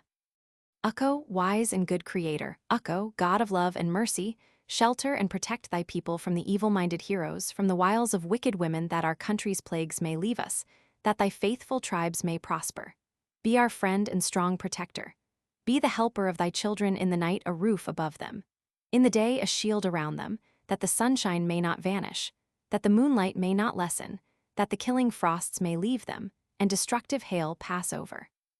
Build a metal wall around us from the valleys to the heavens, build of stone a mighty fortress on the borders of Wainola, where thy people live and labor, as their dwelling place forever, sure protection to thy people, where the wicked may not enter, nor the thieves break through and pilfer, never while the moonlight glistens, and the sun brings golden blessings to the plains of Kalevala. Rune Roman 44, Birth of the Second Harp. Wainamoinen, ancient minstrel, long reflecting, sang these measures. It is now the time befitting to awaken joy and gladness, time for me to touch the harp strings, time to sing the songs primeval, in these spacious halls and mansions in these homes of Kalevala, but alas! My harp lies hidden, sunk upon the deep sea's bottom, to the salmon's hiding places, to the dwellings of the whiting, to the people of Wellamo, where the Northland pike assemble. Nevermore will I regain it, Otto never will return it, joy and music gone forever. O thou blacksmith, Ilmarinen, forge for me a rake of iron, thickly set the teeth of copper. Many fathoms long the handle, make a rake to search the waters, search the broad sea to the bottom, rake the weeds and reeds together, rake them to the curving seashore, that I may regain my treasure. May regain my harp of fishbone from the whiting's place of resting, from the caverns of the salmon, from the castles of Wellamo. Thereupon young Ilmarinen, the eternal metal worker, forges well a rake of iron teeth in length 100 fathoms, and 1,000 long the handle, thickly sets the teeth of copper. Straightway ancient Wainamoinen takes the rake of magic metals, travels but a little distance, to the cylinders of oak wood, to the copper-banded rollers, where he finds 2 ships awaiting, one was new, the other ancient. Wainamoinen, old and faithful, thus addressed the new-made vessel. Go, thou boat of master magic, hasten to the willing waters, speed away upon the blue sea, and without the hand to move thee, let my will impel thee seaward. Quick the boat rolled to the billows on the cylinders of oak wood, quick descended to the waters, willingly obeyed his master. Wainamoinen, the magician, then began to rake the seabeds, raked up all the water flowers. Bits of broken reeds and rushes, deep-sea shells and colored pebbles, did not find his harp of fishbone, lost forever to Wainola. Thereupon the ancient minstrel left the waters, homeward hastened, cap pulled down upon his forehead, sang this song with sorrow laden. Nevermore shall I awaken with my harp strings, joy and gladness. Nevermore will Wainamoinen charm the people of the Northland with the harp of his creation. Nevermore my songs will echo o'er the hills of Kalevala. Thereupon the ancient singer went lamenting through the forest, wandered through the sighing pine woods, heard the wailing of a birch tree, heard a juniper complaining, drawing nearer, waits and listens, thus the birch tree he addresses. Wherefore, brother, art thou weeping, merry birch enrobed in silver, silver-leaved and silver-tasseled? Art thou shedding tears of sorrow, since thou art not led to battle, not enforced to war with wizards? Wisely does the birch make answer. This the language of the many others speak as thou, unjustly, that I only live in pleasure, that my silver leaves and tassels only whisper my rejoicings, that I have no cares, no sorrows, that I have no hours unhappy, knowing neither pain nor trouble. I am weeping for my smallness, am lamenting for my weakness, have no sympathy, no pity, stand here motionless for ages, stand alone in fen and forest, in these woodlands vast and joyless. Others hope for coming summers, for the beauties of the springtime, I, alas! A helpless birch tree, dread the changing of the seasons, I must give my bark to others, lose my leaves and silken tassels. Often come the Suomi children, peel my bark and drink my lifeblood. Wicked shepherds in the summer come and steal my belt of silver, of my bark make berry baskets, dishes make, and cups for drinking. Oftentimes the Northland maidens cut my tender limbs for birch brooms, bind my twigs and silver tassels into brooms to sweep their cabins. Often have the Northland heroes chopped me into chips for burning. 3 times in the summer season in the pleasant days of springtime, foresters have ground their axes on my silver trunk and branches, robbed me of my life for ages. This my springtime joy and pleasure, this my happiness in summer, and my winter days no better. When I think of former troubles, sorrow settles on my visage, and my face grows white with anguish. Often do the winds of winter and the hoarfrost bring me sadness, blast my tender leaves and tassels, bear my foliage to others, rob me of my silver raiment, leave me naked on the mountain lone, and helpless and disheartened. Spake the good old Wainamoinen. Weep no longer, sacred birch tree, mourn no more, my friend and brother, thou shalt have a better fortune, I will turn thy grief to joyance, make thee laugh and sing with gladness. Then the ancient Wainamoinen made a harp from sacred birchwood, fashioned in the days of summer. Beautiful the harp of magic, by the master's hand, created on the fog point in the big sea on the island forest-covered, fashioned from the birch the archings, and the framework from the aspen. These the words of the magician. All the archings are completed, and the frame is fitly finished, whence the hooks and pins for tuning, that the harp may sing in concord. Near the wayside grew an oak tree, skyward grew with equal branches, on each twig an acorn growing, golden balls upon each acorn, on each ball a singing cuckoo.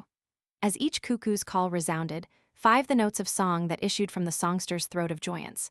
From each throat came liquid music, gold and silver for the master, flowing to the hills and hillocks, to the silvery vales and mountains. Thence he took the merry harp pins, that the harp might play and conquered.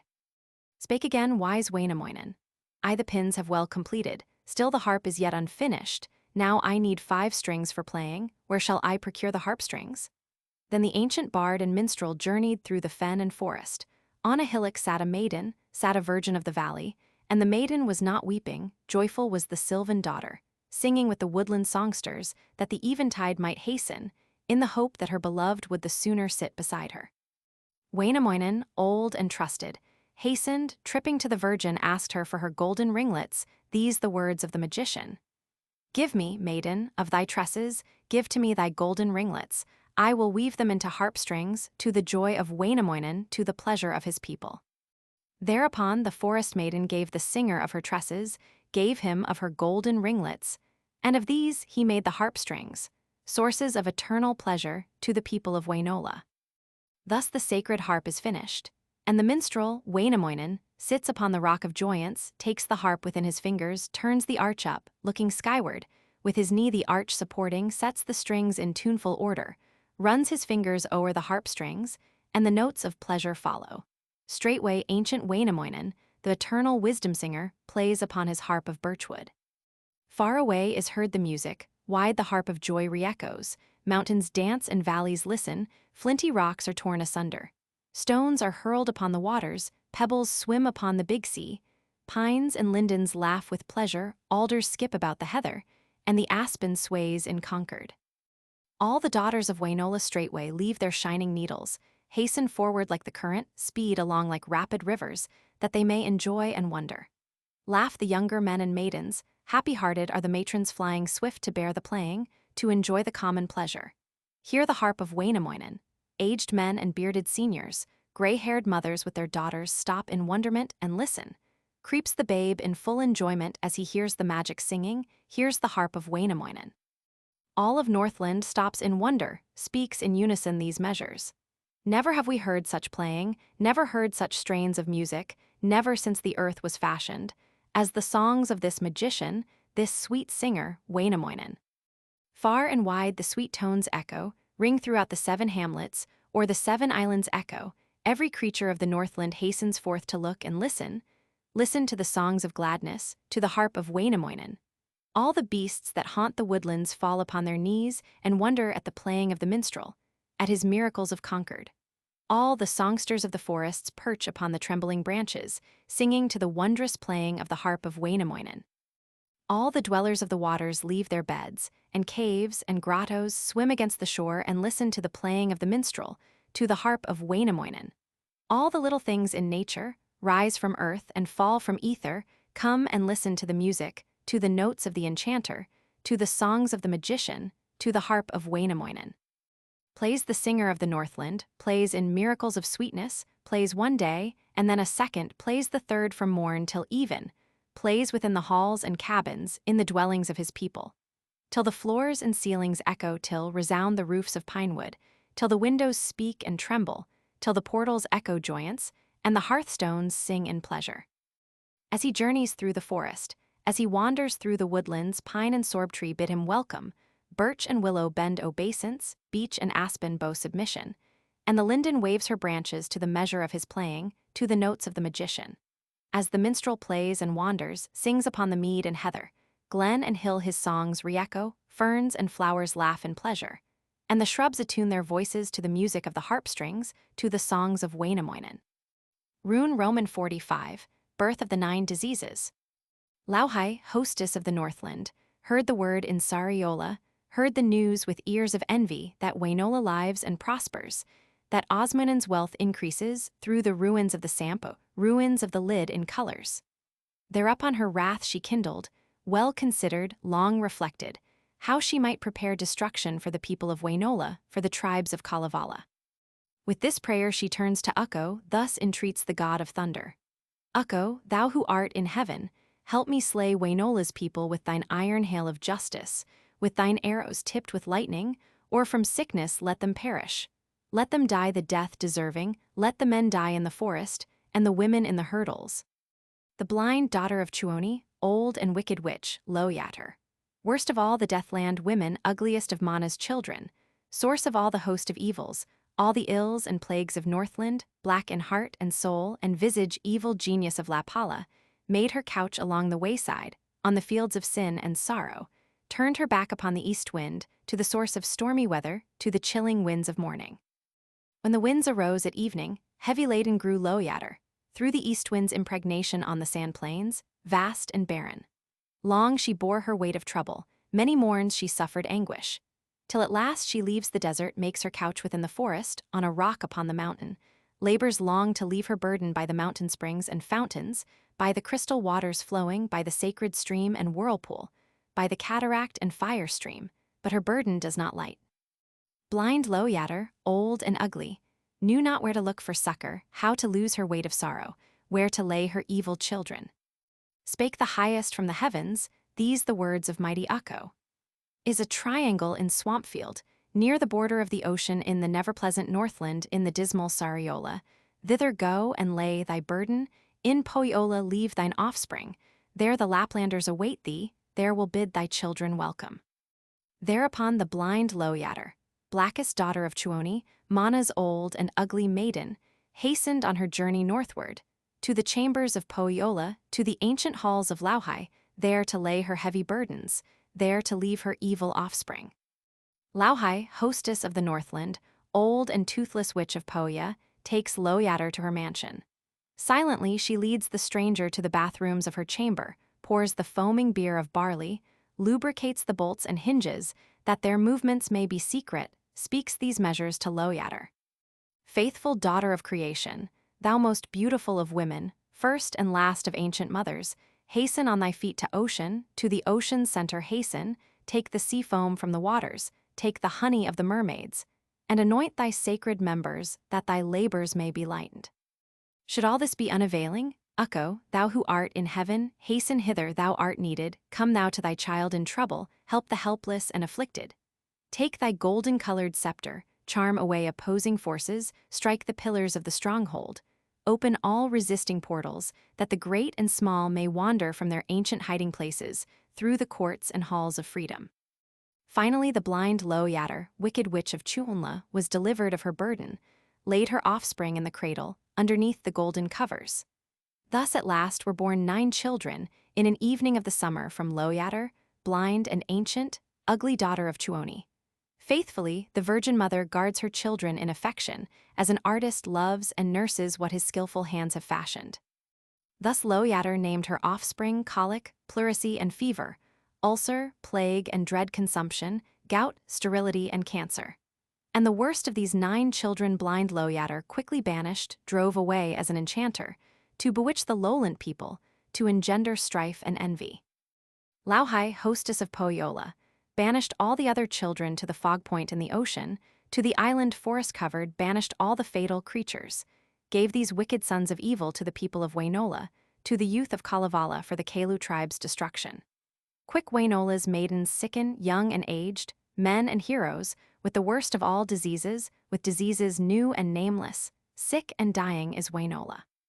Thereupon old Wainamoinen, wise and wonderful enchanter, hastens to his people's rescue, hastens to a war with Mana, to a conflict with Tuoni, to destroy the evil children of the evil maid, Loyatter. Wainamoinen heats the bathrooms, heats the blocks of healing sandstone with the magic wood of Northland, gathered by the sacred river. Water brings in covered buckets from the cataract and whirlpool. Brooms he brings in wrapped with ermine. Well the bath the healer cleanses, softens well the brooms of birchwood. Then a honey heat he wakens, fills the rooms with healing vapors, from the virtue of the pebbles glowing in the heat of magic, thus he speaks in supplication. Come, O Ukko, to my rescue God of mercy, lend thy presence, give these vapor baths new virtues, grant to them the powers of healing, and restore my dying people, drive away these fell diseases, banish them to the unworthy. Let the holy sparks enkindle, keep this heat in healing limits, that it may not harm thy children, may not injure the afflicted. When I pour the sacred waters on the heated blocks of sandstone, may the water turn to honey laden with the balm of healing. Let the stream of magic virtues ceaseless flow to all my children, from this bath enrolled in sea moss, that the guiltless may not suffer, that my tribefolk may not perish, till the Master gives permission, until Ukko sends his minions, sends diseases of his choosing, to destroy my trusting people. Let the hostess of Pohjola, wicked witch that sent these troubles, suffer from a gnawing conscience, suffer for her evil doings. Should the Master of Wainola lose his magic skill and weaken, should he prove of little service to deliver from misfortune, to deliver from these evils, then may Ukko be our healer, be our strength and wise physician. Omnipresent God of mercy, thou who livest in the heavens, hasten hither, thou art needed, hasten to thine ailing children, to observe their cruel tortures, to dispel these fell diseases, drive destruction from our borders. Bring with thee thy mighty fire sword, bring to me thy blade of lightning, that I may subdue these evils, that these monsters I may banish. Send these pains, and ills, and tortures to the empire of Tuoni, to the kingdom of the east winds, to the islands of the wicked, to the caverns of the demons, to the rocks within the mountains, to the hidden beds of iron, that the rocks may fall and sicken, and the beds of iron perish. Rocks and metals do not murmur at the hands of the invader. Torture daughter of Tuoni, sitting on the Mount of Anguish, at the junction of 3 rivers, turning rocks of pain and torture, turn away these fell diseases through the virtues of the bluestone, lead them to the water channels, sink them in the deeps of ocean, where the winds can never find them, where the sunlight never enters. Should this prayer prove unavailing, O health virgin, maid of beauty, come and heal my dying people. Still their agonies and anguish, give them consciousness, and comfort give them healthful rest and slumber. These diseases take and banish, take them in thy copper vessel, to thy caves within the mountains, to the summit of the pain rock. Hurl them to thy boiling cauldrons. In the mountain is a touchstone, lucky stone of ancient story, with a hole bored through the center. Through this pour these pains and tortures, wretched feelings, thoughts of evil, human ailments, days unlucky, tribulations, and misfortunes, that they may not rise at evening, may not see the light of morning. Ending thus, old Wainamoinen, the eternal, wise enchanter, rubbed his sufferers with balsams, rubbed the tissues, red and painful, with the balm of healing flowers, balsams made of herbs enchanted, sprinkled all with healing vapors, spake these words in supplication. Ukko, thou who art in heaven, God of justice and of mercy, send us from the east a rain cloud, send a dark cloud from the northwest, from the north let fall a third one, send us mingled rain and honey, balsam from the great physician to remove this plague of Northland. What I know of healing measures only comes from my Creator, lend me therefore, of thy wisdom, that I may relieve my people, save them from the fell destroyer, if my hands should fall in virtue. Let the hands of Ukko follow, God alone can save from trouble. Come to us with thine enchantment, speak the magic words of healing, that my people may not perish.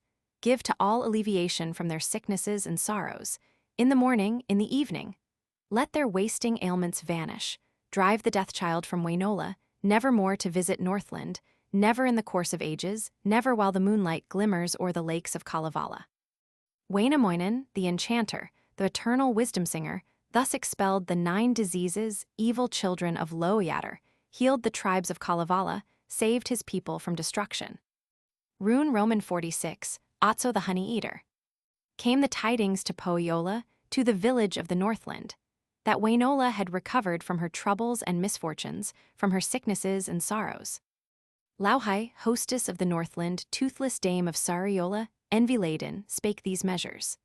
Know I other means of trouble, I have many more resources, I will drive the bear before me, from the heather and the mountain, drive him from the fen and forest, drive great Otso from the glenwood on the cattle of Wainola, on the flocks of Kalevala. Thereupon the Northland hostess drove the hungry bear of Pohja from his cavern to the meadows, to Wainola's plains and pastures. Wainamoinen, ancient minstrel, to his brother spake as follows. O thou blacksmith, Ilmarinen, forge a spear from magic metals, forge a lancet triple-pointed, forge the handle out of copper, that I may destroy great Otso, slay the mighty bear of Northland, that he may not eat my horses, nor destroy my herds of cattle, nor the flocks upon my pastures. Thereupon the skillful blacksmith forged a spear from magic metals, forged a lancet triple-pointed, not the longest, nor the shortest forged the spear in wondrous beauty. On one side a bear was sitting, sat a wolf upon the other, on the blade an elk lay sleeping. On the shaft a colt was running, near the hilt a roebuck bounding. Snows had fallen from the heavens, made the flocks as white as ermine or the hair in days of winter, and the minstrel sang these measures. My desire impels me onward to the Metsola dominions, to the homes of forest maidens, to the courts of the white virgins. I will hasten to the forest, labor with the woodland forces. Ruler of the Tapio forests, make of me a conquering hero, help me clear these boundless woodlands. O Miliki, forest hostess Tapio's wife, thou fair Tellervo, call thy dogs and well enchain them, set in readiness thy hunters, let them wait within their kennels. Otso, thou O forest apple, bear of honeypaws and fur robes, learn that Wainamoinen follows, that the singer comes to meet thee. Hide thy claws within thy mittens, let thy teeth remain in darkness. That they may not harm the minstrel may be powerless in battle. Mighty Otso, much beloved, honey-eater of the mountains, settle on the rocks in slumber, on the turf, and in thy caverns, let the aspen wave above thee. Let the merry birch tree rustle o'er thy head for thy protection. Rest in peace, thou much-loved Otso, turn about within thy thickets, like the partridge at her brooding, in the springtime like the wild goose. When the ancient Wainamoinen heard his dog bark in the forest, heard his hunters call and echo, he addressed the words that follow. Thought it was the cuckoo calling, thought the pretty bird was singing, it was not the sacred cuckoo, not the liquid notes of songsters. 'Twas my dog that called and murmured. 'Twas the echo of my hunter at the cavern doors of Otso, on the border of the woodlands. Wainamoinen, old and trusty, finds the mighty bear in waiting, lifts in joy the golden covers, well inspects his shining fur robes, lifts his honeypaws in wonder, then addresses his creator. Be thou praised, O mighty Ukko, as thou givest me great Otso, givest me the forest apple, thanks be paid to the unending. To the bear he spake these measures. Otso, thou my well-beloved honey-eater of the woodlands, let not anger swell thy bosom, I have not the force to slay thee, willingly thy life thou givest as a sacrifice to Northland. Thou hast from the tree descended, glided from the aspen branches, slippery the trunks in autumn, in the fog days, smooth the branches. Golden friend of fen and forest, in thy fur robes rich and beauteous, pride of woodlands, famous Lightfoot, leave thy cold and cheerless dwelling, leave thy home within the alders, leave thy couch among the willows, hasten in thy purple stockings, hasten from thy walks restricted, come among the haunts of heroes, join thy friends in Kalevala. We shall never treat thee evil, thou shalt dwell in peace and plenty, thou shalt feed on milk and honey is the food of strangers. Haste away from this thy covert, from the couch of the unworthy, to a couch beneath the rafters of Wainola's ancient dwellings. Haste thee onward o'er the snow plain, as a leaflet in the autumn, skip beneath these birchen branches, as a squirrel in the summer, as a cuckoo in the springtime. Wainamoinen, the magician, the eternal wisdom singer, o'er the snowfields hastened homeward, singing o'er the hills and mountains with his guest, the ancient Otso with his friend, the famous Lightfoot, with the honeypaw of Northland. Far away was heard the singing, heard the playing of the hunter, heard the songs of Wainamoinen, all the people heard and wondered, men and maidens, young and aged from their cabins spake as follows. Hear the echoes from the woodlands, hear the bugle from the forest, hear the flute notes of the songsters, hear the pipes of forest maidens. Wainamoinen, old and trusty, soon appears within the courtyard, rush the people from their cabins, and the heroes ask these questions.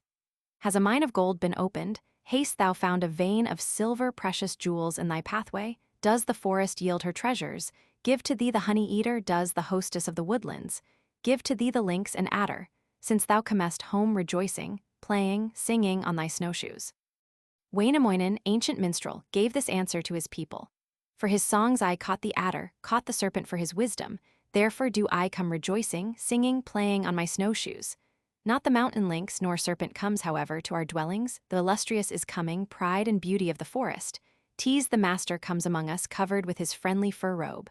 Welcome, Otso, welcome, Lightfoot, welcome, loved one from the glenwood. If the mountain guest is welcome, open wide the gates of entry. If the bear is thought unworthy, bar the doors against the stranger. This the answer of the tribefolk. We salute thee, mighty Otso, Honeypaw, we bid thee welcome, welcome to our courts and cabins, welcome, Lightfoot, to our tables decorated for thy coming. We have wished for thee for ages, waiting since the days of childhood for the notes of Tapio's bugle, for the singing of the wood nymphs, for the coming of dear Otso, for the forest gold and silver.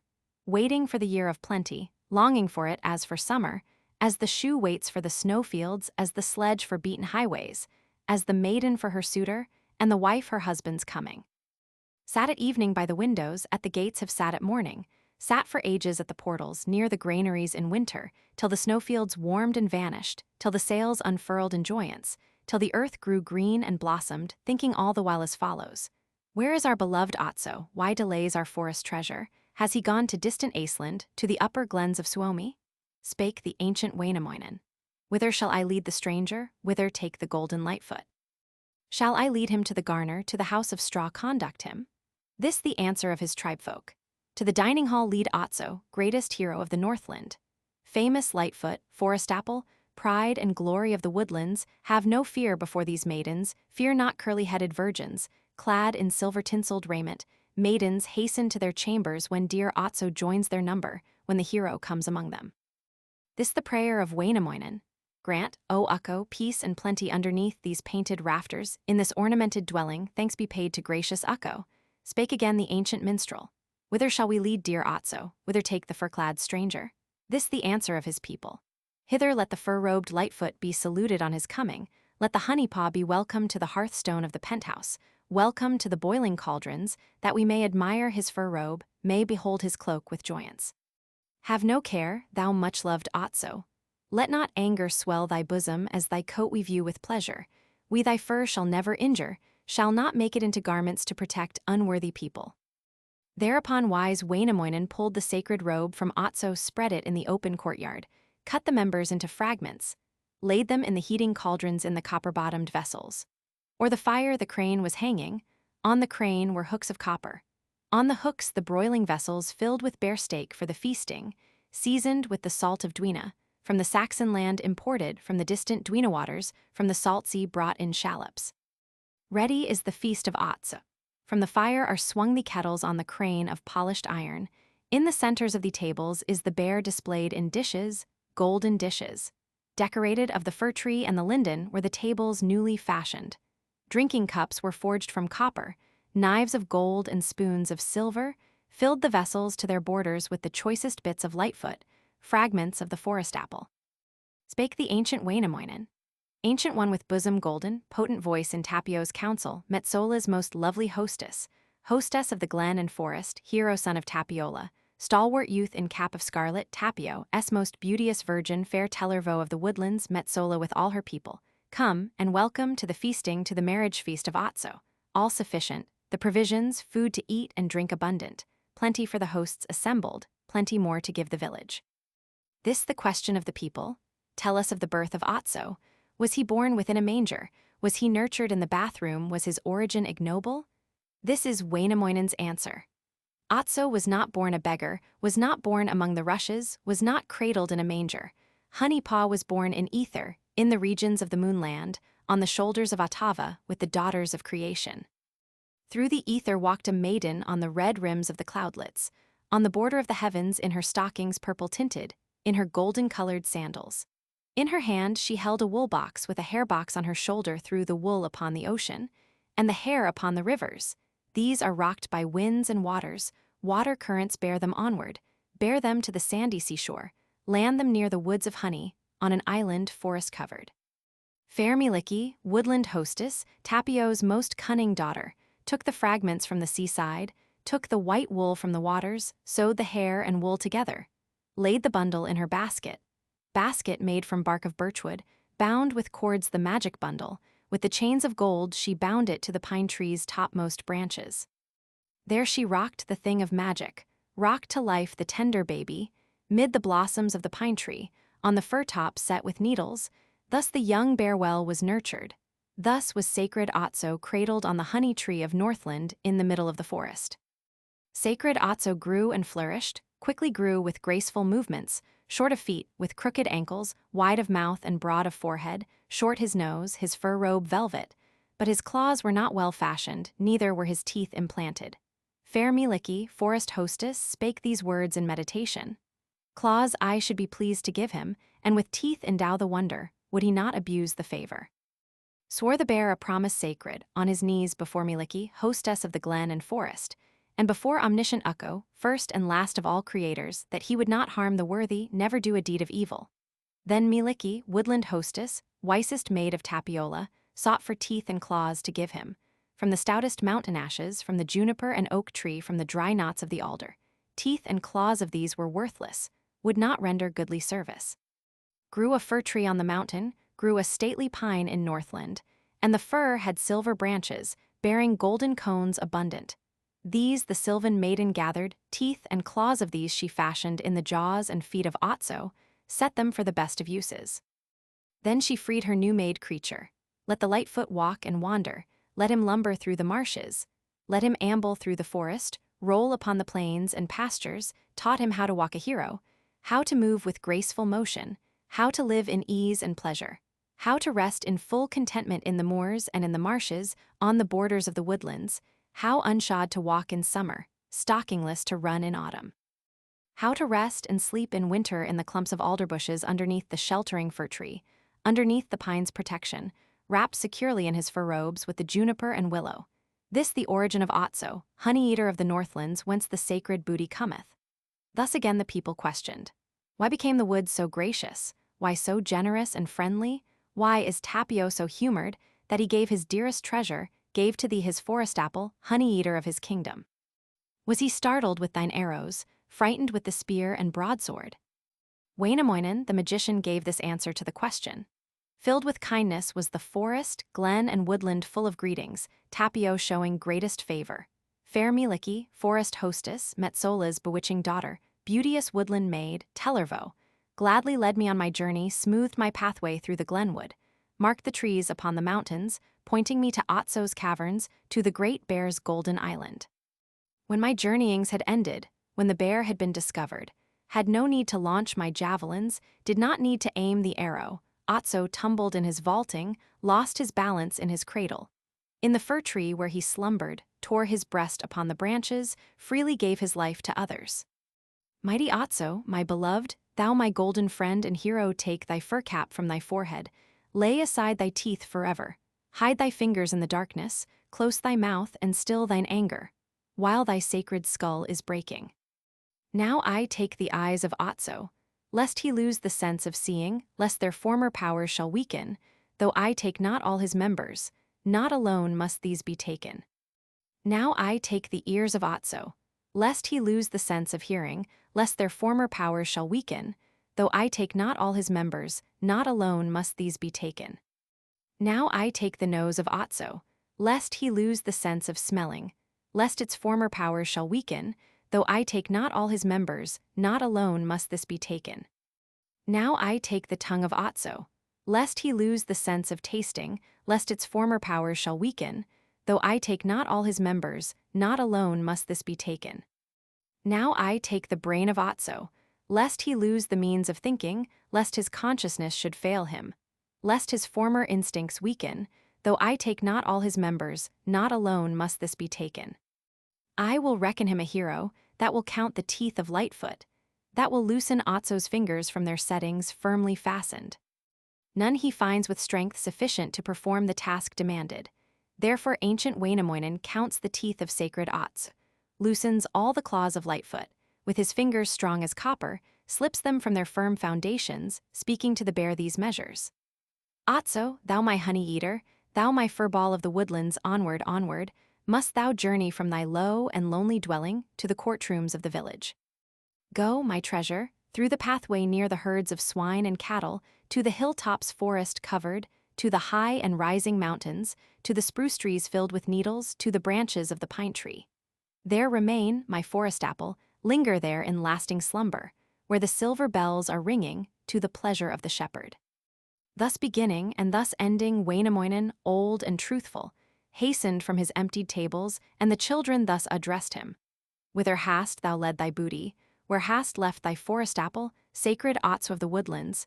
Haste thou left him on the iceberg, buried him upon the snowfield? Haste thou sunk him in the quicksand, laid him low beneath the heather? Wainamoinen spake in answer.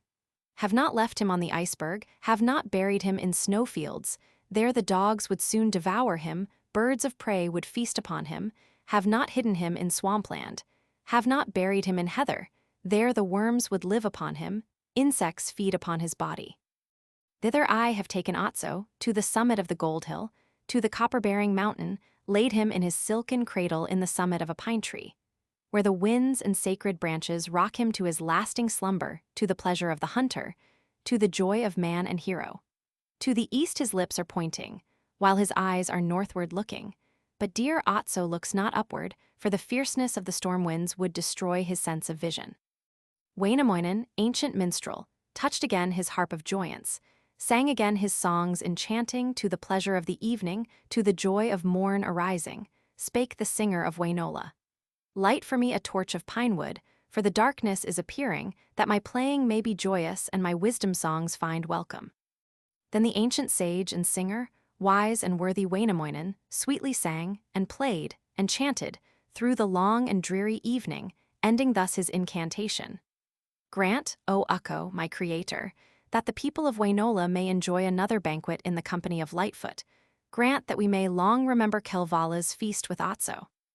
Grant, O Ukko, my creator, that the signs may guide our footsteps, that the notches in the pine tree may direct my faithful people to the bear dens of the woodlands, that great Tapio's sacred bugle may resound through glen and forest, that the wood nymph's call may echo may be heard in field and hamlet, to the joy of all that listen.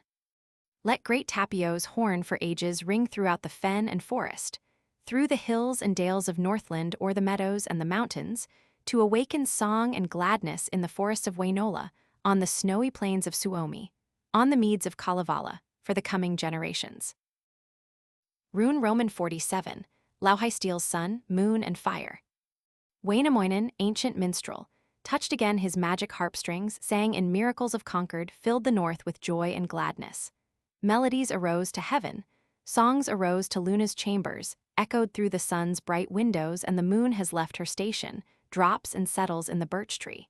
And the sun comes from his castle, settles in the fir tree branches, comes to share the common pleasure, comes to listen to the singing, to the harp of Wainamoinen. Lauhai, hostess of Pohjola, Northland's old and toothless wizard, makes the sun and moon her captives, in her arms she takes fair Luna from her cradle in the birch tree, calls the sun down from his station, from the fir tree's bending branches, carries them to upper Northland to the darksome Sariola. Hides the moon, no more to glimmer, in a rock of many colors, hides the sun, to shine no longer, in the iron-banded mountain. Thereupon these words she utters. Moon of gold and sun of silver, hide your faces in the caverns of Pohjola's dismal mountain, shine no more to gladden Northland, till I come to give ye freedom, drawn by coursers 9 in number, sable coursers of one mother. When the golden moon had vanished, and the silver sun had hidden in the iron-banded caverns, Lauhai stole the fire from Northland, from the regions of Wainola left the mansions cold and cheerless, and the cabins full of darkness. Night was king and reigned unbroken, darkness ruled in Kalevala, darkness in the home of Ukko. Hard to live without the moonlight, harder still without the sunshine. Ukko's life is dark and dismal, when the sun and moon desert him. Ukko, first of all creators, lived in wonder at the darkness long reflected, well considered, why this miracle in heaven, what this accident in nature to the moon upon her journey, why the sun no more is shining, why has disappeared the moonlight. Then great Ukko walked the heavens, to the border of the cloudlets in his purple-colored vestments, in his silver-tinseled sandals, seeking for the golden moonlight, looking for the silver sunshine. Lightning Ukko struck in darkness from the edges of his fire sword, shot the flames in all directions from his blade of golden color, into heaven's upper spaces, into ether's starry pastures.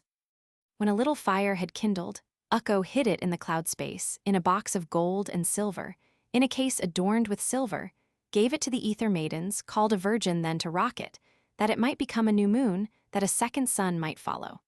On the long cloud rocked the virgin, on the blue edge of the ether, rocked the fire of the Creator, in her copper-colored cradle, with her ribbons silver-studded. Lowly bend the bands of silver, loud the golden cradle echoes, and the clouds of Northland thunder, low descends the dome of heaven, at the rocking of the lightning, rocking of the fire of Ukko. Thus the flame was gently cradled by the virgin of the ether. Long the fair and faithful maiden stroked the fire child with her fingers, tended it with care and pleasure, till in an unguarded moment it escaped the ether virgin, slipped the hands of her that nursed it. Quick the heavens are burst asunder, quick the vault of Ukko opens, downward drops the wayward fire child. Downward quick the red ball rushes, shoots across the arch of heaven, hisses through the startled cloudlets, flashes through the troubled welkin, through 9 starry vaults of ether. Then the ancient Wainamoinen spake, and these the words he uttered. Blacksmith brother, Ilmarinen, let us haste and look together, what the kind of fire that falleth, what the form of light that shineth from the upper vault of heaven, from the lower earth and ocean. Has a second moon arisen? Can it be a ball of sunlight? Thereupon the heroes wandered, onward journeyed and reflected, how to gain the spot illumined, how to find the sacred fire child. Came a river rushing by them, broad and stately as an ocean. Straightway ancient Wainamoinen there began to build a vessel, build a boat to cross the river. With the aid of Ilmarinen, from the oak he cut the rowlocks, from the pine the oars he fashioned, from the aspen shapes the rudder. When the vessel they had finished, quick they rolled it to the current, hard they rowed and ever forward, on the Nawa stream and waters, at the head of Nawa river. Ilmater, the ether daughter, foremost daughter of creation, came to meet them on their journey, thus addressed the coming strangers. Who are ye of Northland heroes, rowing on the Nawa waters? Wainamoinen gave this answer. This the blacksmith, Ilmarinen, I the ancient Wainamoinen. Tell us now thy name and station, whither going, whence thou comest, where thy tribefolk live and linger.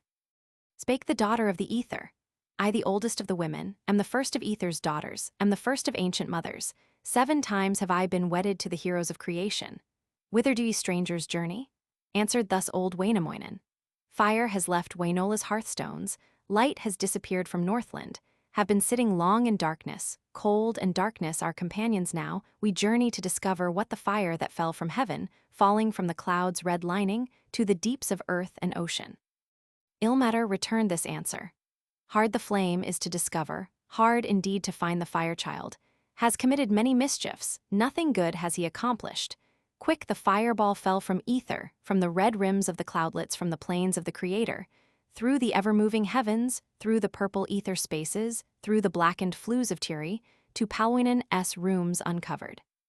When the fire had reached the chambers of Palwinen, son of evil, he began his wicked workings, he engaged in lawless actions, raged against the blushing maidens, fired the youth to evil conduct, singed the beards of men and heroes. Where the mother nursed her baby, in the cold and cheerless cradle, thither flew the wicked fire child, there to perpetrate some mischief. In the cradle burned the infant.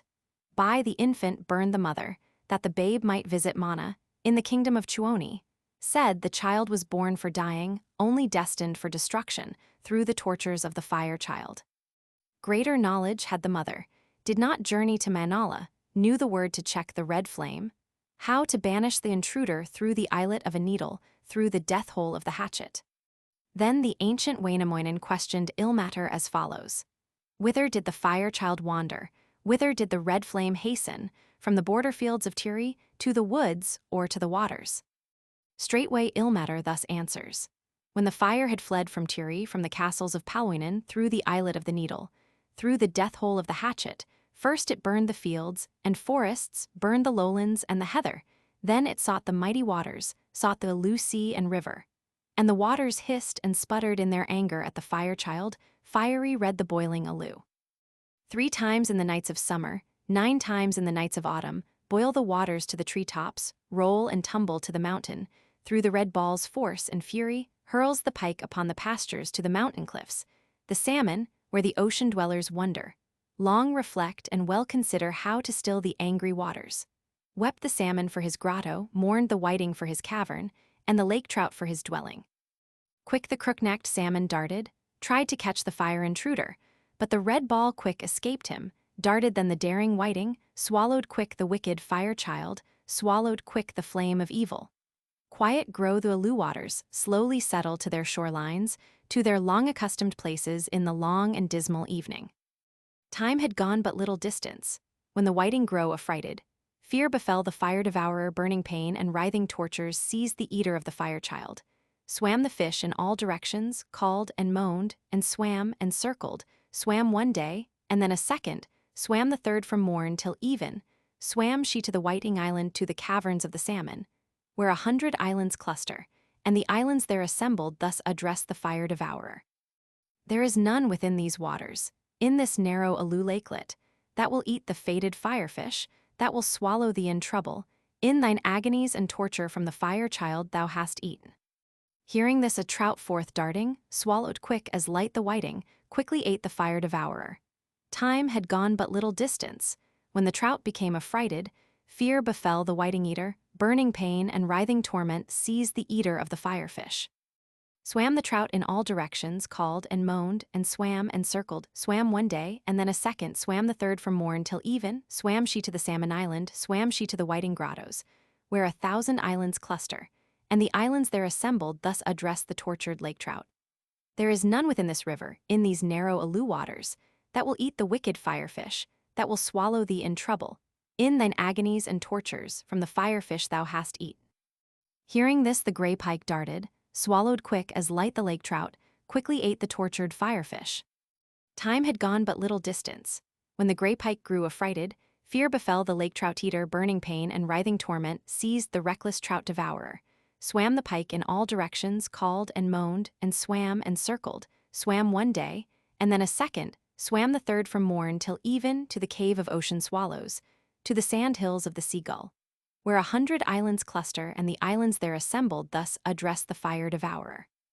There is none within this lakelet, in these narrow Alu waters, that will eat the fated firefish, that will swallow thee in trouble, in thine agonies and tortures from the firefish thou hast eaten.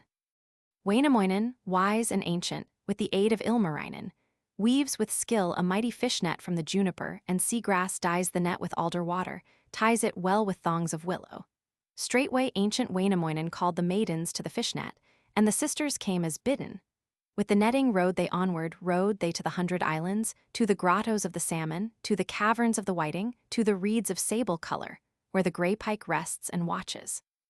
On they hastened to the fishing, drag the net in all directions, drag it lengthwise, sidewise, crosswise, and diagonally zigzag, but they did not catch the firefish.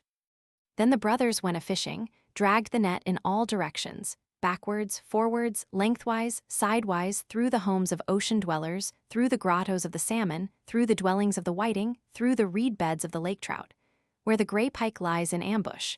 But the fated firefish came not from the lake's abysses, came not from the Alu waters. Little fish could not be captured in the large nets of the masters. Murmured then the deep-sea dwellers, spake the salmon to the lake trout, and the lake trout to the whiting, and the whiting to the grey pike. Have the heroes of Wainola died, or have they all departed from these fertile shores and waters? Where then are the ancient weavers, weavers of the nets of flax thread, those that frighten us with fish poles, drag us from our homes unwilling? Hearing this wise, Wainamoinen answered thus the deep-sea dwellers. Neither have Wainola's heroes died, nor have they all departed from these fertile shores and waters. Two are born where one has perished. Longer poles and finer fish nets have the sons of Kalevala. RUNE Roman 48, Capture of the Firefish.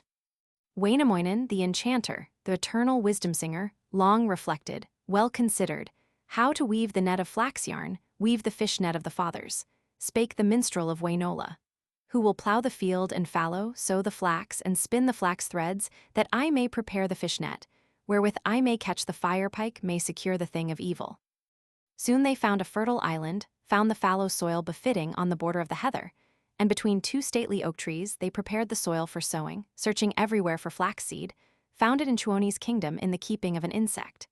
Then they found a pile of ashes where the fire had burned a vessel. In the ashes sowed the seedlings near the Alu lake and border, in the rich and loamy fallow. There the seed took root and flourished, quickly grew to great proportions in a single night in summer. Thus the flax was sowed at evening, placed within the earth by moonlight, quick it grew, and quickly ripened, quick Wainola's heroes pulled it, quick they broke it on the hackles, hastened with it to the waters, dipped it in the lake and washed it, quickly brought it home and dried it, quickly broke and combed and smoothed it, brushed it well at early morning, laid it into laps for spinning.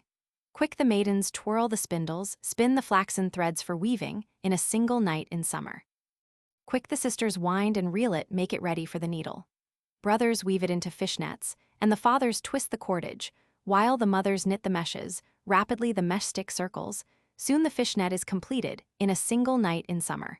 As the magic net is finished, and in length 100 fathoms, on the rim 300 fathoms, rounded stones are fastened to it, joined thereto are 7 floatboards. Now the young men take the fish net, and the old men cheer them onward, wish them good luck at their fishing.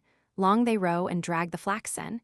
Here and there the net is lowered, now they drag it lengthwise, sidewise, drag it through the slimy reed beds, but they do not catch the fire pike, only smelts and luckless red fish of little value.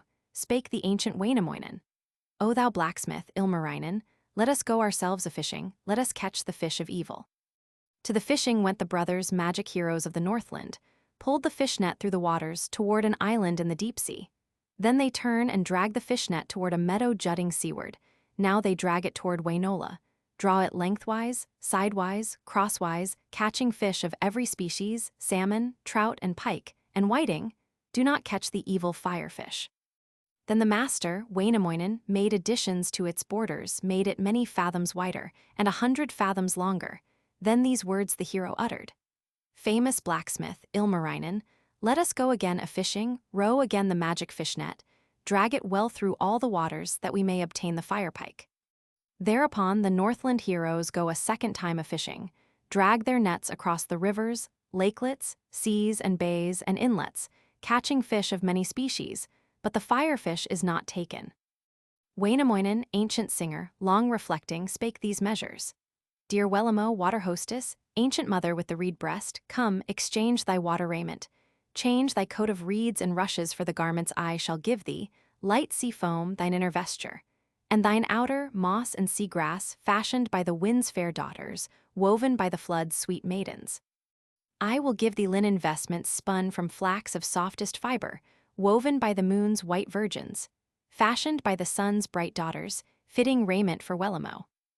Otto, king of all the waters, ruler of 1,000 grottos, take a pole of 7 fathoms, search with this the deepest waters, rummage well the lowest bottoms, stir up all the reeds and seaweeds, hither drive a school of grey pike.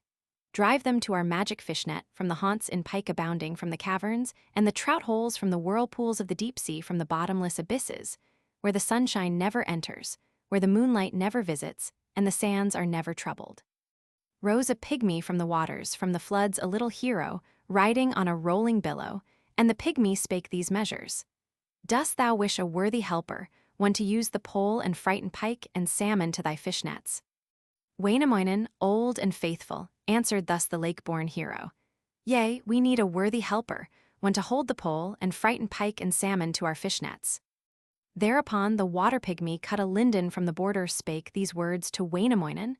Shall I scare with all my powers, with the forces of my being, as thou needest shall I scare them? Spake the minstrel, Wainamoinen. If thou scarest as is needed, thou wilt scare with all thy forces, with the strength of thy dominions.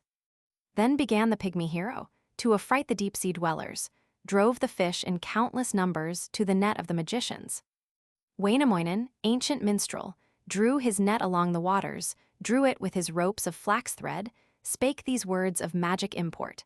Come ye fish of Northland waters to the regions of my fish net, as my 100 meshes lower. Then the net was drawn and fastened, many were the grey pike taken by the master and magician. Wainamoinen, happy-hearted, hastened to a neighboring island, to a blue point in the waters, near a red bridge on the headland, landed there his draught of fishes, cast the pike upon the seashore, and the fire pike was among them, cast the others to the waters. Spake the ancient Wainamoinen. May I touch thee with my fingers, using not my gloves of iron, using not my blue stone mittens. This the sun-child hears and answers. I should like to carve the firefish, I should like this pike to handle, if I had the knife of good luck. Quick a knife falls from the heavens, from the clouds a magic fish knife, silver-edged and golden-headed, to the girdle of the sun-child.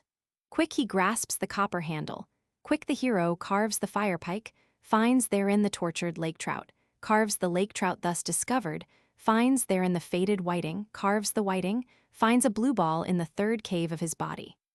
He, the blue ball quick unwinding, finds within a ball of scarlet, carefully removes the cover, finds the ball of fire within it, finds the flame from heaven fallen, from the heights of the 7th heaven, through 9 regions of the ether.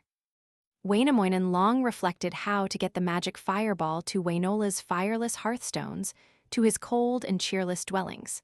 Quick he snatched the fire of heaven from the fingers of the sun-child.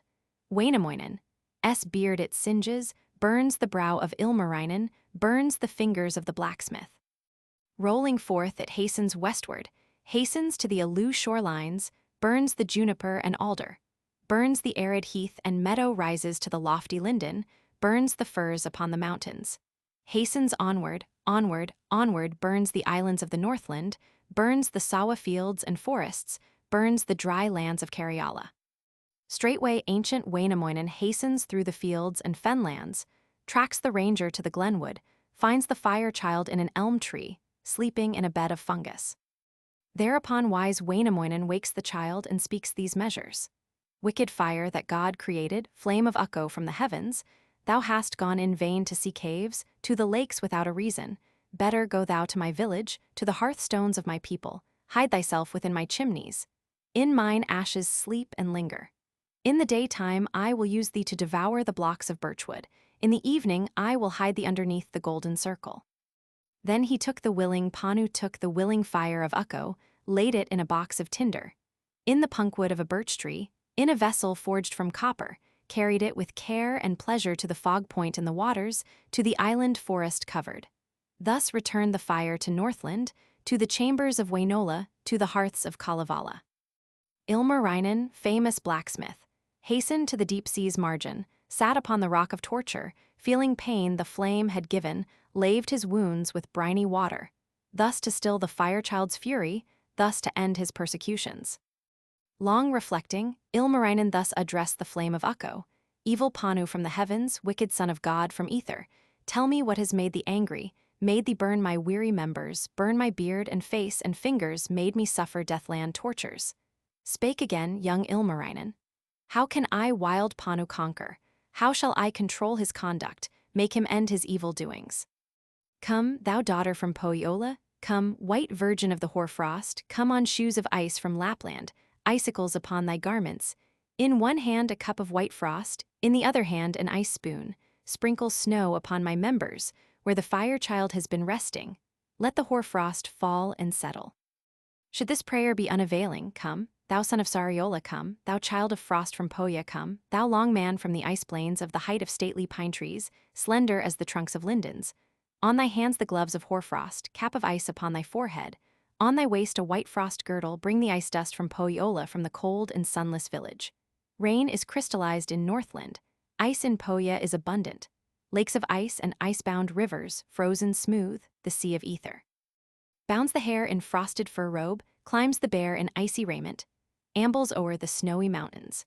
Swans of frost descend the rivers, ducks of ice in countless numbers swim upon thy freezing waters near the cataract and whirlpool. Bring me frost upon thy snow sledge, snow and ice in great abundance, from the summit of the wild top, from the borders of the mountains. With thine ice, and snow, and hoarfrost cover well mine injured members where wild Panu has been resting, where the child of fire has lingered. Should this call be ineffective, Ukko, God of love and mercy, first and last of the creators, from the east send forth a snow cloud, from the west dispatch a second, join their edges well together. Let there be no vacant places. Let these clouds bring snow and hoarfrost. Lay the healing balm of Ukko on my burning, tortured tissues, where wild Panu has been resting. Thus the blacksmith, Ilmarinen, stills the pains by fire engendered, stills the agonies and tortures brought him by the child of evil, brought him by the wicked Panu. RUNE Roman 49, Restoration of the Sun and Moon. Thus has fire returned to Northland, but the gold moon is not shining, neither gleams the silver sunlight in the chambers of Wainola on the plains of Kalevala. On the crops the white frost settled, and the cattle died of hunger, even birds grew sick and perished. Men and maidens, faint and famished, perished in the cold and darkness, from the absence of the sunshine, from the absence of the moonlight. Knew the pike his holes and hollows, and the eagle knew his highway, knew the winds the times for sailing. But the wise men of the Northland could not know the dawn of morning, on the fog point in the ocean, on the islands forest covered. Young and aged talked and wondered, well reflected, long debated, how to live without the moonlight, live without the silver sunshine, in the cold and cheerless Northland, in the homes of Kalevala. Long conjectured all the maidens, orphans asked the wise for counsel. spake a maid to Ilmarinen, running to the blacksmith's furnace. Rise, O artist, from thy slumbers, hasten from thy couch unworthy, forge from gold the moon for Northland, forge anew the sun from silver, cannot live without the moonlight, nor without the silver sunshine. From his couch arose the artist, from his couch of stone, the blacksmith, and began his work of forging sun and moon for Northland. Came the ancient Wainamoinen, in the doorway sat and lingered, spake these words to Ilmarinen. Blacksmith, my beloved brother, thou the only metal worker, tell me why thy magic hammer falls so heavy on thine anvil. Spake the youthful Ilmarinen. Moon of gold and sun of silver, I am forging for Wainola, I shall swing them into ether, plant them in the starry heavens. Spake the wise, old Wainamoinen.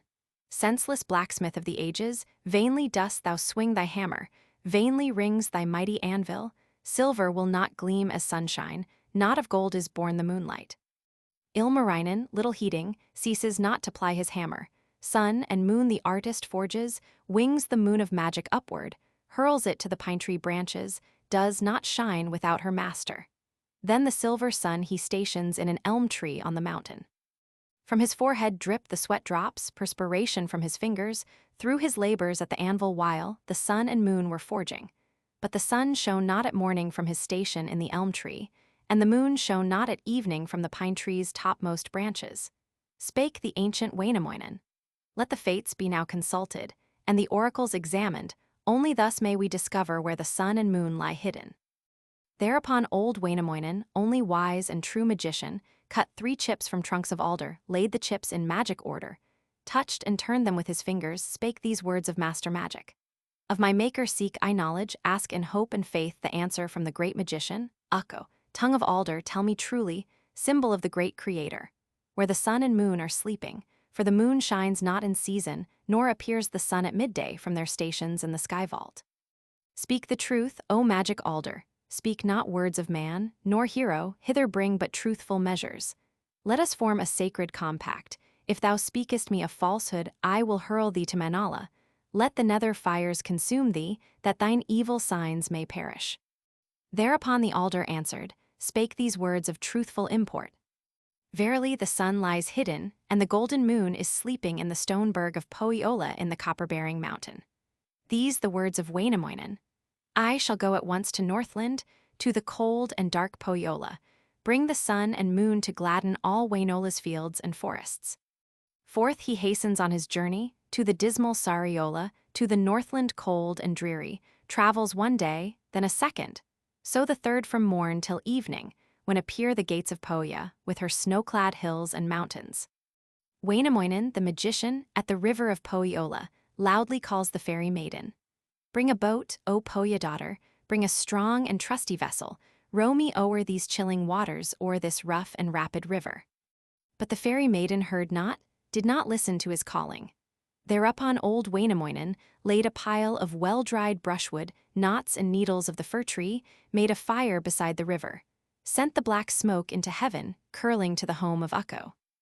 Lauhi, hostess of the Northland, hastened to her chamber window, looked upon the bay and river, spake these words to her attendants. Why the fire across the river, where the current meets the deep sea, smaller than the fires of foemen, larger than the flames of hunters?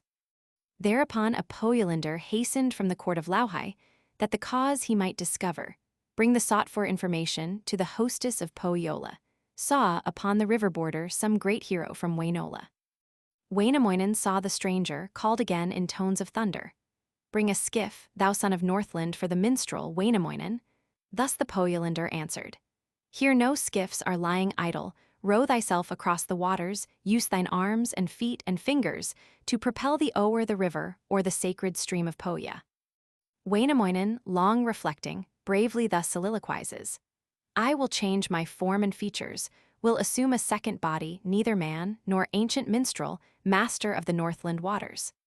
Then the singer, Wainamoinen, leaped, a pike upon the waters, quickly swam the rapid river, gained the frigid Pohja border. There his native form resuming, walked he as a mighty hero, on the dismal isle of Lauhi, spake the wicked sons of Northland. Come thou to Pohjola's courtroom. To Pohjola's court he hastened, spake again the sons of evil, come thou to the halls of Lauhi. To Pohjola's halls he hastened, On the latch he laid his fingers, set his foot within the fore-hall, hastened to the inner chamber, underneath the painted rafters where the Northland heroes gather.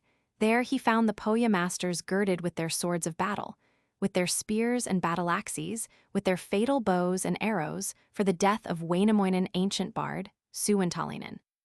Thus they asked the hero stranger, magic swimmer of the Northland, son of evil, what the message that thou bringest from thy people, what thy mission to Pohjola.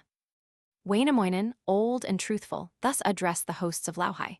For the sun I come to Northland, come to seek the moon in Pohja, tell me where the sun lies hidden, where the golden moon is sleeping. Spake the evil sons of Pohja. Both the sun and moon are hidden in the rock of many colors, in the copper-bearing mountain in a cavern iron-banded, in the stone berg of Pohjola, never more to gain their freedom, never more to shine in Northland. Spake the hero, Wainamoinen, if the sun be not uncovered, if the moon leave not her dungeon, I will challenge all Pohjola to the test of spear or broadsword. Let us now our weapons measure. Quick the hero of Wainola drew his mighty sword of magic. On its border shone the moonlight. On its hilt the sun was shining, on its back, a neighing stallion. On its face a cat was mewing, beautiful his magic weapon. Quick the hero swords are tested, and the blades are rightly measured. Wainamoinen's sword is longest by a single grain of barley, by a blade of straw, the widest. To the courtyard rushed the heroes, hastened to the deadly combat on the plains of Sariola. Wainamoinen, the magician, strikes one blow, and then a second strikes a third time, cuts and conquers. As the housemaids slice the turnips, as they lop the heads of cabbage, as the stalks of flax are broken, so the heads of Lauhai's heroes fall before the magic broadsword of the ancient Wainamoinen. Then the victor from Wainola, ancient bard and great magician, went to find the sun in slumber, and the golden moon discover, in the copper-bearing mountains, in the cavern iron-banded in the stone berg of Pohjola. He had gone but little distance, when he found a sea-green island. On the island stood a birch tree. Near the birch tree stood a pillar carved in stone of many colors. In the pillar, 9 large portals bolted in 100 places. In the rock he found a crevice sending forth a gleam of sunlight. Quick he drew his mighty broadsword, from the pillar struck 3 colors from the magic of his weapon, and the pillar fell asunder, 3 the number of the fragments. Wainamoinen, old and faithful, through the crevice looked and wondered. In the center of the pillar, from a scarlet-colored basin noxious serpents' beer were drinking, and the adders eating spices. Spake the ancient Wainamoinen, therefore has Pohjola's hostess little drink to give to strangers, since her beer is drank by serpents, and her spices given to adders. Quick he draws his magic fire blade, cuts the vipers green in pieces, lops the heads off all the adders, speaks these words of master magic. Thus, hereafter, let the serpent drink the famous beer of barley, feed upon the Northland spices. Wainamoinen, the magician, the eternal wizard singer, sought to open wide the portals with the hands and words of magic, but his hands had lost their cunning, and his magic gone to others. Thereupon the ancient minstrel, quick returning, heavy-hearted, to his native halls and hamlets, thus addressed his brother heroes. Woman, he without his weapons, with no implements, a weakling, sun and moon have I discovered, but I could not force the portals leading to their rocky cavern in the copper-bearing mountain. Spake the reckless Lemminkainen, O thou ancient Wainamoinen, why was I not taken with thee to become thy war companion? Would have been of goodly service, would have drawn the bolts or broken all the portals to the cavern, where the sun and moon lie hidden in the copper-bearing mountain. Wainamoinen, ancient minstrel, thus replied to Lemminkainen, empty words will break no portals, draw no bolts of any moment, locks and bolts are never broken with the words of little wisdom. Greater means than thou commandest must be used to free the sunshine, free the moonlight from her dungeon. Wainamoinen, not discouraged, hastened to the forge and smithy, spake these words to Ilmarinen. O thou famous metal artist, forge for me a magic trident, forge from steel a dozen stout rings, master keys, a goodly number, iron bars and heavy hammers, that the sun we may uncover in the copper-bearing mountain in the stone berg of Pohjola. Then the blacksmith, Ilmarinen, the eternal metal worker, forged the needs of Wainamoinen, forged for him the magic trident, forged from steel a dozen stout rings, master keys, a goodly number iron bars and heavy hammers, not the largest, nor the smallest, forged them of the right dimensions. Lauhai, hostess of Pohjola, Northland's old and toothless wizard, fastened wings upon her shoulders, as an eagle, sailed the heavens over field and fen and forest, over Pohjola's many waters, to the hamlets of Wainola, to the forge of Ilmarinen. Quick the famous metalworker went to see if winds were blowing, found the winds at peace and silent, found an eagle, sable-colored, perched upon his window casement. Spake the artist, Ilmarinen, "Magic bird, whom art thou seeking, why art sitting at my window?" This the answer of the eagle: "Art thou blacksmith, Ilmarinen, the eternal iron forger, master of the magic metals, Northland's wonder-working artist?" Ilmarinen gave this answer: "There is nothing here of wonder, since I forged the dome of heaven, forged the earth a concave cover." Spake again the magic eagle: "Why this ringing of thine anvil, why this knocking of thy hammer? Tell me what thy hands are forging." This the answer of the blacksmith: "'Tis a collar I am forging for the neck of wicked Lauhi, toothless witch of Sariola, stealer of the silver sunshine, stealer of the golden moonlight. With this collar I shall bind her to the iron rock of Iceland." Lauhi, hostess of Pohjola, saw misfortune fast approaching, saw destruction flying over, saw the signs of bad luck lower, quickly winged her way through ether to her native halls and chambers, to the darksome Sariola. There unlocked the massive portals where the sun and moon were hidden, in the rock of many colors, in the cavern iron-banded, in the copper-bearing mountain. Then again the wicked Lauhi changed her withered form and features, and became a dove of good luck, straightway winged the starry heavens over field and fen and forest to the meadows of Wainola, to the plains of Kalevala, to the forge of Ilmarinen. This the question of the blacksmith: "Wherefore comest, dove of good luck, what the tidings that thou bringest?" Thus the magic bird made answer: "Wherefore come I to thy smithy? Come to bring the joyful tidings that the sun has left his cavern, left the rock of many colors, left the stone berg of Pohjola, that the moon no more is hidden in the copper-bearing mountains, in the caverns iron-banded." Straightway hastened Ilmarinen to the threshold of his smithy, quickly scanned the far horizon, saw again the silver sunshine, saw once more the golden moonlight, bringing peace and joy and plenty to the homes of Kalevala. Thereupon the blacksmith hastened to his brother, Wainamoinen, spake these words to the magician: "O thou ancient bard and minstrel, the eternal wizard-singer, see, the sun again is shining, and the golden moon is beaming from their long-neglected places, from their stations in the sky vault." Wainamoinen, old and faithful, straightway hastened to the courtyard, looked upon the far horizon, saw once more the silver sunshine, saw again the golden moonlight, bringing peace and joy and plenty to the people of the Northland, and the minstrel spake these measures: "Greetings to thee, son of fortune, greetings to thee, moon of good luck, welcome sunshine, welcome moonlight, golden is the dawn of morning.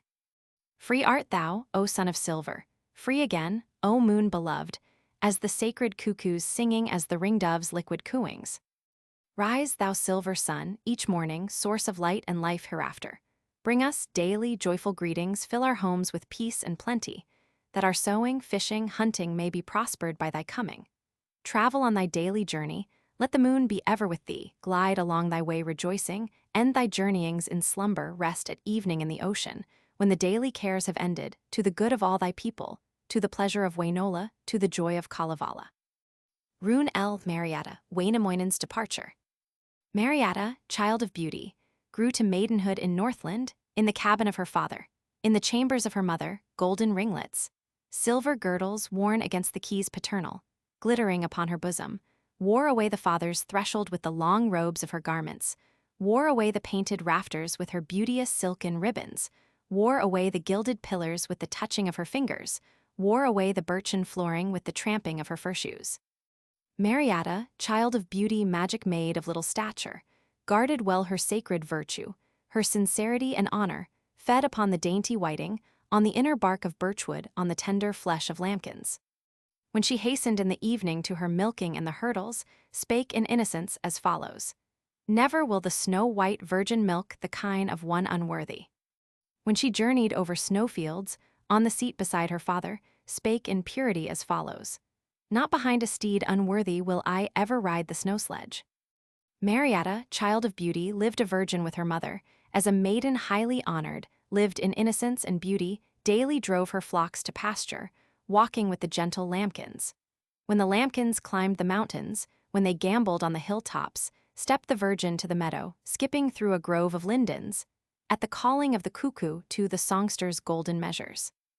Marietta, child of beauty, looked about, intently listened, sat upon the berry meadow, sat a while, and meditated on a hillock by the forest, and soliloquized as follows. Call to me, thou golden cuckoo, sing, thou sacred bird of Northland, sing, thou silver-breasted songster, speak, thou strawberry of Iceland. Tell how long must I unmarried, as a shepherdess neglected, wander o'er these hills and mountains, through these flowery fens and fallows. Tell me, cuckoo of the woodlands, sing to me how many summers I must live without a husband, as a shepherdess neglected. Marietta, child of beauty, lived a shepherd maid for ages as a virgin with her mother. Wretched are the lives of shepherds, lives of maidens still more wretched, guarding flocks upon the mountains. Serpents creep in bog and stubble, on the greensward dart the lizards. But it was no serpent singing, nor a sacred lizard calling. It was but the mountain berry calling to the lonely maiden. Come, O virgin, come and pluck me, come and take me to thy bosom, take me, tinsel-breasted virgin, take me, maiden copper-belted, ere the slimy snail devours me, ere the blackworm feeds upon me. Hundreds pass my way unmindful, thousands come within my hearing, berry maidens swarm about me, children come in countless numbers. None of these has come to gather, come to pluck this ruddy berry. Marietta, child of beauty, listened to its gentle pleading, ran to pick the berry, calling with her fair and dainty fingers, saw it smiling near the meadow like a cranberry in feature, like a strawberry in flavor. But the virgin, Marietta, could not pluck the woodland stranger. Thereupon she cut a charm-stick, downward pressed upon the berry, when it rose as if by magic, rose above her shoes of ermine, then above her copper girdle, darted upward to her bosom, leaped upon the maiden's shoulder. On her dimpled chin it rested, on her lips it perched a moment. Hastened to her tongue expectant to, and fro it rocked and lingered, thence it hastened on its journey, settled in the maiden's bosom. Marietta, child of beauty, thus became a bride impregnate, wedded to the mountain berry, lingered in her room at morning, sat at midday in the darkness, hastened to her couch at evening. Thus the watchful mother wonders. What has happened to our Mary, to our virgin, Marietta, that she throws aside her girdle, shyly slips through hall and chamber, lingers in her room at morning, hastens to her couch at evening, sits at midday in the darkness? On the floor a babe was playing, and the young child thus made answer. This has happened to our Mary, to our virgin, Marietta, this misfortune to the maiden. She has lingered by the meadows, played too long among the lambkins, tasted of the mountain berry. Long the virgin watched and waited, anxiously the days she counted, waiting for the dawn of trouble. Finally she asked her mother, these the words of Marietta. Faithful mother, fond and tender, mother whom I love and cherish, make for me a place befitting where my troubles may be lessened, and my heavy burdens lightened. This the answer of the mother. Woe to thee, thou hissy maiden, since thou art a bride unworthy, wedded only to dishonor. Marietta, child of beauty, thus replied in truthful measures. I am not a maid of hissy, I am not a bride unworthy, am not wedded to dishonor. As a shepherdess I wandered with the lambkins to the glenwood, wandered to the berry mountain, where the strawberry had ripened. Quick as thought I plucked the berry, on my tongue I gently laid it, to and fro it rocked and lingered, settled in my heaving bosom. This the source of all my trouble, only cause of my dishonor. As the mother was relentless, asked the maiden of her father, this the virgin mother's pleading. O my father, full of pity, source of both my good and evil, build for me a place befitting where my troubles may be lessened, and my heavy burdens lightened. This the answer of the father unforgiving. Go, thou evil child of hissy, go, thou child of sin and sorrow, wedded only to dishonor, to the great bear's rocky chamber, to the stone cave of the growler, there to lessen all thy troubles, there to cast thy heavy burdens. Marietta, child of beauty, thus made answer to her father. I am not a child of hissy, I am not a bride unworthy, am not wedded to dishonor, I shall bear a noble hero, I shall bear a son immortal, who will rule among the mighty, rule the ancient Wainamoinen. Thereupon the virgin mother wandered hither, wandered thither, seeking for a place befitting, seeking for a worthy birthplace for her unborn son and hero. Finally these words she uttered. Pilty, thou my youngest maiden trustiest of all my servants, seek a place within the village Asket of the brook of Sarah, for the troubled Marietta, child of sorrow and misfortune. Thereupon the little maiden Pilty spake these words in answer. Whom shall I entreat for succor, who will lend me his assistance? These the words of Marietta. Go and ask it of Ruatis, where the reed brook pours her waters. Thereupon the servant, Piltti, ever hopeful, ever willing, hastened to obey her mistress, needing not her exhortation, hastened like the rapid river, like the flying smoke of battle to the cabin of Ruatis. When she walked the hilltops tottered, when she ran the mountains trembled, shore-reeds danced upon the pasture, sandstones skipped about the heather as the maiden Piltti hastened to the dwelling of Ruatis. At his table in his cabin sat Ruatis eating, drinking in his simple coat of linen. With his elbows on the table spake the wizard in amazement. Why hast thou, a maid of evil, come to see me in my cavern? What the message thou art bringing? Thereupon the servant Piltti gave this answer to the wizard. Seek I for a spot befitting, seek I for a worthy birthplace, for an unborn child and hero, seek it near the Sara streamlet, where the reed brook pours her waters. Came the wife of old Ruatis, walking with her arms akimbo, thus addressed the maiden Piltti. Who is she that asks assistance? Who the maiden thus dishonored, what her name, and who her kindred? I have come for Mariatta, for the worthy Virgin Mother. Spake the wife of old Ruatis, evil-minded, cruel-hearted. Occupied are all our chambers, all our bathrooms near the reed brook. In the mount of fire our couches, is a stable in the forest for the flaming horse of Hissi. In the stable is a manger, fitting birthplace for the hero from the wife of cold misfortune, worthy couch for Mariatta. Thereupon the servant, Piltti, hastened to her anxious mistress, spake these measures, much regretting. There is not a place befitting on the silver brook of Sara, spake the wife of old Ruatis. Occupied are all the chambers, all the bathrooms near the reed brook. In the mount of fire our couches, is a stable in the forest for the flaming horse of Hissi. In the stable is a manger, fitting birthplace for the hero from the wife of cold misfortune, worthy couch for Mariatta. Thereupon the hapless maiden, Mariatta, Virgin Mother, fell to bitter tears and murmurs, spake these words in depths of sorrow. I, alas, must go an outcast, wander as a wretched hireling, like a servant in dishonor, hasten to the burning mountain to the stable in the forest, make my bed within a manger, near the flaming steed of Hissi.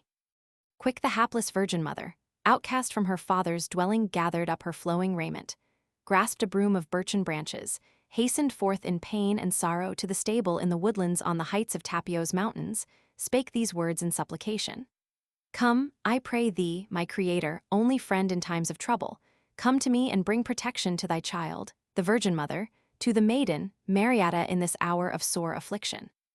Come to me, benignant Ukko, come, thou only hope and refuge, lest thy guiltless child should perish, die the death of the unworthy. When the Virgin, Mariatta, had arrived within the stable of the flaming horse of Hissi, she addressed the steed as follows.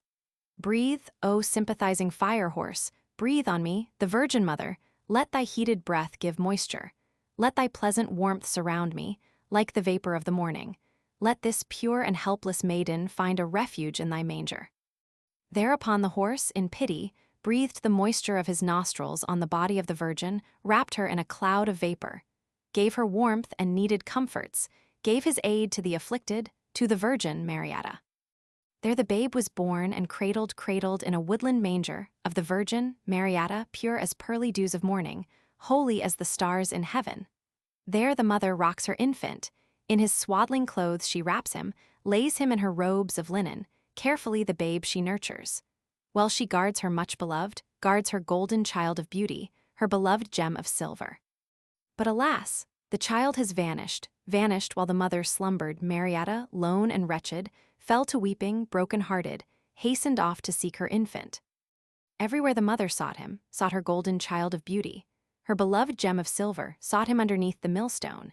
In the sledge she sought him vainly, underneath the sieve she sought him. Underneath the willow basket, touched the trees, the grass she parted. Long she sought her golden infant, sought him on the fir-tree mountain in the vale and hill and heather, looks within the clumps of flowers, well examines every thicket, lifts the juniper and willow, lifts the branches of the alder. Lo, a star has come to meet her, and the star she thus beseeches. O, thou guiding star of Northland, star of hope, by God created, dost thou know and wilt thou tell me where my darling child has wandered, where my holy babe lies hidden? Thus the star of Northland answers. If I knew, I would not tell thee. Tease thy child that me created, set me here to watch at evening, in the cold to shine forever, here to twinkle in the darkness. Comes the golden moon to meet her, and the moon she thus beseeches. Golden Moon, by Ukko fashioned, hope and joy of Kalevala, dost thou know and wilt thou tell me where my darling child has wandered, where my holy babe lies hidden? Speaks the golden moon in answer. If I knew I would not tell thee. 'Tis thy child that me created, here to wander in the darkness all alone at eve, to wander on my cold and cheerless journey, sleeping only in the daylight, shining for the good of others. Thereupon the Virgin Mother falls again to bitter weeping, hastens on through fen and forest, seeking for her babe departed. Comes the silver sun to meet her, and the sun she thus addresses. Silver sun by Ukko fashioned, source of light and life to Northland, dost thou know and wilt thou tell me where my darling child has wandered, where my holy babe lies hidden? Wisely does the sun make answer. Well, I know thy babe's dominions, where thy holy child is sleeping, where Wainola's light lies hidden. 'Tis thy child that me created, made me king of earth and ether, made the moon and stars attend me, set me here to shine at midday, makes me shine in silver raiment, lets me sleep and rest at evening. Yonder is thy golden infant. There thy holy babe lies sleeping, hidden to his belt in water, hidden in the reeds and rushes. Mariatta, child of beauty, virgin mother of the Northland, straightway seeks her babe in swampland, finds him in the reeds and rushes, takes the young child on her bosom to the dwelling of her father. There the infant grew in beauty, gathered strength and light and wisdom. All of Suomi saw and wondered. No one knew what name to give him when the mother named him Flower, others named him Son of Sorrow. When the Virgin, Mariatta, sought the priesthood to baptize him, came an old man, Wiracanas, with a cup of holy water, bringing to the babe his blessing, and the graybeard spake as follows. I shall not baptize a wizard, shall not bless a black magician with the drops of holy water. Let the young child be examined. Let us know that he is worthy, lest he prove the son of witchcraft. Thereupon old Wiracanas called the ancient Wainamoinen, the eternal wisdom singer, to inspect the infant wonder, to report him good or evil. Wainamoinen, old and faithful, carefully the child examined, gave this answer to his people. Since the child is but an outcast, born and cradled in a manger, since the berry is his father, let him lie upon the heather, let him sleep among the rushes, let him live upon the mountains, take the young child to the marshes, dash his head against the birch tree. Then the child of Mariatta, only 2 weeks old, made answer. O thou ancient Wainamoinen, son of folly and injustice, senseless hero of the Northland, falsely hast thou rendered judgment. In thy years, for greater follies, greater sins and misdemeanors, thou wert not unjustly punished. In thy former years of trouble, when thou gavest thine own brother, for thy selfish life a ransom, thus to save thee from destruction, then thou wert not sent to swampland to be murdered for thy follies. In thy former years of sorrow, when the beauteous Aino perished in the deep and boundless blue sea, to escape thy persecutions, then thou wert not evil treated, wert not banished by thy people. Thereupon old Wiracanas, of the wilderness the ruler, touched the child with holy water, gave the wonder babe his blessing, gave him rights of royal heirship, free to live and grow a hero, to become a mighty ruler, king, and master of Karelian. As the years passed, Wainamoinen recognized his waning powers. Empty-handed, heavy-hearted, sang his farewell song to Northland. To the people of Wainola, sang himself a boat of copper, beautiful his bark of magic. At the helm sat the magician, sat the ancient wisdom singer. Westward, westward, sailed the hero o'er the blue back of the waters, singing as he left Wainola. This his plaintive song and echo. Suns may rise and set in Suomi, rise and set for generations, when the North will learn my teachings, will recall my wisdom sayings, hungry for the true religion. Then will Suomi need my coming, watch for me at dawn of morning, that I may bring back the Sampo, bring anew the harp of joyance, bring again the golden moonlight, bring again the silver sunshine, peace and plenty to the Northland. Thus the ancient Wainamoinen, in his copper-banded vessel, left his tribe in Kalevala, sailing o'er the rolling billows, sailing through the azure vapors, sailing through the dusk of evening, sailing to the fiery sunset, to the higher landed regions, to the lower verge of heaven, quickly gained the far horizon, gained the purple-colored harbor. There his bark he firmly anchored, rested in his boat of copper. But he left his harp of magic, left his songs and wisdom sayings, to the lasting joy of Suomi. Epilogue. Now I end my measured singing, bid my weary tongue keep silence, leave my songs to other singers. Horses have their times of resting after many hours of labor. Even sickles will grow weary when they have been long at reaping. Waters seek a quiet haven after running long in rivers. Fire subsides and sinks in slumber at the dawning of the morning. Therefore I should end my singing, as my song is growing weary, for the pleasure of the evening, for the joy of morn arising.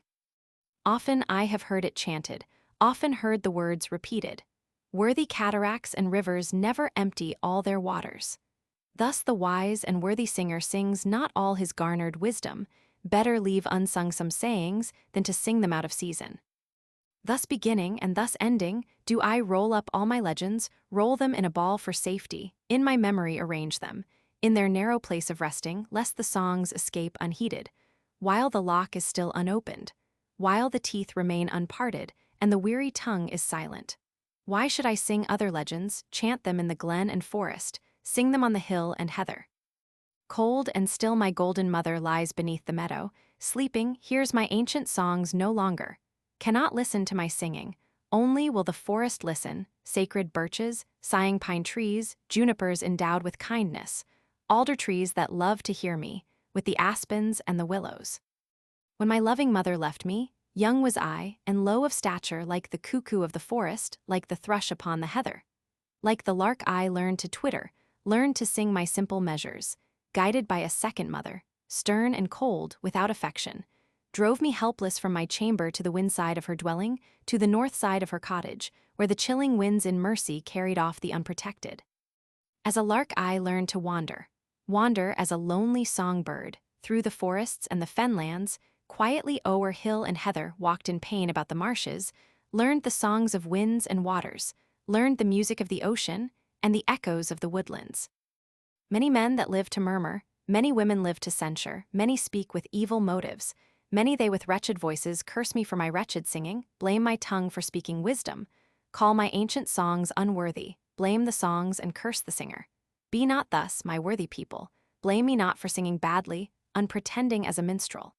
I have never had the teaching, never lived with ancient heroes, never learned the tongues of strangers, never claimed to know much wisdom. Others have had language masters, nature was my only teacher, woods and waters my instructors.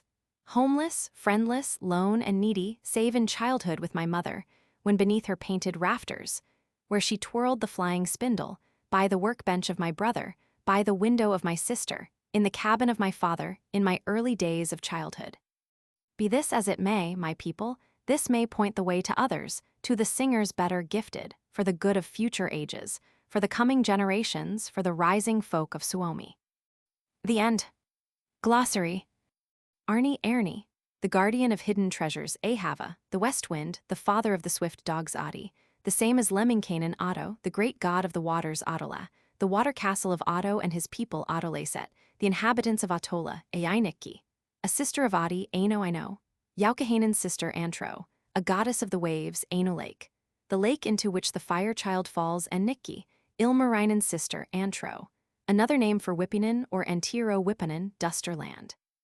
The Northland, Pimentola et letter, a daughter of the south wind, fire child, a synonym of Panu, frost, the English for Pakinen Haulapiora, a lake in Finland, Haltie plural Halsiat, the genius of Finnish mythology, Hetwan, the Finnish name of the Pleiades, Hissi original Hiisi, the evil principle also called Judas, Lempo and Puru Manjatar, the daughter of the pine tree Horna, a sacred rock in Finland. Kuturso, an evil giant of the sea, Ilmarinum. The worker of the metals, a brother of Wainamoinen, Ilmatar, daughter of the air and mother of Wainamoinen, Ilpotar. Believed to be the daughter of the snowflake, the same as Lauhai Imatra, a celebrated waterfall near Viborg in Jurland. The present St. Petersburg, Jamen Yaman, a river of Finland, Jordan. Curiously, the river of Palestine, Jaukahainen, Ukahainen, a celebrated minstrel of Pohjola, Jukala, Ukala, the home or dwelling of Jaukahainen, Jumala, Umala. Originally the heavens, then the god of the heavens, and finally God, Judas, Judas. The evil principle, Hissi, Puru, and Lempo are synonyms Kaintolainen. A son of the god of metals, from his spear came the tongue of the serpent. Kalervo, the father of Kalervo, Kaleva Kailwainen, the father of heroes, a hero in general, Kalevala, Kaelva, hero and La, the place of, the land of heroes, the name of the epic poem of Finland, Kalvatter, Kaelwetter, daughter of Kaelva, Kalevo, the same as Kaelva, Kalu.